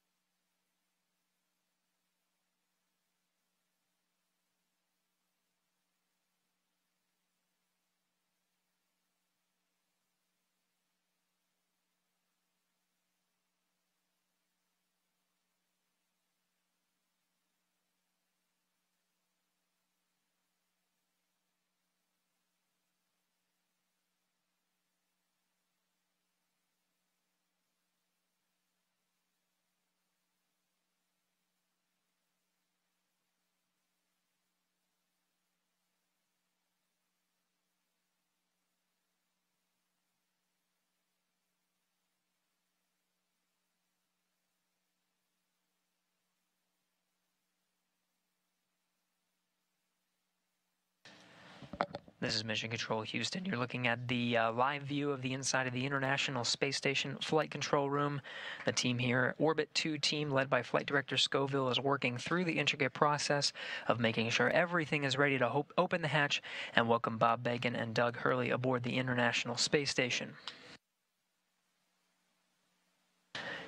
It's been a journey so far to get to this point. More than 2 hours ago, made contact and capture with the International Space Station was the Dragon vehicle, the Crew Dragon vehicle, with Bob Behnken and Doug Hurley aboard, 9:16 a.m. Central, 10:16 a.m.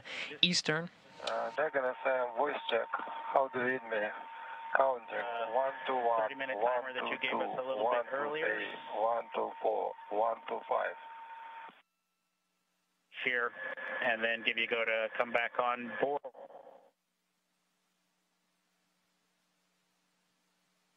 In Dragon SpaceX, you were pretty broken in that previous call. Houston Station, speak ground 2. I don't hear Dragon. I think you're being summoned by the Russian crew.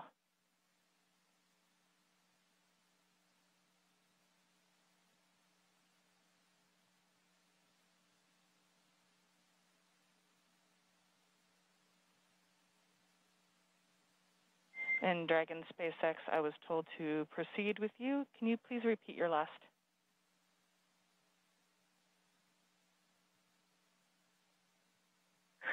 Yeah, Anna, just wanted to double check with you to make sure you had copied our last and that we were still good on that estimated timer that you gave us for 30 minutes. It looks like we've got about 10 minutes left.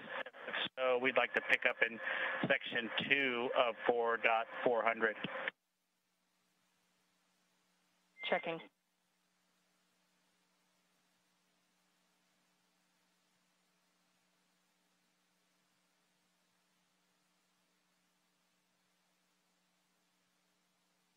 This is Mission Control Houston. Chris Cassidy opens the hatch to the International Docking Adapter, 11:37 a.m. Central Time.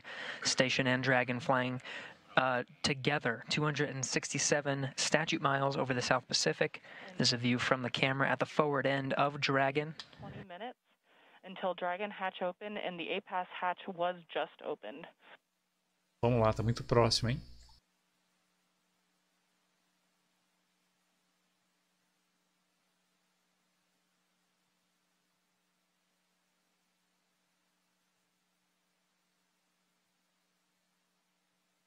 Again, 11:37 a.m. Central. The hatch to the International Docking Adapter was open. You see Chris Cassidy there poking his head in.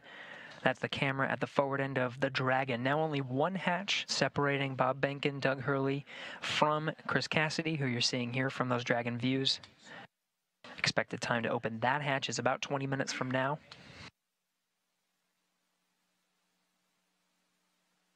We'll report that time to you and expect to do a welcome ceremony at 12:15 a.m. Central Time, 1:15 p.m. Eastern. That'll welcome Bob Behnken and Doug Hurley aboard the International Space Station as part of the Expedition 63 crew. We'll get to hear some words from them and have some VIPs here in Mission Control Houston to provide words to the teams that oversaw the entire mission and the crew aboard the International Space Station. Station Houston, we copy the hatch open, no condensation, thanks.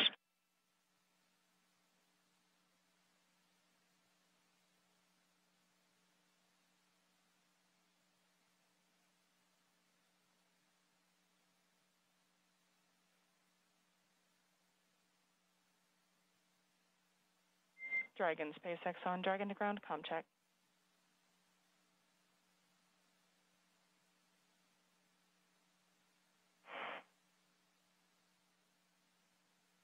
Dragon to ground, how us? A little choppy, how me?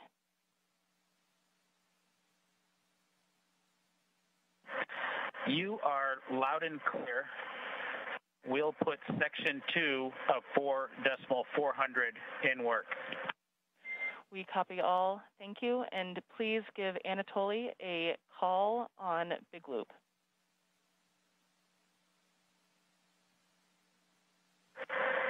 Okay, we'll call Anatoly on the Big Loop, and I'd also like to report 2 bottles of water consumed from location 9, bag 204.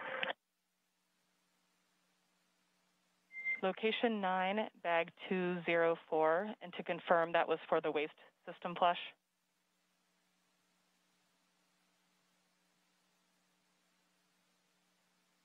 1 for the waste system.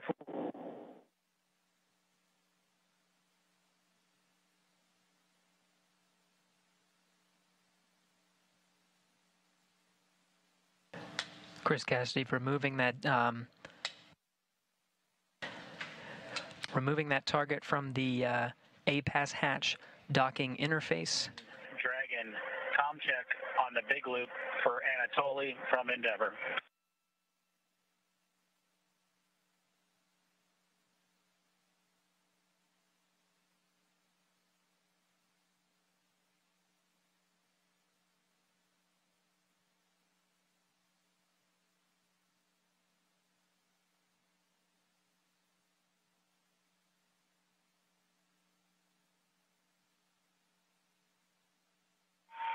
Dragon FM, voice check. How do you read me? Counting 1 to 1, 1 to 2, 1 to 3, 1 to 4, 1 to 5. Anatoly, Endeavour has you loud and clear. How copy? Copy, Houston. They have you loud and clear. Good to hear your voice.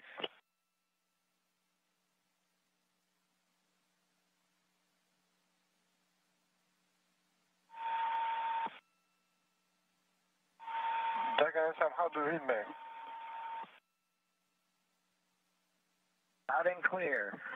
Yeah, okay. See you soon. Turning over to Houston.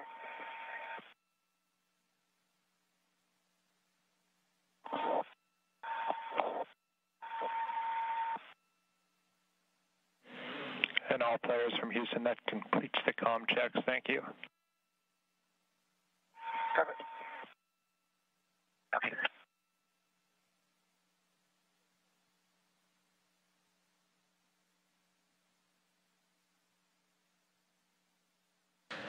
This is Mission Control Houston. Those comm checks within the International Space Station between the Dragon crew, Chris Cassidy, and on the other side of the International Space Station, the Russian segment, Russian cosmonaut Anatoly Ivanishin completing those voice checks. You can see Cassidy continuing to outfit the hatch, just clearing the space and providing some padding and removing that docking target from the APAS hatch. Thanks, Dragon. Go ahead and Dragon to ground.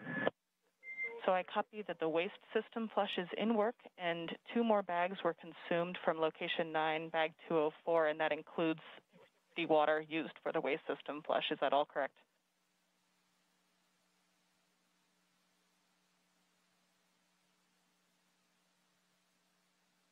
From bag 204, one of which Bob is in the process of consuming, and the other will be for the waste flush. That is correct. Perfect. Thanks for clarifying. And secondly, do we have your permission to come back on board with video? Negative. We're going to need about 2 minutes. We're just wrapping up ops here right now. Copy. 2 more minutes. We will await your confirmation.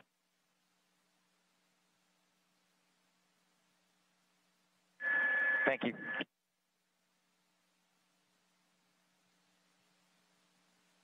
Still getting views from the infrared camera that's located right at the center of the Dragon hatch, looking at Chris Cassidy, International Space Station Commander, outfitting that hatch, getting ready for Bob and Doug to arrive. You're hearing communications over Dragon to ground. That was Bob Behnken and Doug Hurley on the other side of that hatch, inside the crew Dragon vehicle, finishing up their operations on the inside for that hatch opening, expected in about 10 to 15 minutes.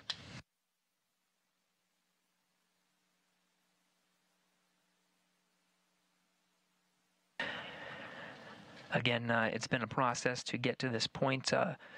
Just about 2.5 hours ago, docking to the International Space Station was Bob Behnken and Doug Hurley aboard the first commercial American vehicle to dock to the International Space Station with crew aboard.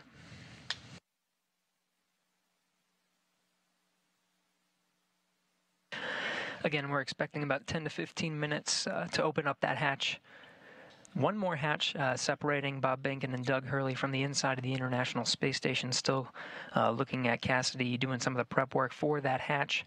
We'll get some great views that Cassidy set up over the past few hours to capture this historic moment today. Be sure to stay tuned in at 12:15 p.m. Central Time, 1:15 p.m. Eastern. We'll start a welcome ceremony officially welcoming Bob Behnken and Doug Hurley aboard the International Space Station to join the Expedition 63 crew.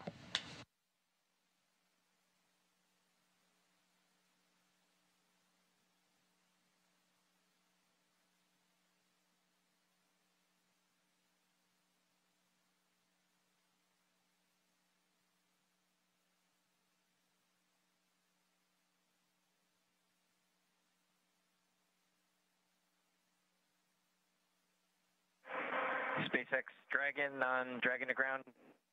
Go ahead.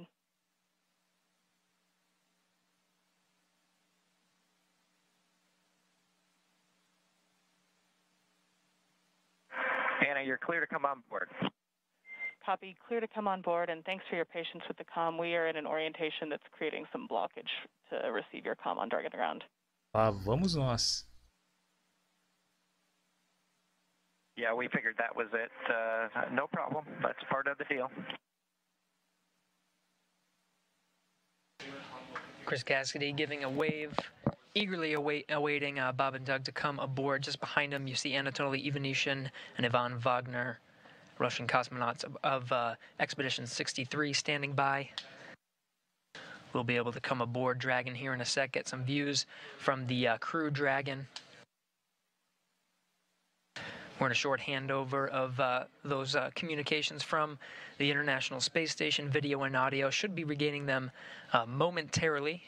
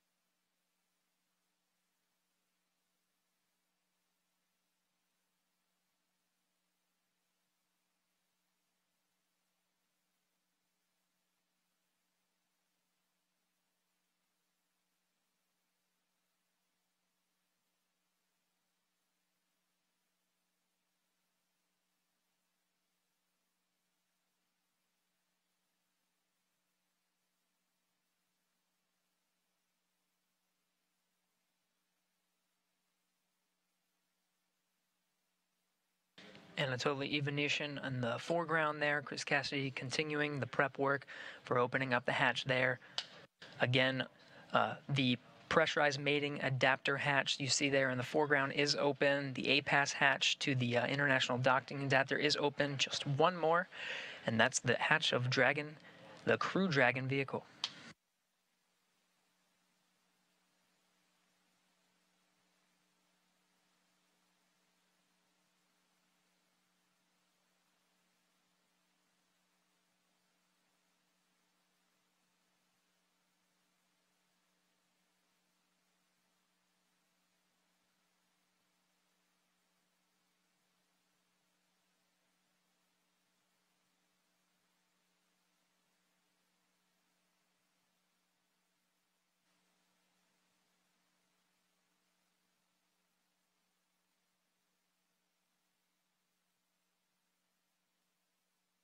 Houston Station, space to ground 2. Station is ready for Dragon hatch equalization. Station Houston copies. Dragon call ready when you're able.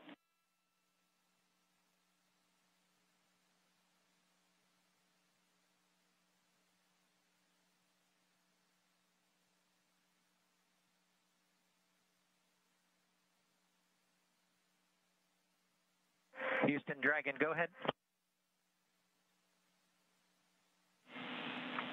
And Dragon, Houston, just looking to confirm that you're ready for hatch equalization.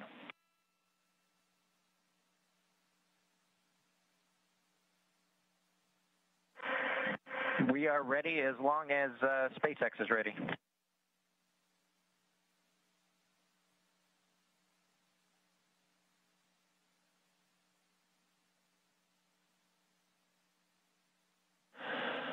Okay, station and Endeavour, stand by for equalization. We're putting it in work. Expected equalization time, 4 minutes.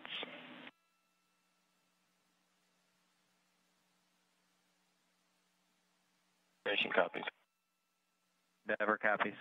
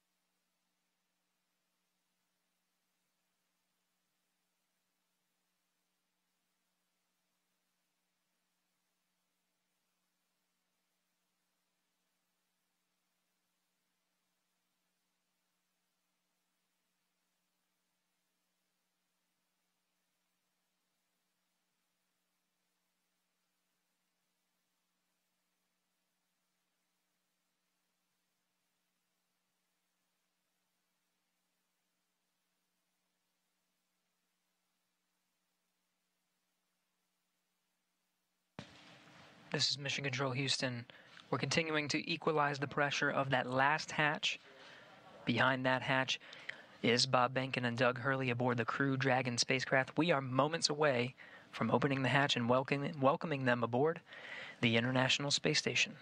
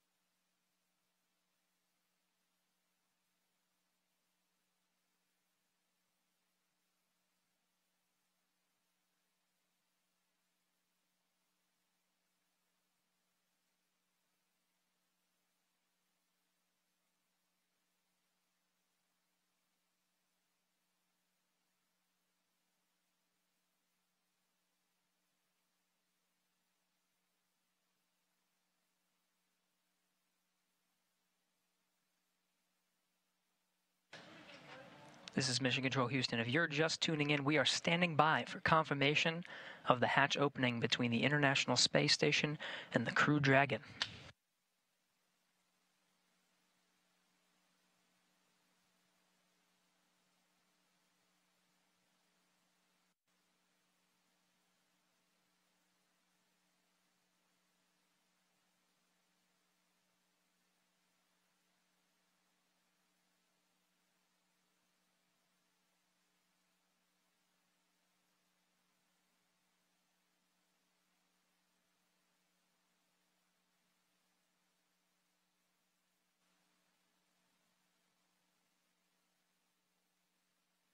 There's the hatch to the Crew Dragon.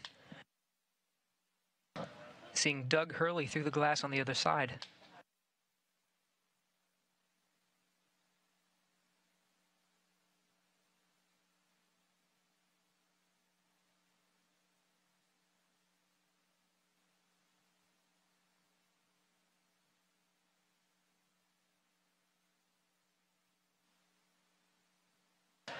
And there's Bob Behnken.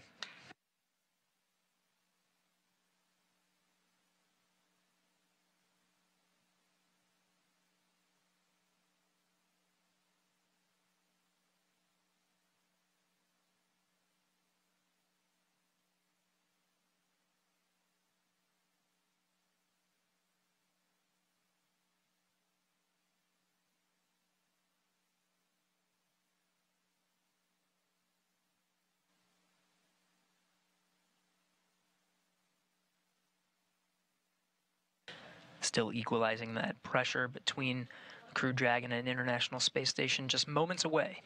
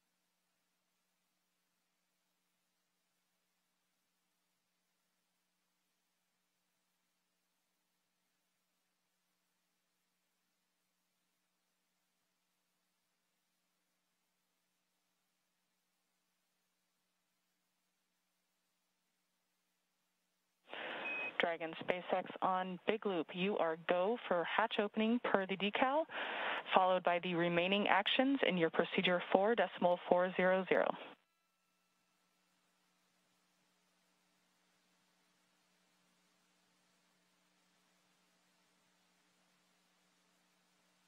Dragon copies, go for hatch opening and remaining steps in 4.400.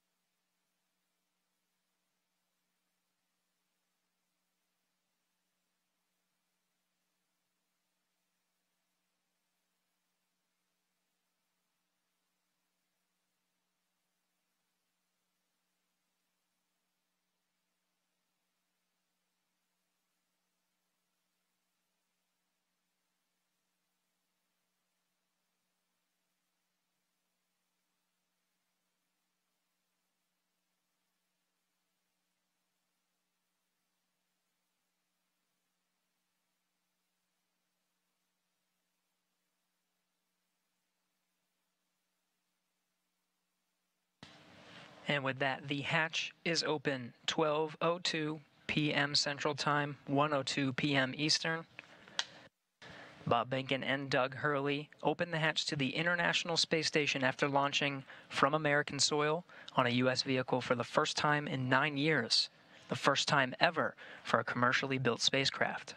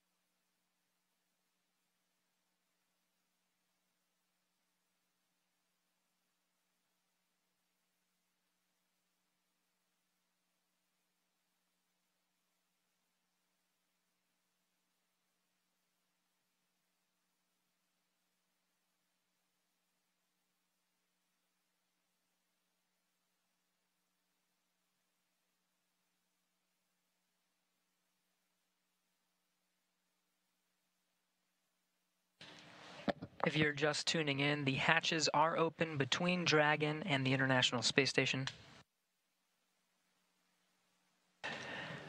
International Space Station Commander Chris Cassidy now talking with Doug Hurley and Bob Behnken aboard the Crew Dragon spacecraft. That hatch open at 12:02 p.m. Central, 1:02 p.m. Eastern.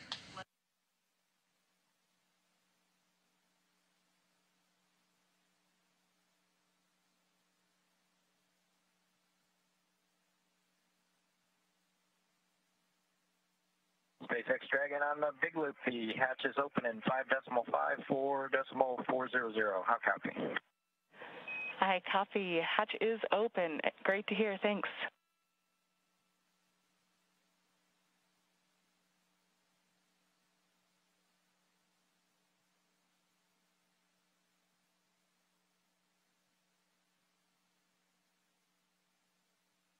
And SpaceX Dragon in 5.9, we're going to exit out of 4.400 and transition to 2.102 Crew Dragon ISS arrival through the hatch opening. I copy. With that, I understand you are complete with 4.400 and will follow along with you as you transition to the ISS procedure.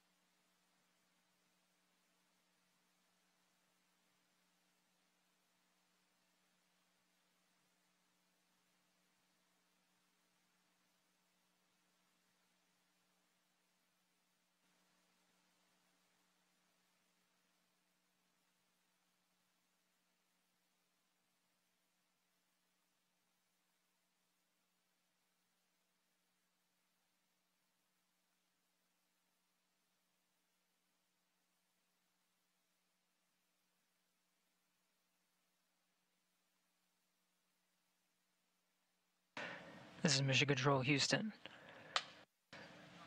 The crew of Demo 2 just performing a few closeout duties. The hatches are open. They were open 12:02 p.m. Central Time. We're moments away from the Dragon crew aboard Demo 2 to enter the International Space Station.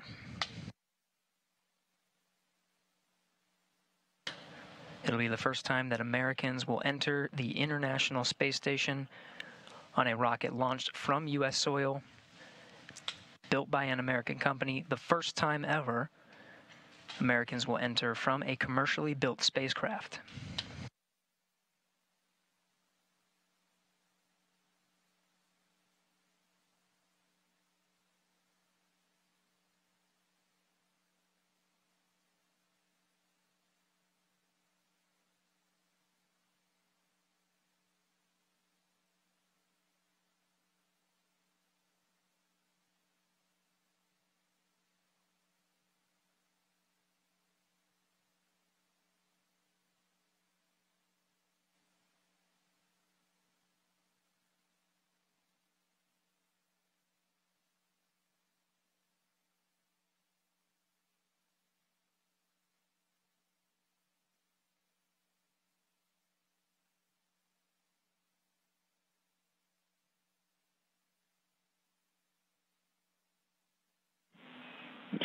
Houston on Space Ground 2 for Chris.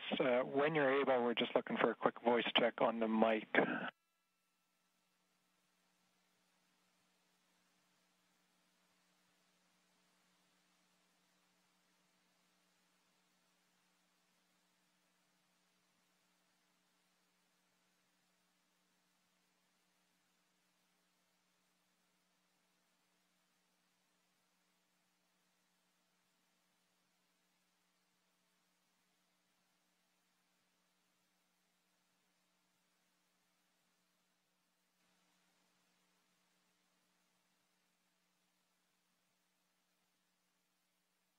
Station Space Ground 2, go ahead.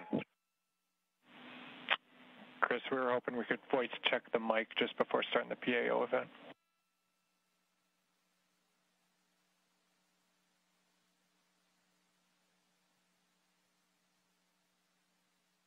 Okay, copy that.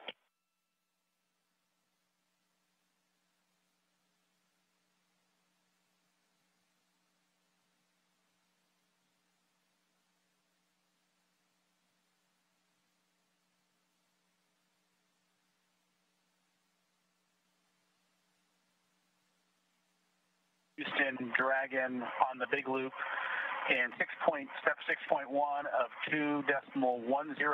IMV duct installation is complete. Go for IMV fan activation. Houston copies. Go for IMV fan activation. That's in work.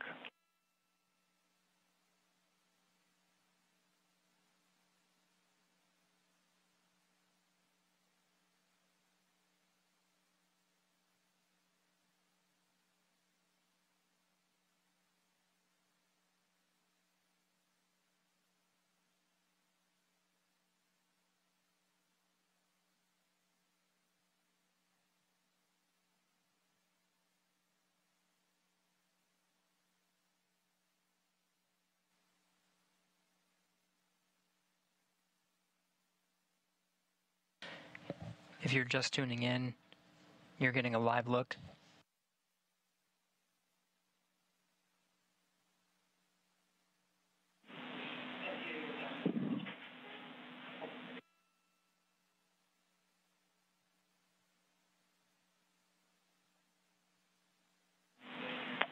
Station Houston on two things. Chris, we did hear you over the PAO side of things. That was a good voice check. We might ask you for one more. And then for the Dragon crew, you also have a go for 6.3. That's opening the location 2-3 and checking for debris. Dragon copies 6-3 in work.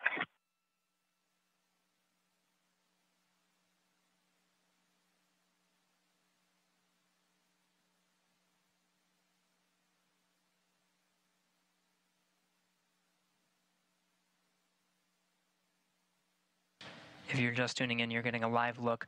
On the left of your screen is a look inside the Crew Dragon on the Demo 2 mission. On the right, the International Space Station. Bob Behnken. Dragon on the big loop. We are ready for 6.4 and section 4 of the LIO instructions.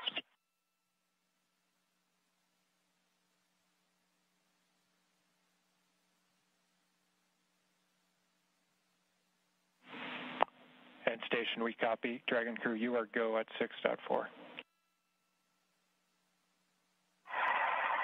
In work.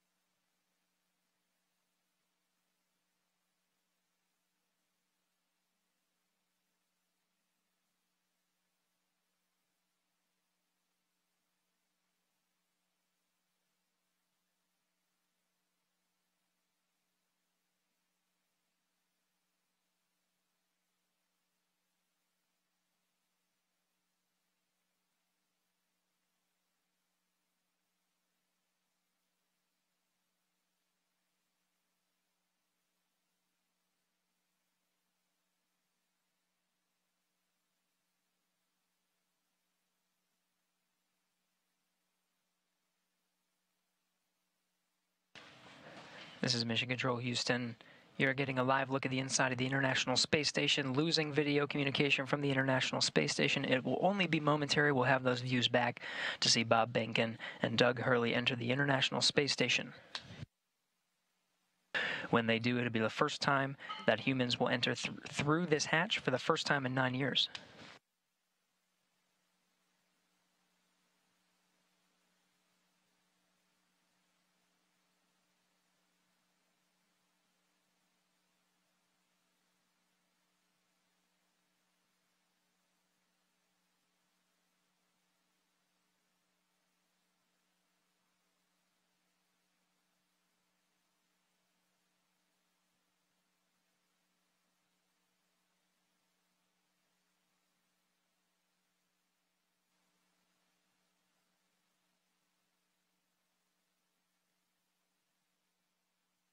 Dragon, so we had to I had to load the procedure from my iPad and hand it in to them, so that's what took a little longer.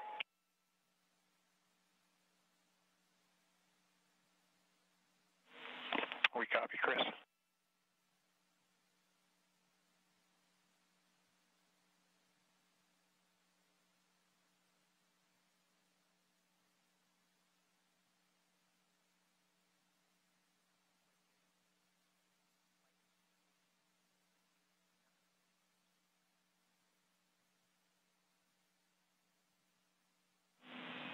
Station Houston on 2 for Chris. When convenient, PAO requests an additional voice check through the mic.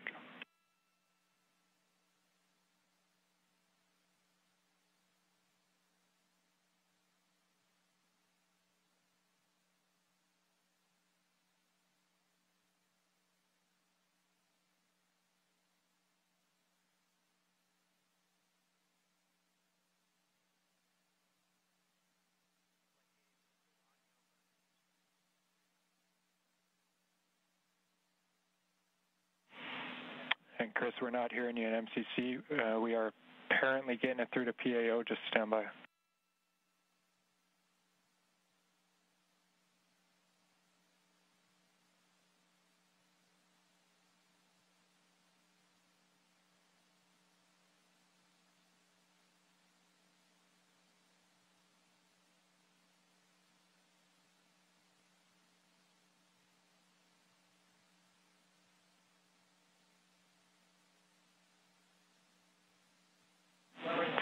Chris, PAO is working comm reconfig. I'll call you if we're ready for another check.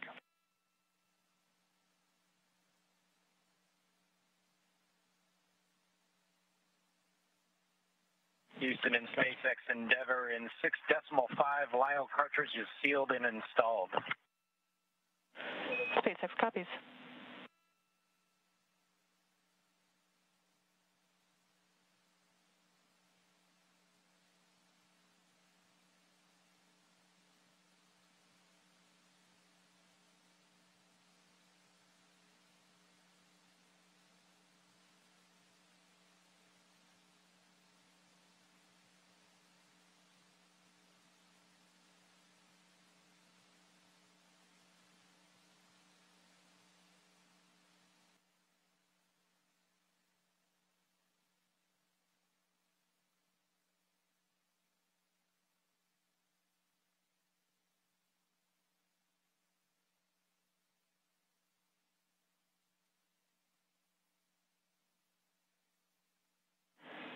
Station Houston on 2 for Chris. We wanted you to confirm that the mic is in channel 1. It needs to be in channel 1. A thought here is that it could have been bumped over to 2.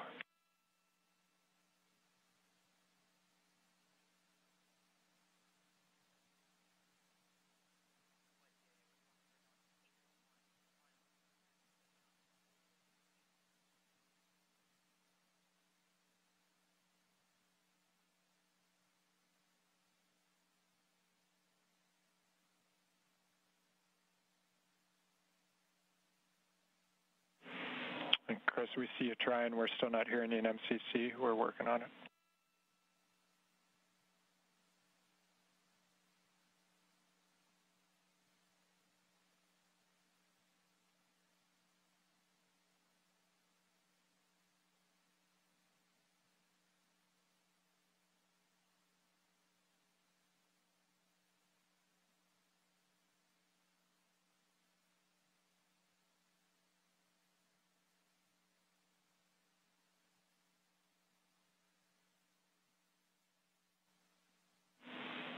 And Chris, nothing in MCC. We see you trying. The word here is that as long as that is in channel 1, any problems past that point are on our end, so we're looking into it. We'll be right back to you.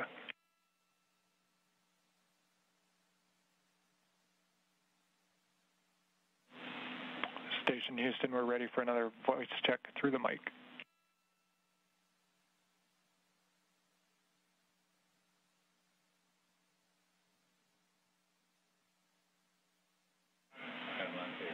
Station Houston, we have you loud and clear through the mic. Thank you.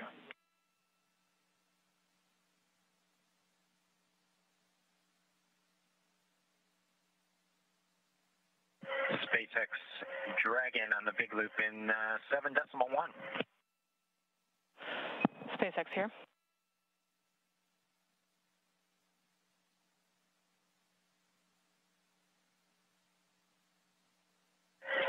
Okay, Anna, in 7.1, it appears that the AVV inner Bravo is open, as well as the PPRV ISO valve.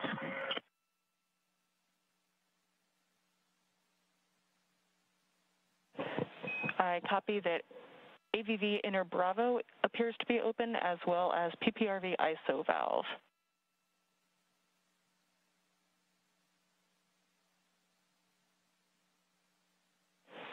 Go ahead and cycle them to close if you're good with that call. Yes, we are good with that call and appreciate the status. Thank you.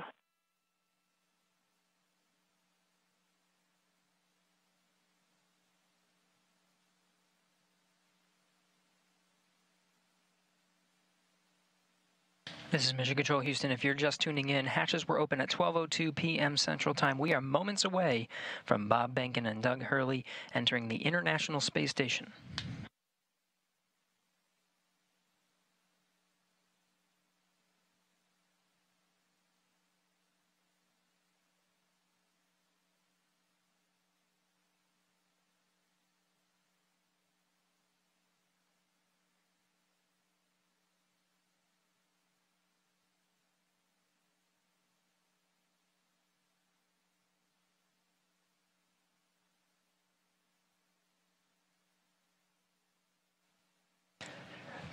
Again, this is Mission Control Houston, moments away from Bob and Doug entering the International Space Station.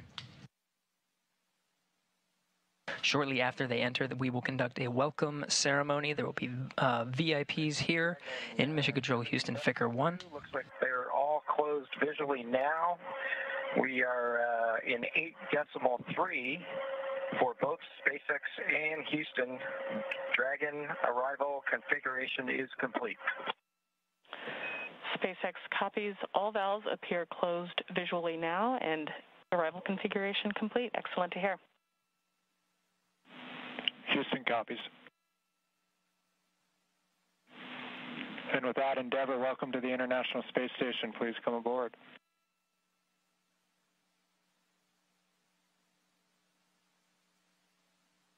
Endeavour copies with pleasure. We'll be there in a second.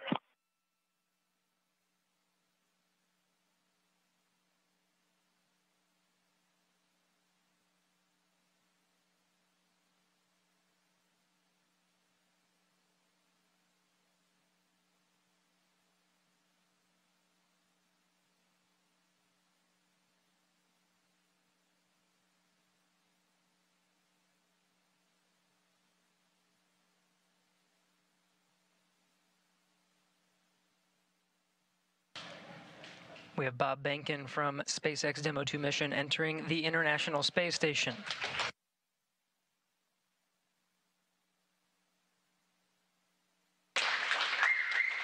Followed by Doug Hurley.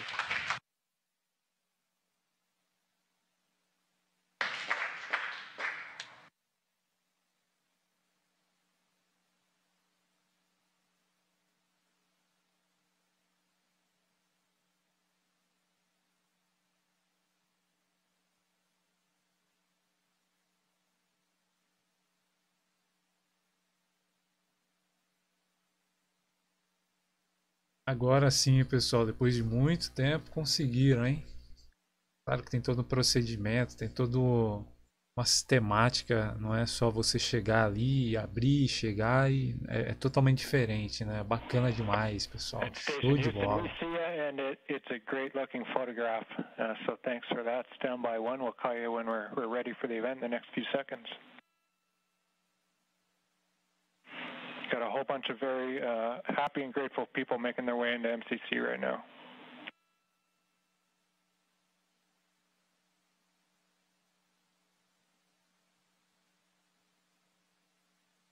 E é isso, pessoal. O grande momento chegou aí. Queria agradecer a toda a galera que participou dessa live. Agradecer a toda a galera que deixou seu like. Muito obrigado. Demo 2 crew now aboard the International Space Station. They entered at 12:22 p.m. Central Time. É um prazerzaço estar fazendo uma live aqui com vocês. The station at the time was 262 statute miles over Turkmenistan. E é isso, eu vou encerrar a live por aqui. Queria agradecer. Um forte abraço, fiquem ligados aqui no canal.